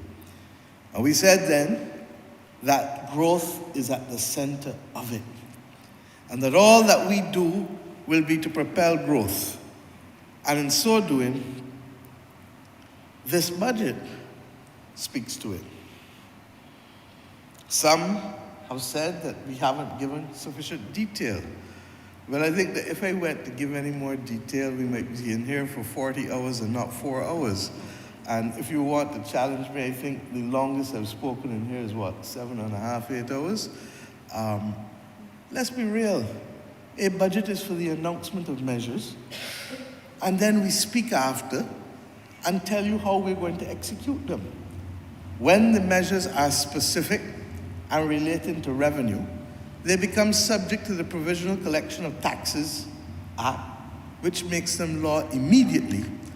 But I said at the outset, in centering this speech as a second reading speech, that this is fundamentally a second reading speech on the appropriations bill with budgetary proposals. And to that extent then, sir, it has to be a whole of nation, a whole of sector, economic and social sector report in order to be able to justify what in that big thick book, we don't print it anymore because of the cost, and we do it digitally. But the estimates of expenditure and revenue are what, 750, 800 pages? And therefore reflects the entire activities of the government of Barbados. But let me come to the issue of growth. And then I'm going to come specifically to the things that people may have felt in good faith that we may have left out for this person or that person. Because I have to remind us as a nation that this budget does not stand in splendid isolation from everything else done or being done by this government. And that it is on top of all of the other measures, unless they're like the pandemic levy that were specifically time-bound for 12 months. And hence, I didn't need to say so, because we made it clear last year that it was for 12 months, full stop. And while others believe a one-off pandemic levy, and while others believe that it is cute to say one thing and do another, I've said that my evening word and my morning word is the same. My 2022 word and my 2023 word is the same. So that, let us be very clear. In the BERT plan, we have identified 7 pillars of growth. And those 7 pillars were captured in one way or another in this budget, Mr. Speaker. When we talk about incentivizing the green transition, this budget extended the tax holiday for VAT and green vehicles, on green vehicles to March 31st, 2006. We spoke and committed to the purchase of additional electric buses.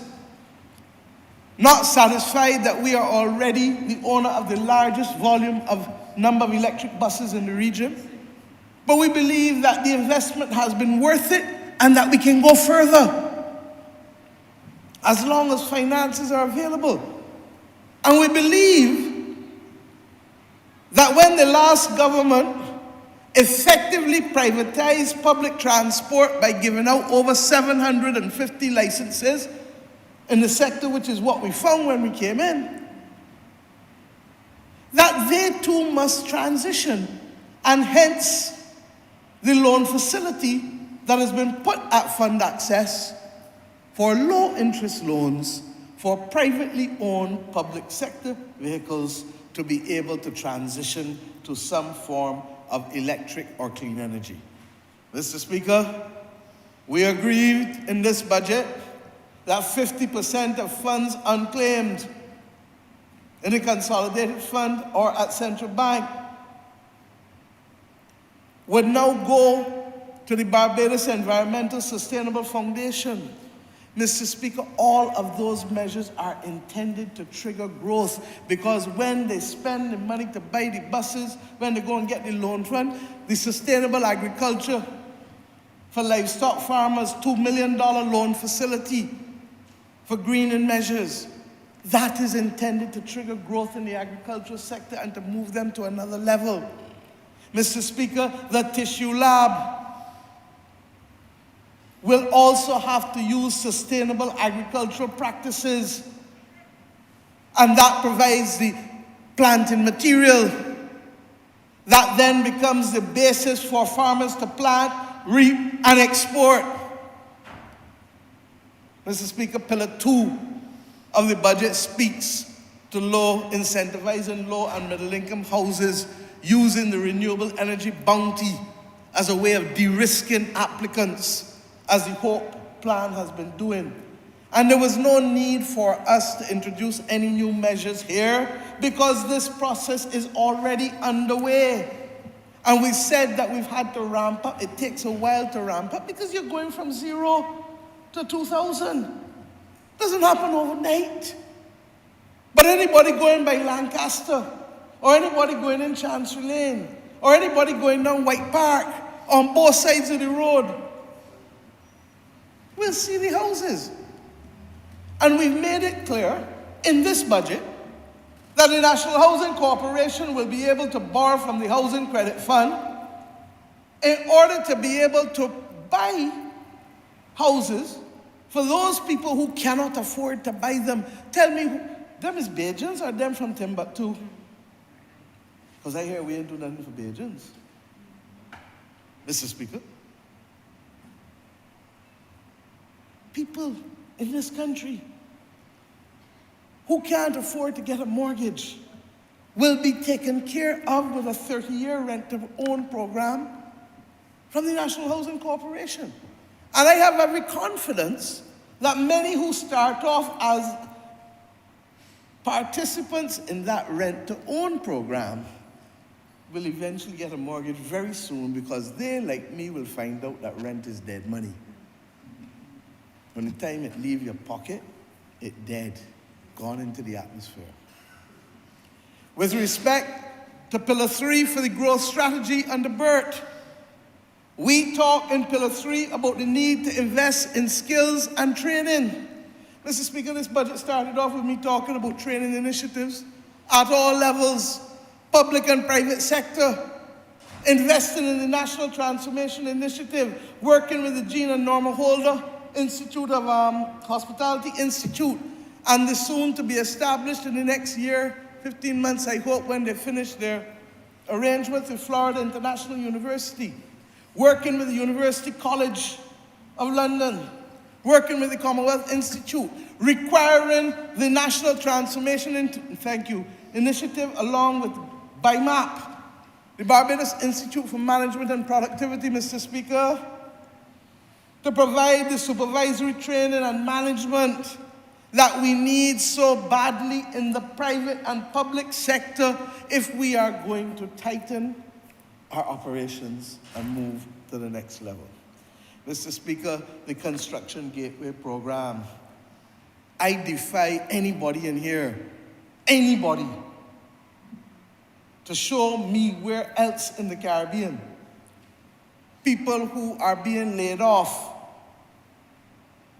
people who were taken on for 3 weeks, spend 2 years, and even as they're being laid off, we hold their hands to carry them into other activity, making sure they have the skills, recognizing that in addition, they have 6 months of unemployment benefits still within which to help find them, support themselves while they find a job. And on top of that, we could easily have said that people working the 1st of April will get the $1,500. And we carried along almost 3,000 more people. Mr. Speaker, were they from Zambia? Were they from Turkey? Were they from Australia? Or are they Bajans? Mr. Speaker, and that is why the member for St. Peter spoke so brilliantly. Because to construct narratives to propel yourself is the worst form of leadership. Mr. Speaker, Pillar 4, growth strategy, mobilizing domestic savings for investment. This government commits in this budget to the creation of a unit trust corporation because we know that we must not have a repetition of what happened in Jamaica as well, where financial institutions and credit unions have a mismatch between short-term liabilities and long-term assets, illiquid assets. And just as it's happening internationally, people come and they want things and you can't give them, you then have a liquidity crisis on your hand. And we felt that having a unit trust corporation allows us to have a vehicle that will allow credit unions, pension funds, and others to be able to find ways of participating in that unit trust in order to be able to invest in different activities in the country, because finance is the oxygen for growth. Mr. Speaker, the small loans.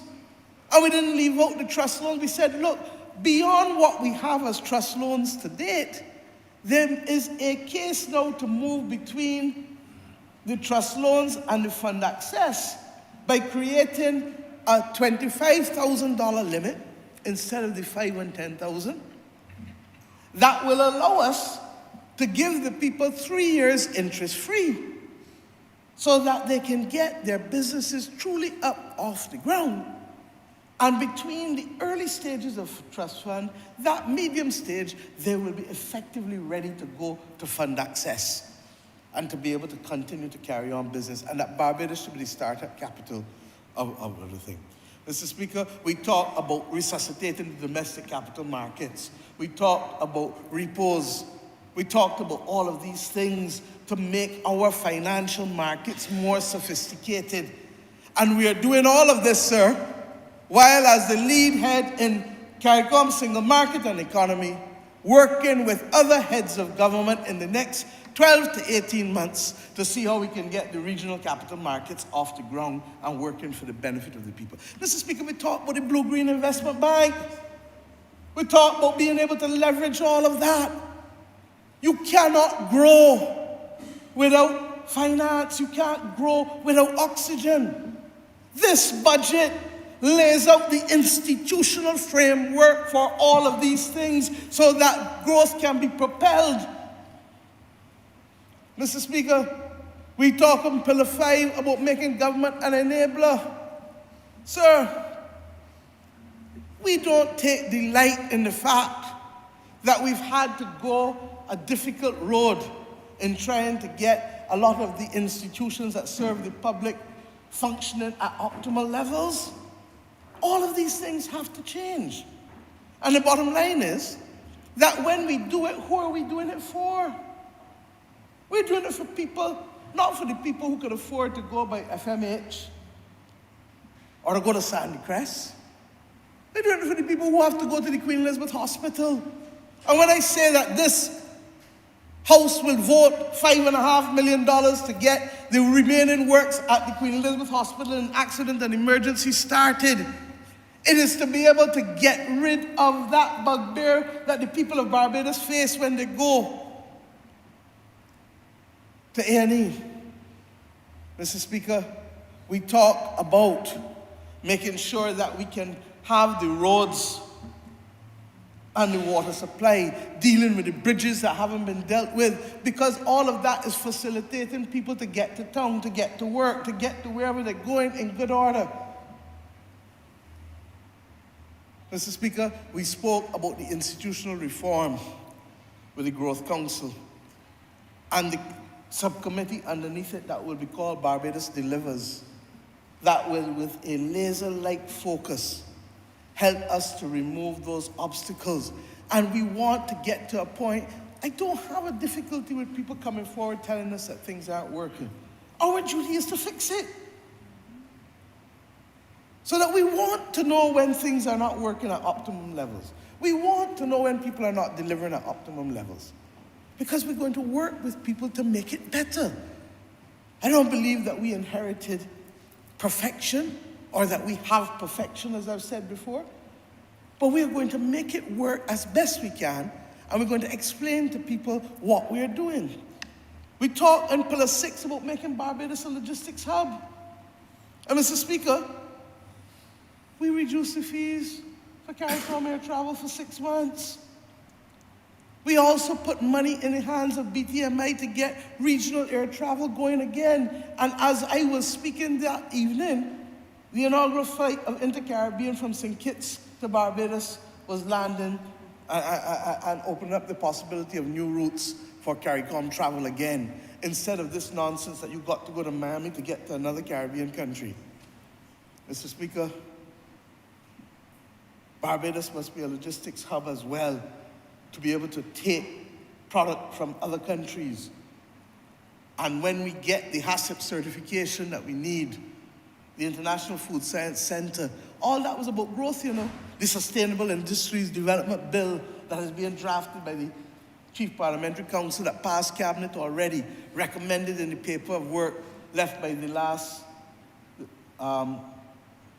member for St. Peter, the Right Honourable Wayne Arthur of blessed memory. All of these things are details of growth.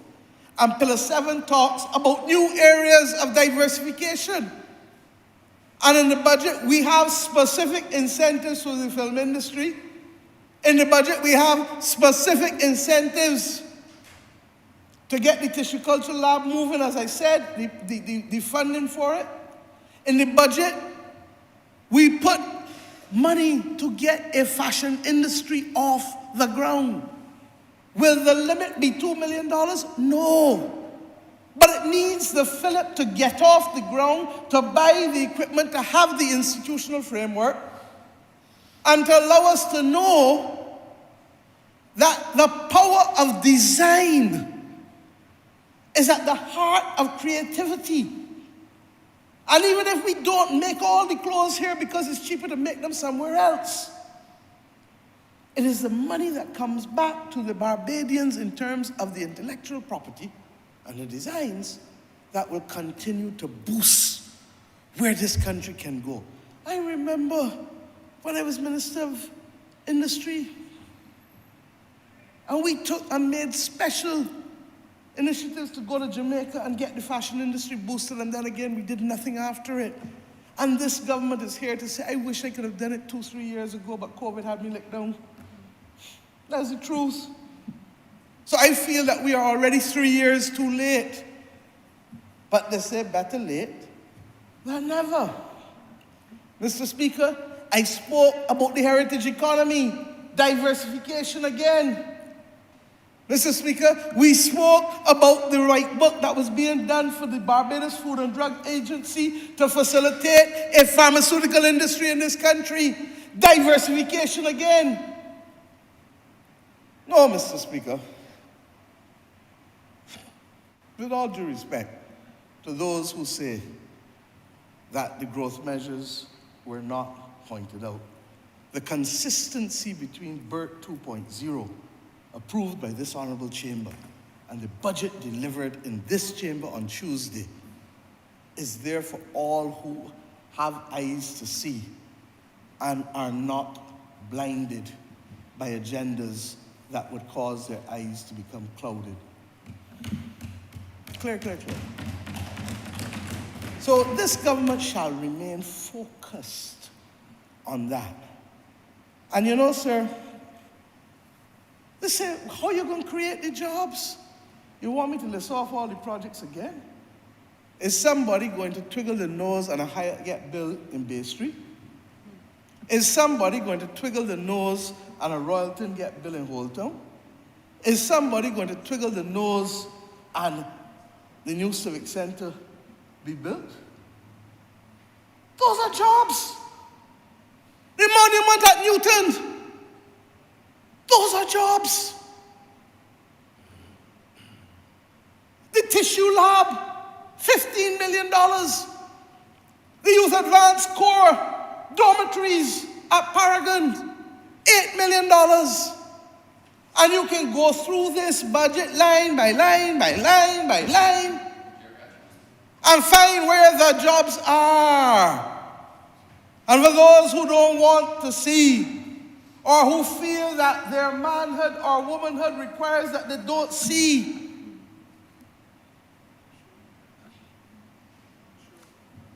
I don't know. That's what happens, I suppose, when you promise to deliver in real time on the same night and then don't know what to say and what to do.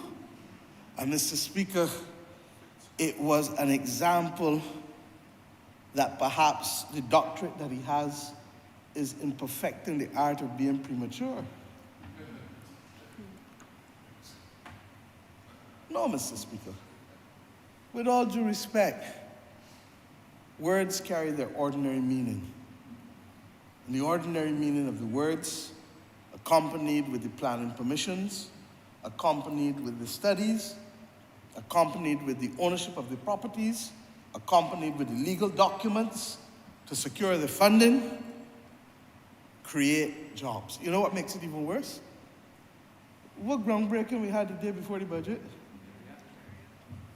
Geriatric hospital, first one being built in this country as a purpose-built hospital ever in the history of Barbados. $104 million. And think about the nurses and the orderlies over there in a 19th century building that if you want to move people from one floor to the next, you got to help lift them. No purpose-built elevators. No hydraulic lifts to move equipment. We are now doing all of that so that the workers are winners, the nurses are winners, and the patients are winners. But I don't know whether somebody told the leader of the Democratic Labour Party that the patients coming from England. He is always in England. He speaks with an English accent. He feigns to be English in everything he does.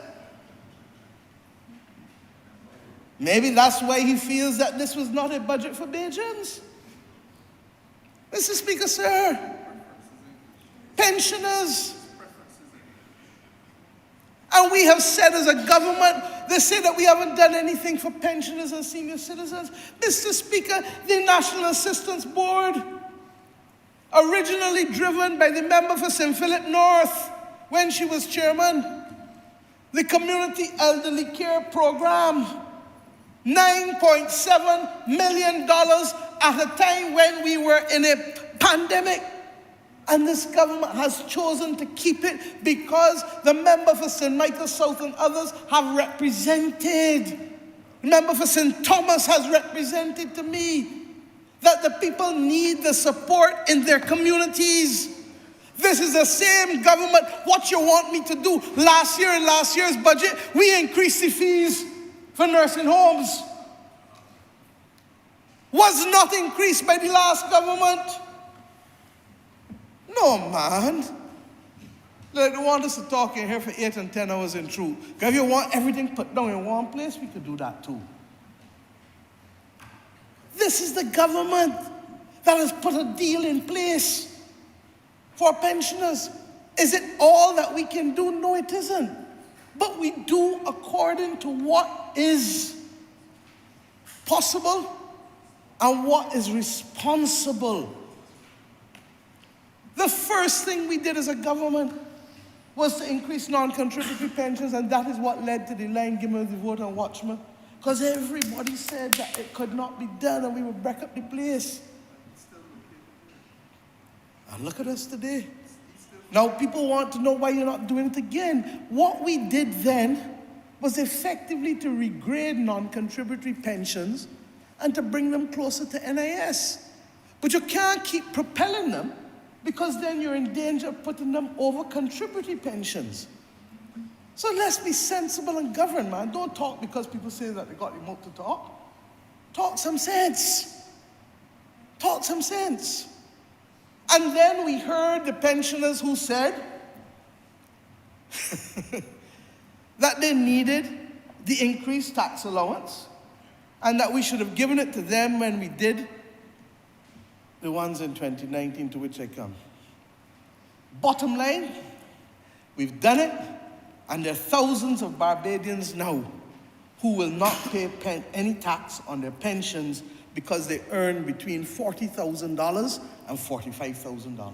That is what this government has done in this budget. And I go further. The ones who earn over $45,000 will pay 12.5% less of that $5,000. Because that's the tax rate if they're up to $75,000. And if it goes above, it's higher. But the bottom line is that they will benefit. I was bemused when I saw one of the accounting firms analyze this. And you know what number they put in there to analyze this tax rate? $120,000. Now, Mr. Speaker, I can tell you from, I don't know nothing, I only see numbers, that the numbers I see from the Barbados Revenue Authority in terms of income categories, you cannot find 50 or 60 people in Barbados getting more than $120,000 a year in pension. So it made me wonder what is being analyzed. The body you got to analyze for is the body earning $42,500 in pension. The body earning $43,000 or $45,000 or $50,000 or $55,000. Because that's where the numbers are.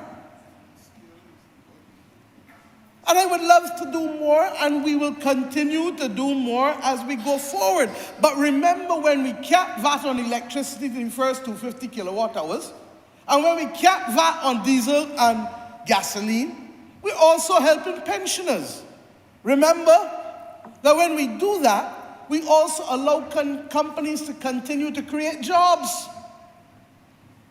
And then they say, what have we done for public service? Well, that's the biggest joke in here. What was it called? A throwaway? No, what was the phrase they used? 1,500. Do you understand that we do 2 increases in 5 years? Find the money to put them, the public servants, at the top of the list.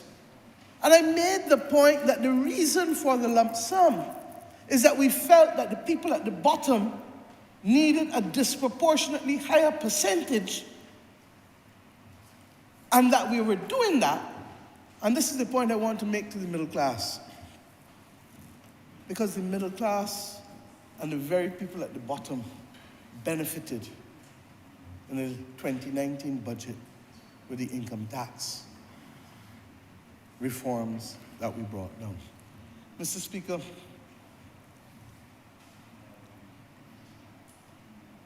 a household with $150,000 in income has benefited in the last 4 years from $50,000 in additional revenue, purely because of the 2019 personal income tax reforms. You hear what I just told you, sir? Now, do you know that when this government faced the worst crisis in a century, also its independence, in a century, you know we did not go back and take back a cent of that income tax reform from any middle class person? Do you know that, sir? And that is why I say that I'm not going to allow this government to be drawn into false constructs and false debates, because this is a government with a continuum. That $13,900 that person or family is still benefiting from every year, we've not come to claw it back. The middle class, the compensatory income credit.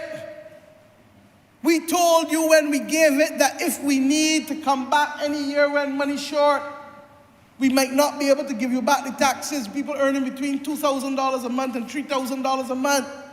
When has this government gone back and taken a cent and said, we can't give you back your taxes?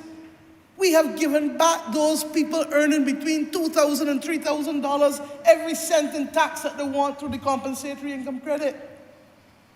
We have not stopped the reverse tax credit or restrained who can benefit to. So, Mr. Speaker, when I say so, it is sometimes necessary to remind people what you have done and what you were doing for them last year and the year before and the year before. Mr. Speaker, young people, do you know how much the Barbados Youth Advanced Corps is going to cost to run every year? To get 1,000 people in it? Do you know that we've just put $12.5 million in a crime prevention program, and in this budget I just added another $2.5 million with parent coaches, life coaches, and psychological counseling at the community level? If those are not for poor black people and lower and middle income black people, with respect to the Youth Advance Corps. Because we know what happens. People who got money in this country can send the child overseas and try and run away from that.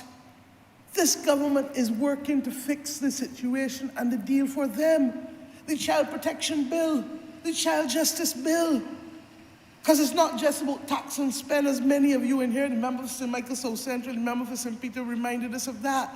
That you're dealing with the last government that only knows tax and spend and are blinkered. Don't remember the powers that we settled on page 26 of the Covenant of Hope. To empower, to regulate, to legislate, to facilitate. Government got real influence and other powers. Mr. Speaker, the farmers. I just told you all of the initiatives for the farmers in here. Mr. Speaker, the investors and the confidence. Sir, a new flight lands on Tuesday evening from Intercaribbean. I laid out what happening with the rest of the summer, and remember, for St. Michael West Central last night reinforced everything I said in terms of the airlift and the travel and the additional seats coming in, and what not only is coming in summer, but what is coming in winter. Mr. Speaker, this afternoon, this country became the location for the launching of the Arvia, the second LNG vessel that P&O had, and that will hold, 5,600 people? And off herewards in the constituency of St. Peter, the satellite images went to the rest of the world. For 1 hour, Prime Minister Mitchell from Grenada came and joined me. And Mr. Speaker, if that is not a statement of confidence in this country and its relationship with cruise tourism and its ability to accommodate cruise, I don't know what is, sir. Mr. Speaker, in almost every instance, people are running us down. That's why I gave the member for Christchurch West the planning portfolio, because I do not believe that that portfolio should be constrained any further by my holding it and doing everything else that I'm doing. So that, Mr. Speaker, I really feel that this budget has to be contextualized in the way in which I have, and that everybody in here gets a chance. There are some who say that we are not helping enough people on the ground in small areas. Mr. Speaker, you can only help by growing the pie. And this government, I defy anybody, to show me a government post-independence that has seen people more, that has felt people more, and that has heard people more. All the decades, your constituents, Mr. Speaker, ignored. Nobody cared that the God go outside and can't get no water. Who fixing it? Deputy Prime Minister. Young people, we taking up $9 million on top of a new stadium that the Chinese will build. On top of the commitment that I gave 2 Sundays ago to the netballers to cover the netball stadium and to put a wooden sprung floor for netball and basketball and volleyball so that our people don't mess up the knees and the ankles. And who do you think benefits from having those bleachers and those fenced grounds? It's ordinary people. People in Silver Sands, if you end up with one up there, remember for Christchurch East, your tournaments, people will know cause me and say, look, I'm having a tournament today, you're paying a $5. In Parkinson Field, you're paying a $5. Huh? In Valerie, wherever. The bottom line is that it creates the infrastructure to empower individuals in communities and groups in communities to do for themselves. This government is choosing to spend its money to create that kind of platform for people. And I say to you, sir, you see the Strings Project? We can come to understand the genius of that project, because every single one of the 68 primary schools And it is starting with the people in class 2, 3, and 4. It's starting at the bottom. Because in starting at the bottom and in buying the instruments and providing the coaching in every school, you are teaching those young children what? The discipline of what? Practice, patience, having to work with others, having to play in harmony, can't be discordant, dexterity manually. But above all else, you are creating the opportunity for maestros. Notice I use the plural. Life skills and global opportunities for a living. And I know many people who start on a violin and end up on a saxophone or a bass guitar or a drum or as a singer. Mr. Speaker, sir, this is investing in ordinary Bajans whose parents cannot invest in them. And therefore, when we talk about being world class, and this is not isolated, the Member for Christchurch West Central is carrying on what the Member for St. Michael South started and was only interrupted temporarily because of COVID. We say we are a big ocean state. And therefore, Mr. Speaker, we believe that we must train our children to swim. How many other governments have come to this country and put a program in summer to take 1,000 and 1,500 young people to swim? And I learned, I didn't even know. Member for St. John told me in his speech that they also do it with the elderly population. Mr. Speaker, this is a government that is serious about its people. So that those elderly population can go in the salt water that they say good for you anyhow, and get the limbs moving and keep the body agile. No, sir.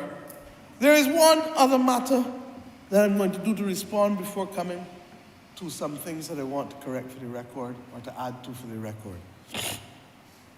And forgive me for my nasal condition still. So they said I didn't give enough details on the state-owned enterprises. We really got people who are Bajans in truth. Because every good Bajan knows to play dominoes. Every good Bajan knows that you don't draw a hand and skin it up. We are at a delicate stage of discussions with state-owned enterprises in this country. There's no doubt about the fact that there has to be reform. And we have not hidden what must happen with respect to it. Mr. Speaker, we went to the country and the country chose what was essential, what was highly desirable, and what was optional. And Mr. Speaker, we have been in discussions, some more advanced than others, some just starting, with the unions. And I am not, for the sake of politics or a positive comment, going to come in here and disrespect our partners in labor, in the social partnership, and tell you and the country things that are not yet ripe, things that are not yet completed, things that are still the subject of discussion and negotiation. And I have to ask the ordinary people of this country, you elected us, trust us to do it in the right way, with decorum, in accordance with the best precepts of process, and in accordance with a commitment as a labor government to do right by labor wherever possible. Let us also remember, sir, that it was this exact point and the failure to summon the courage to address this exact sector of state-owned enterprises that propelled Barbados into the deep, deep depths of debt distress in which we found ourselves, and the 23 downgrades that we had. Mr. Speaker, this government will do right by the people of this country, will do right by the state-owned enterprises. There is not everyone that can remain, but there is not everyone that will go. And in every instance, what is our philosophy? That not only do you treat workers right, but but you enfranchise workers where possible. And therefore, dependent on the institution and dependent on the circumstances and dependent on the financial issues, I give this House the assurance that we will do right by them. But what I cannot do is to come and give details before we resolve these matters either with the unions or indeed in some instances with publicly traded entities who are subject to other legislative restrictions in terms of how they operate. And I ask the country for the opportunity to allow us to address you one by one by one by one in a way that will not disrupt the process, because Barbados cannot afford to get this issue of state-owned enterprise reform wrong if we are to bring this country fully out of the depths of where we inherited it in 2018. Mr. Speaker, and I will give you shortly the example of what I mean when I say that we cannot get it wrong. Sir, we have a responsibility to the people of this nation. I could have talked at length about pension reform. Public sector pension reform is finished. I could have talked at length about the Social Security reform that we started since, July last year? It's going on for 8 months, and I expect that within the next 4 weeks or so, that the public will be advised of what will happen. But Mr. Speaker, I focused on what was immediate because this budget must be seen as a continuum. And as I said, y'all say like a lot of long talk. So 4 hours was already carrying people to the limits. But believe you me, education reform is about to be launched. We could have talked about it in here. In fact, if I got the one body who could talk in real time after me is the Minister of Education. I ain't sure about the other man who tried. She could talk in real time because the work is done.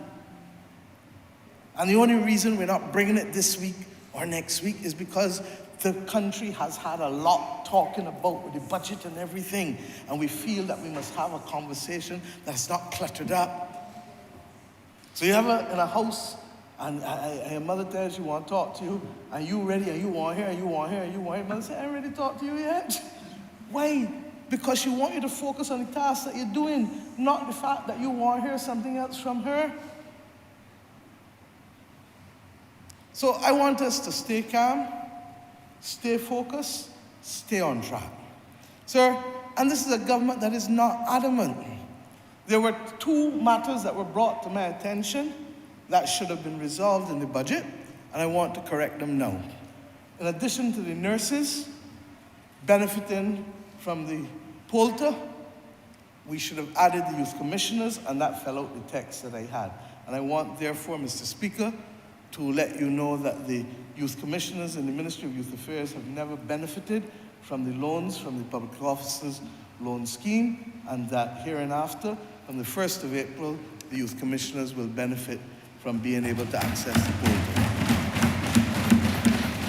In addition to that, Mr. Speaker, Barbadian film persons, and you know, when I talk about confidence, this is a country that got an international film festival also taking place now in Speightstown too, you know.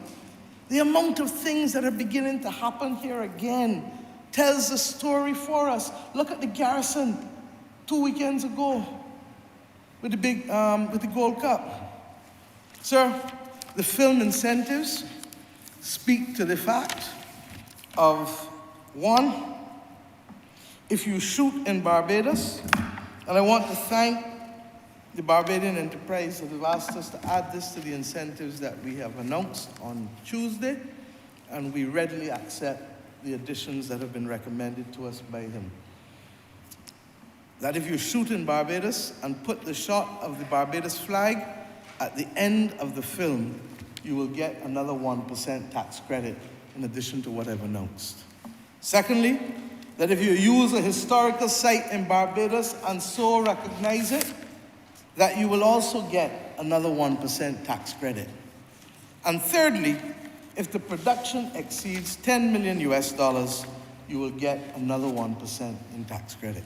Mr. Speaker, those three should be added to the other initiatives announced by me with respect to the film industry. And the last matter that I want to discuss, sir, is the matter of LIAT. Sir, this has perhaps given me a lot of sleepless nights because the circumstances under which everything unfolded were not kind to any of us, to the government, to the workers, to the travelers. But sir, we have always maintained, and about 2 years ago I met with the workers, and I said to them, at that time I could not deal with the issue of your severance. We were in all kinds of discussions, but above all else, we just did not have the fiscal capacity to do it then, especially in the middle of a pandemic.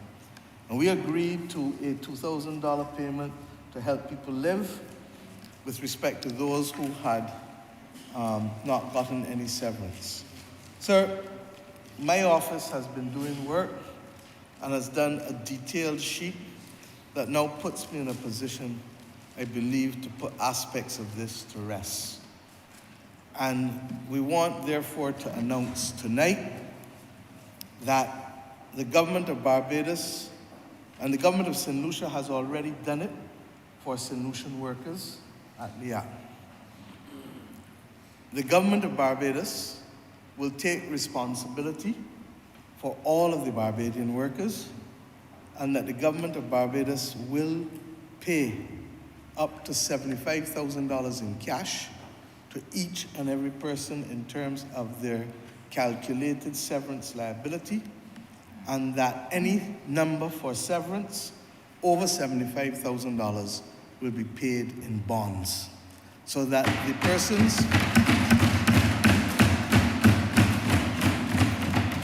persons at LIAT who have had to endure grave hardship, anxiety, we understand. And believe you me, if I could have done it earlier, I would have done it earlier. But I believe that the opportunity that was presented to us in between these two programs and with what we have with respect to the outturn has allowed us to make some decisions that are in the favor of the people of Barbados, not the people of another continent or another country, as you were led to believe in the last few days. And Mr. Speaker, the cost of that $75,000 to every person will come just on about $4,074,000, and the bonds that will then have to go to them to make up the difference for everything over $75,000, I believe is in the vicinity, roughly, of just under $6 million. And the government of Barbados, therefore, will make the appropriate arrangements. I have instructed the Director of Finance and Economic Affairs, who is on duty leave at the Inter-American Development Bank meetings, that as soon as he returns next week, he is to meet with the representatives of the LIAT employees and put in place the payments for the $75,000 in cash for everyone, and to go above that. Mr. Speaker, if I could count, there are about 4 and 3, 24, 27,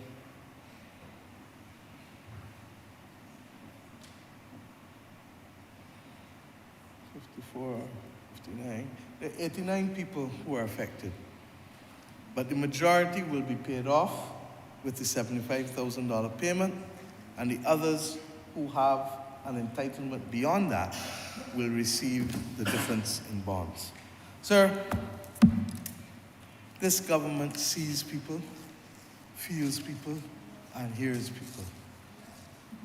I wish I could be a fairy godmother instead of a prime minister, because then I could grant you your every wish. But I live in the land of the real, and I am trying to lead a government that was dealt the worst hand that any government that came to office in this country has been dealt since coming to independence. And Mr. Speaker, in spite of that, we have tried step by step by step to do right by the people, whether pensioners, whether young, whether poor black people, middle class people, whether people who are in Barbados. But our circumstances require us to dig deeper and to take in more and to reach higher. And that is what this budget was about. Sending the signal to the people of Barbados that if we decide to go higher, we can do it. Sir, I specifically asked for these sheets to be printed out for me because this notion that budgets are made and announcements are made and things are not done is equally a nonsense.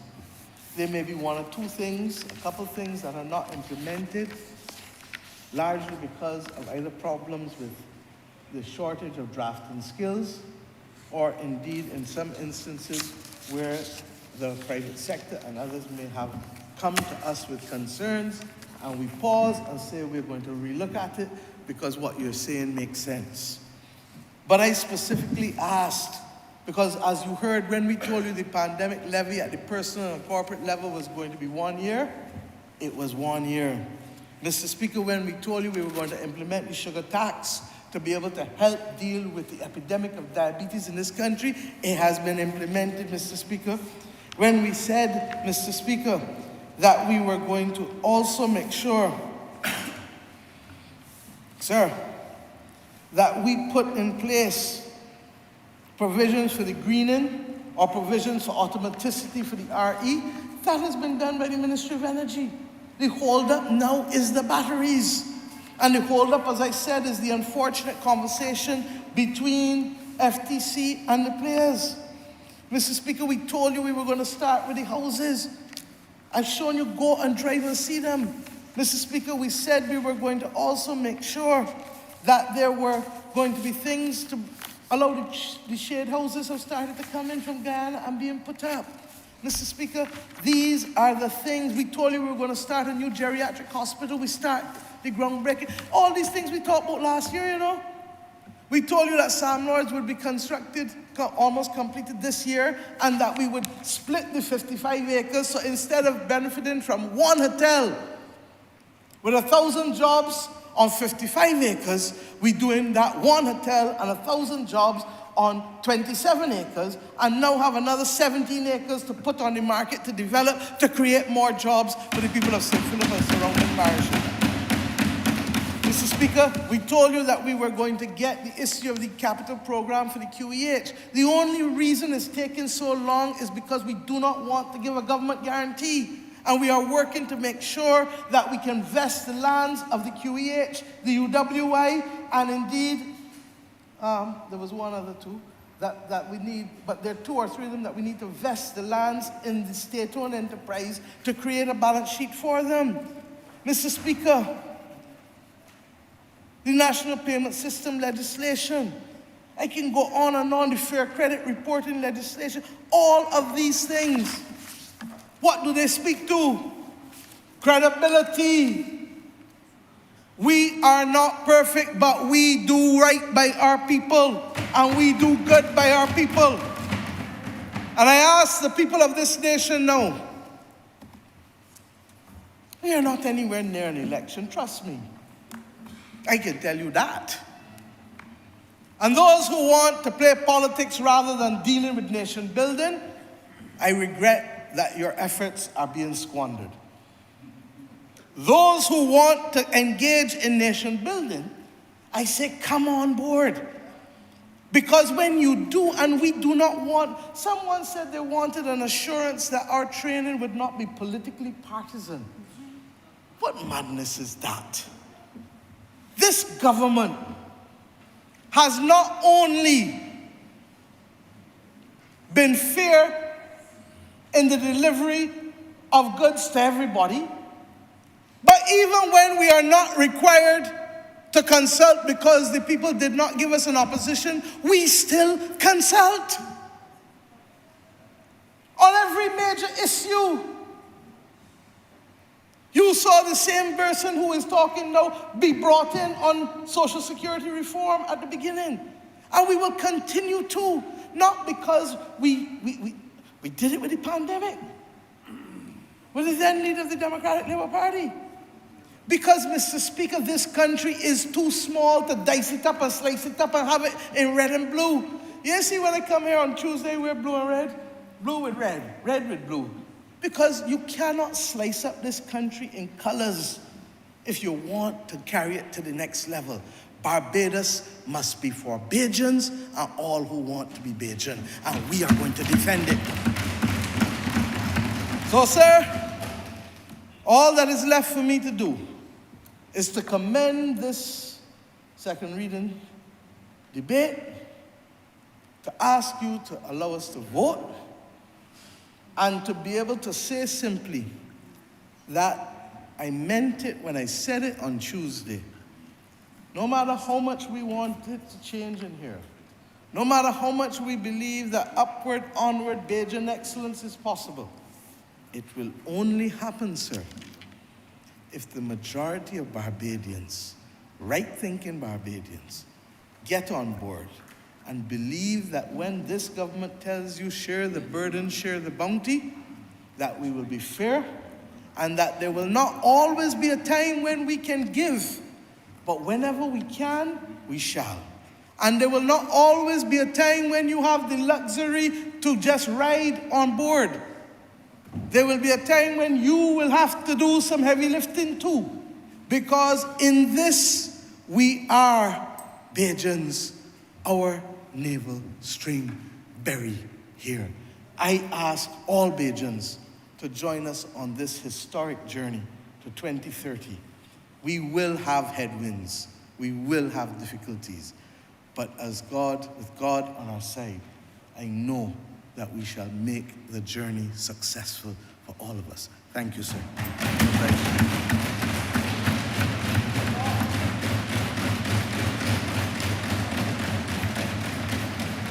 Mr. Speaker, sir, I beg to move that this bill be now read a second time. Question is that the aforementioned bill be read a second time. All those honourable members in favor, please say aye. Those against, please say no. We think the ayes have it. Mr. Speaker, sir, I beg that you do now leave the chair and this House resolve itself into Committee of Supply. Question is that the Speaker do not leave the chair Standing Finance Committee. and the House resolve itself into Standing Finance Committee.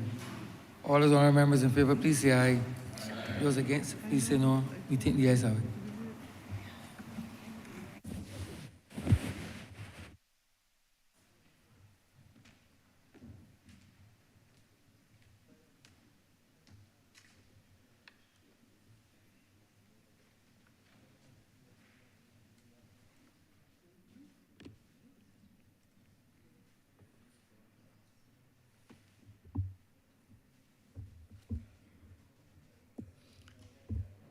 This House is now in Standing Finance Committee.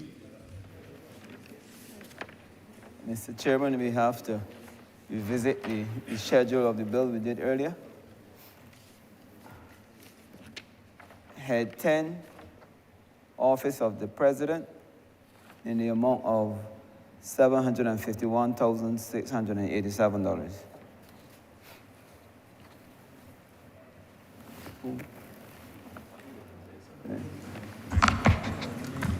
Mr. Chairman, I beg to move that head 10 stand part.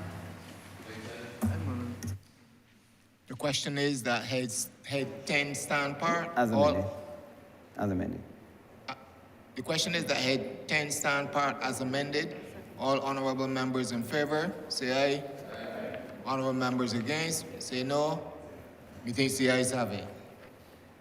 Head 11, Ministry of the Public Service, as amended, $5,814,937.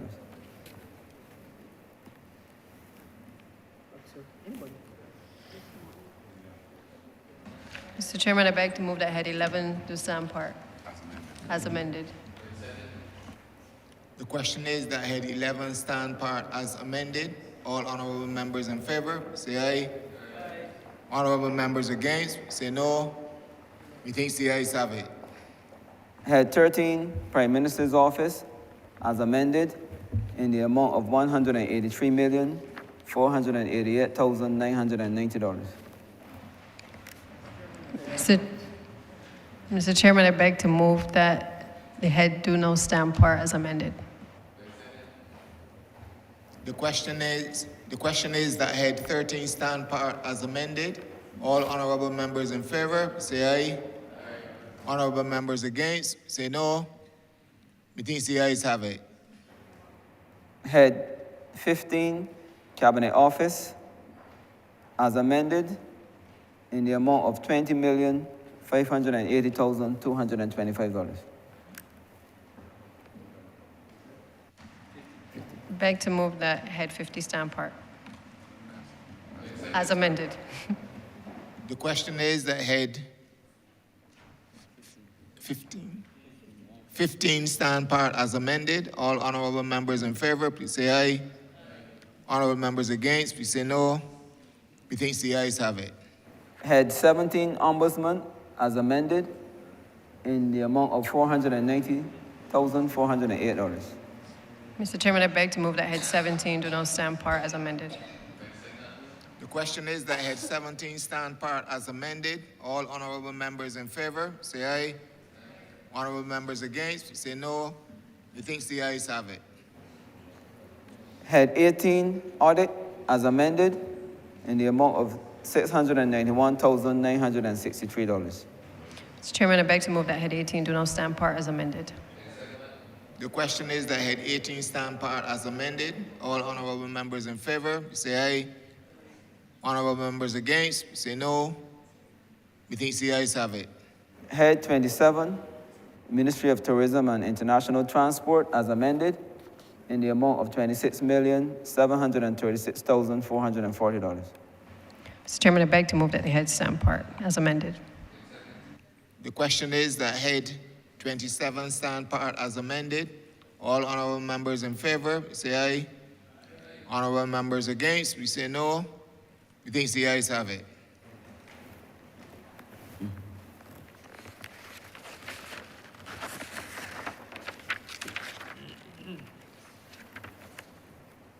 Head 29, Director of Public Prosecutions, as amended, in the amount of $1,659,413. Beg to move that head 29 as amended stand part.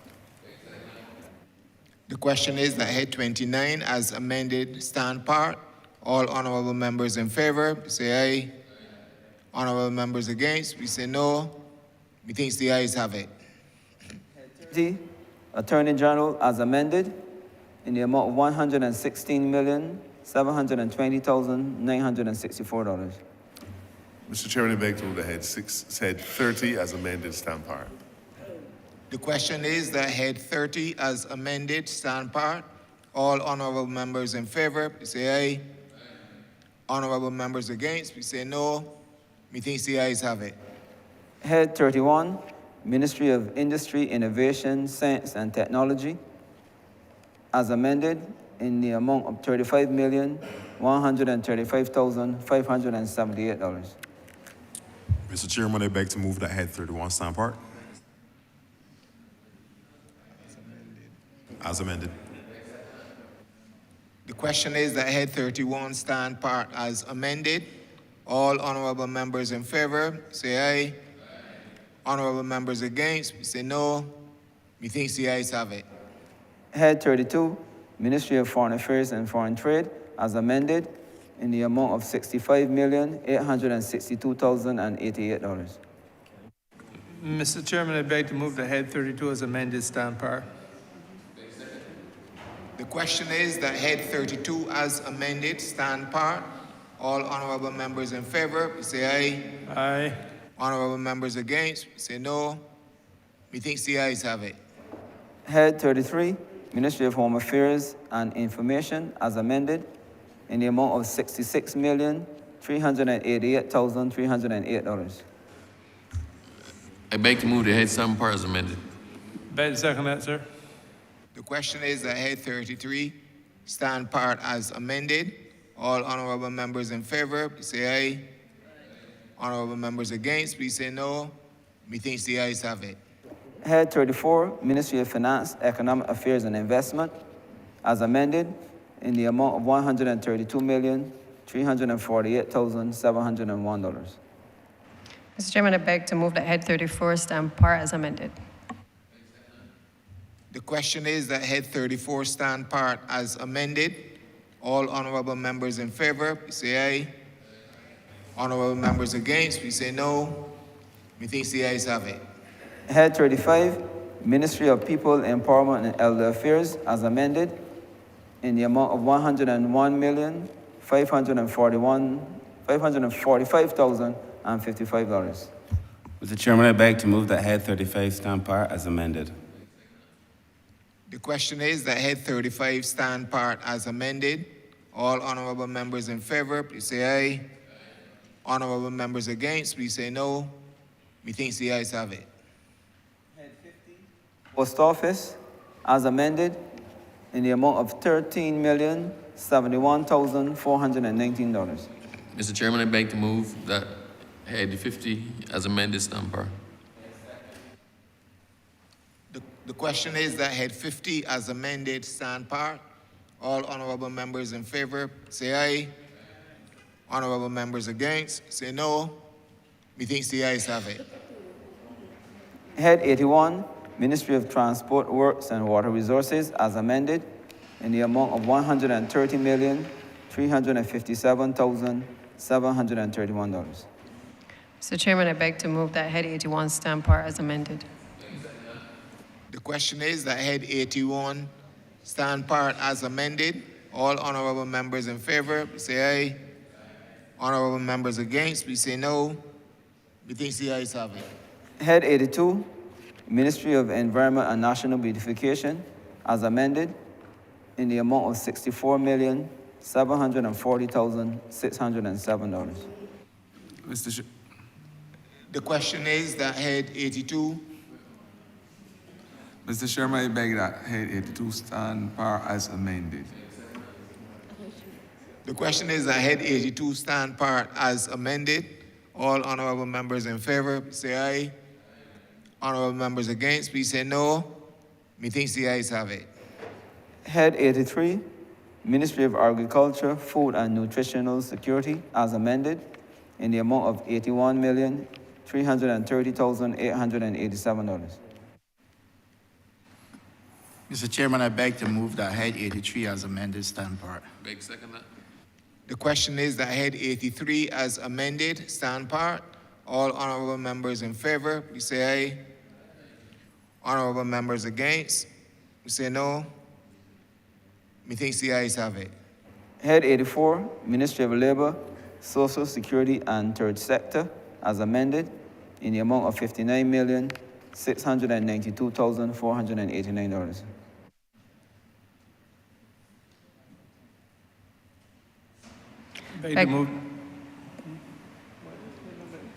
Mr. Chair, I beg to move that the head stand part is amended. Somebody interject. Debate to second that, sir. The question is that head 84 stand part as amended. All honorable members in favor, please say aye. Honorable members against, please say no. Methinks the ayes have it. Head 86, Ministry of Health and Wellness, as amended, in the amount of $267,081,164. Mr. Chairman, I beg to move that head 86 stand part as amended. The question is that head 86 stands part as amended. All honorable members in favor, say aye. Honorable members against, say no. Methinks the ayes have it. Head 87, Ministry of Education, Technological and Vocational Training, as amended, in the amount of $356,574,886. Mr. Chairman, I beg to move that head 87 as amended stand part. The question is that head 87 as amended stand part. All honorable members in favor, say aye. Honorable members against, say no. Methinks the ayes have it. Head 91, Ministry of Youth, Sports and Community Empowerment, as amended, in the amount of $63,408,324. Mr. Chair, I beg that head 91 stand par as amended. The question is that head 91 stand part as amended. All honorable members in favor, say aye. Honorable members against, please say no. Methinks the ayes have it.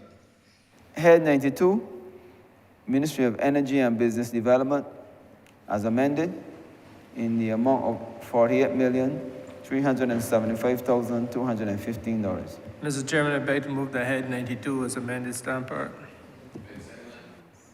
The question is that head 92 as amended stand part. All honorable members in favor, say aye. Honorable members against, say no. Methinks the ayes have it. Head 93, Ministry of Housing, Lands and Maintenance, as amended, in the amount of $105,019,994. Mr. Chairman, I beg that head 93 as amended stand part. The question is that head 93 as amended stand part. All honorable members in favor, you say aye. Honorable members against, you say no. Methinks the ayes have it.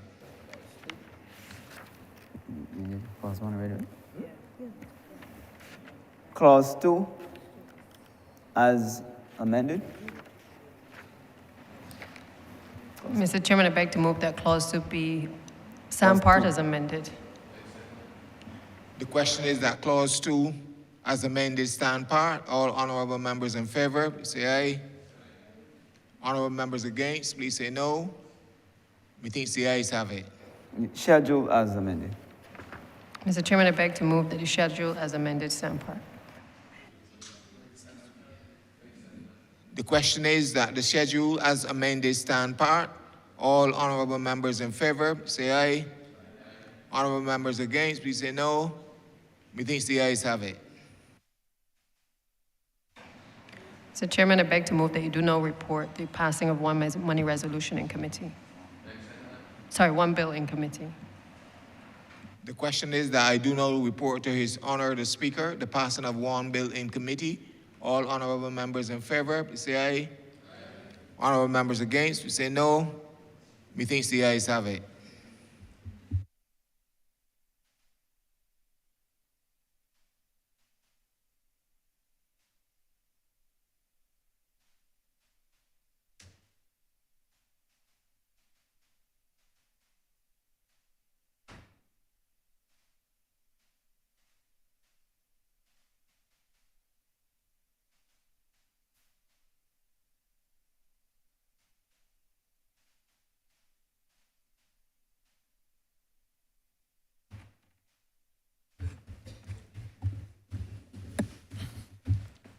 The chairman of committees is reporting the passing of one bill in committee. Honorable Leader, Government Business. Thank you, Mr. Speaker. I beg to move that this bill be read a third time. The question is that the aforementioned bill be read a third time. All those honorable members in favor, please say aye. Those against, please say no. We think the ayes have it. Thank you, Mr. Speaker. I beg to move that this bill may now pass and cited as the Appropriation Act 2023. The question is that the bill be passed and so cited. All those honorable members in favor, please say aye. Those against, please say no. We think the ayes have it. This bill is passed and so cited.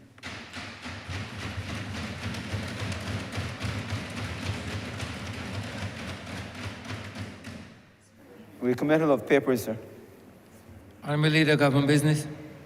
Thank you, Mr. Speaker. I'm commanded to lay the Customs Tariff Amendment Order 2018, as well as the loan contract number 5720/OCBA, program to strengthen public policy and fiscal management in response to the health and economic crisis caused by COVID-19 in Barbados.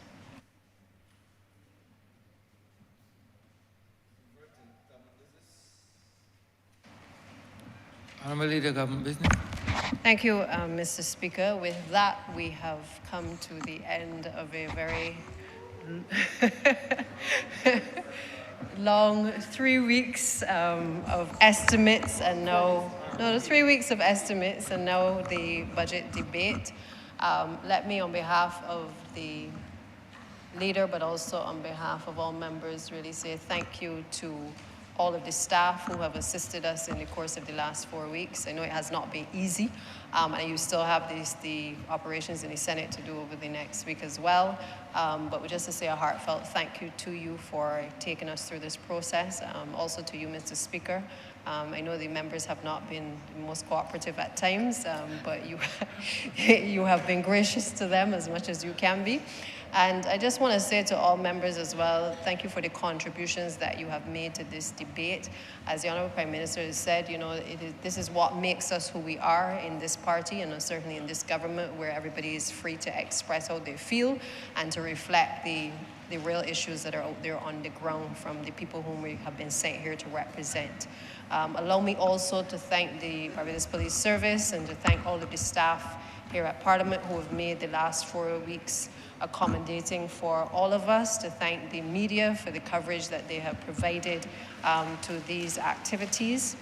And certainly it does not give me great pride in saying upward and onwards or up and on, but I do want to endorse what has been said by the Prime Minister and to certainly reiterate, sir, that what has been laid out in this budget certainly has given us a lot of food for thought, and I know that we are all certainly encouraged by what has been said, and we look forward to being able to now implement and to execute a number of the policies that have been settled by the Honourable Prime Minister. And therefore, Mr. Speaker, I therefore wish to adjourn the House until Tuesday, the 28th of March at 10 a.m. The question is that this honorable chamber be adjourned until Tuesday, the 20th day of March 2023 at 10 a.m. in the forenoon. All those honorable members in favor, please say aye. Those against, please say no. Meeting the ayes have it. This honorable chamber stands adjourned until Tuesday, the 20th day of March 2023 at 10 a.m. in the forenoon.